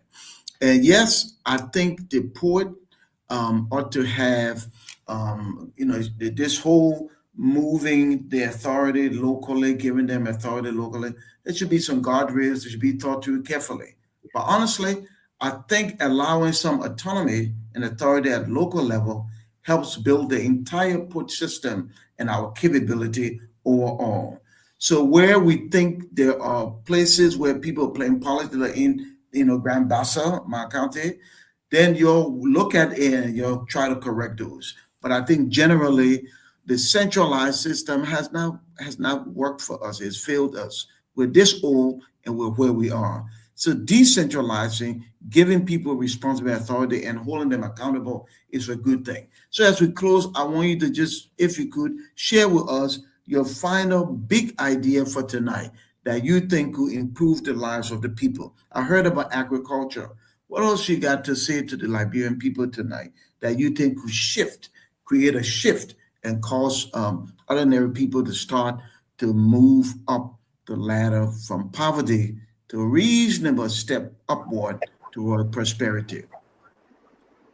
Thank you. First, let me say to you, I know sometimes we do, have some skirmishes, but your questions are always thought-provoking. And, I just want to tell you thank you for that.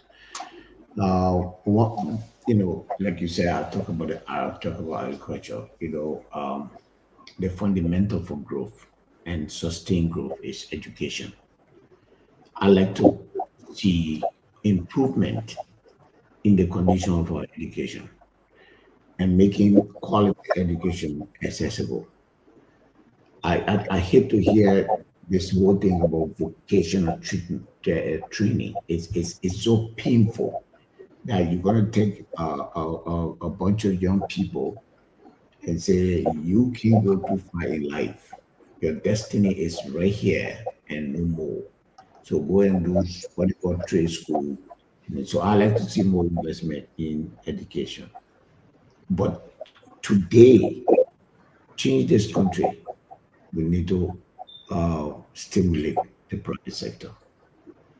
To stimulate the private, there has to be some deliberate action. Take, for instance, B-Martin, for instance, or Firestone, or AML.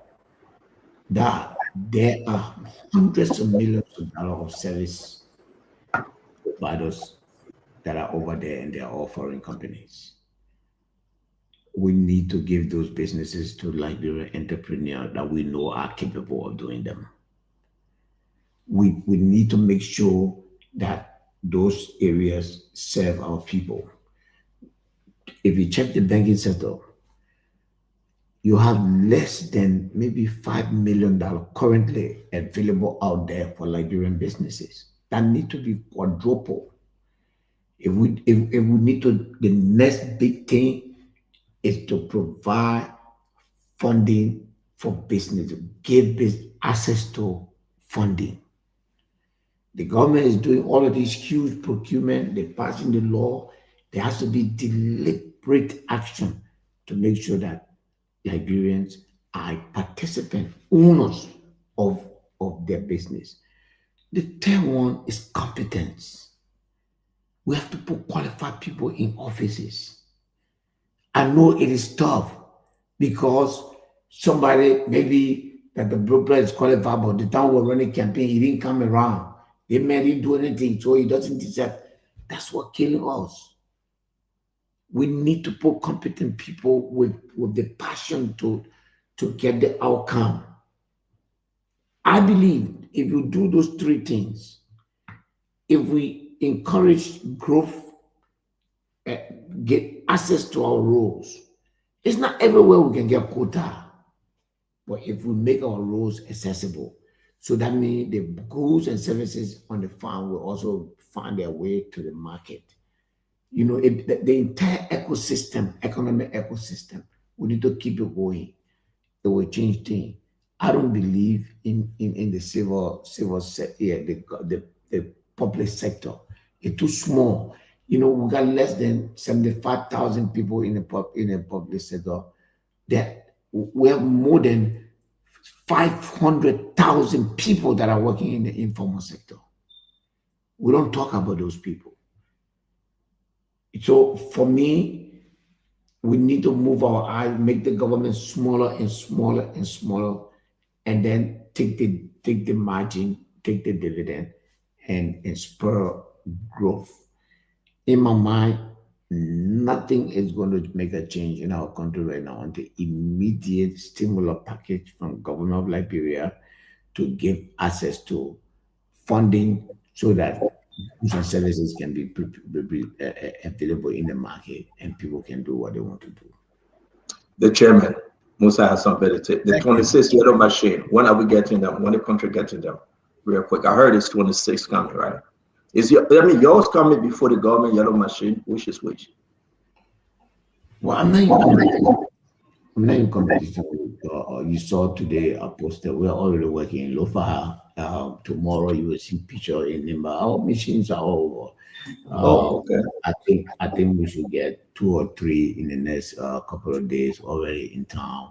So we're not competing with government Stanton. This work had to be done with government. Our position is very clear. Anywhere we go, if the government wants to come there, believe me, in fact, we have made a decision. We're not even going to make no fuss about it. Anywhere the government say they can fix, for every road the government will fixes, there are at least 1,000 more roads that need to be fixed. So there's no need for confusion. Absolutely no. And all of them are so. Very quick. You have you secured Dazo from Bombing? Sandro Dazo Johnson? Is he part of your party now? It's not confirmed yet though. Yeah, we're gonna have this program very soon. He's not doing well, you know, he just left the hospital. Hopefully he'll be okay. Yeah. Can I ask a 2-second question? Yes. Amiga, you would just answer in 1 second, Honorable Benedict, the Honorable PR for CMC. Do you still believe that Mr. Ezana Cummings could be a good president? The only person who can be president right now in Liberia and be a good president is Musa Benedict. Do you still believe that? Mr. Cummings is a very good man. He's competent, he's qualified to be president of Liberia. My wish right now is for myself. But if I were to have to make a choice, Mr. Cummings, that any choice is not me, he will be one of those. I believe to take Liberia from where it is. I have been through all the phases of this country, everything from the mud to where I sit. I know what it is. I know what it is for an ordinary Liberian on the farm. I know what it is in the swamp in Yasain. I know what it is from the market. I know what I'm son of a trader and son of a farmer. I've been through school. I walked to school and back. I know what I'm a bootstrapper. I pulled myself by the strap. I know where I come from. And I believe I'm the full embodiment of the kind of Liberia that we need to change this country.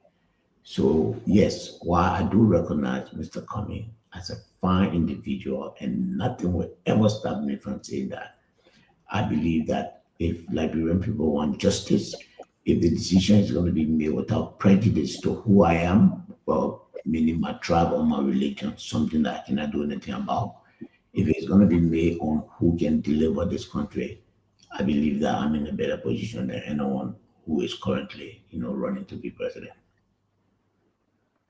Thank you, Honorable Bede. Again, want to say thanks to Honorable Musa Hassan Belcher as always. So when are we seeing you here? Are you going to disclose a note yet? When will you be here? The weekend, next week, Chairman? You know, I'm still making decisions. So I'll keep you posted, Stanton. And don't you know, you know. Thank you very much, Chairman. We appreciate you. Thanks a lot.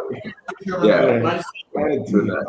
Yeah, thank you. I want to say thanks to all of you. Dr. Bovla, thank you for hanging on. We do appreciate you, sir. I want to say thank you, my brother T. Wanakai Fangalo. It's good having you.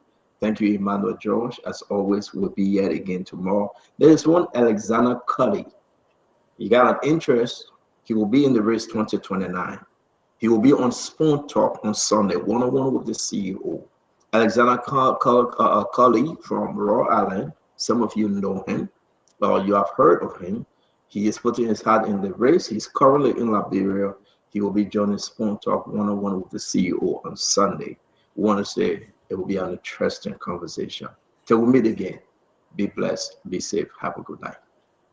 Yeah. Yegazi, I want to appreciate you a lot. You did extremely well today. Thank you for joining us, and have a good night, my friend.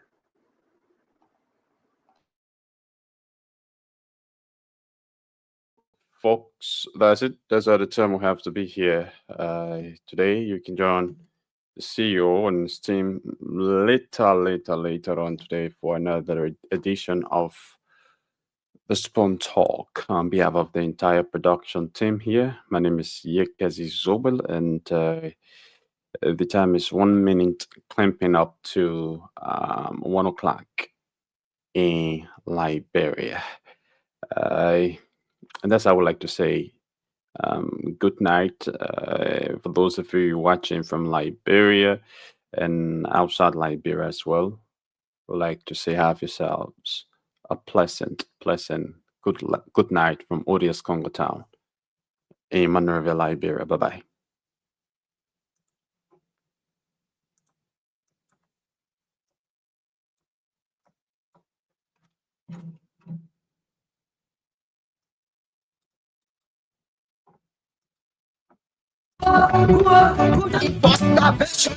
With the spoon, and your boy right at the south.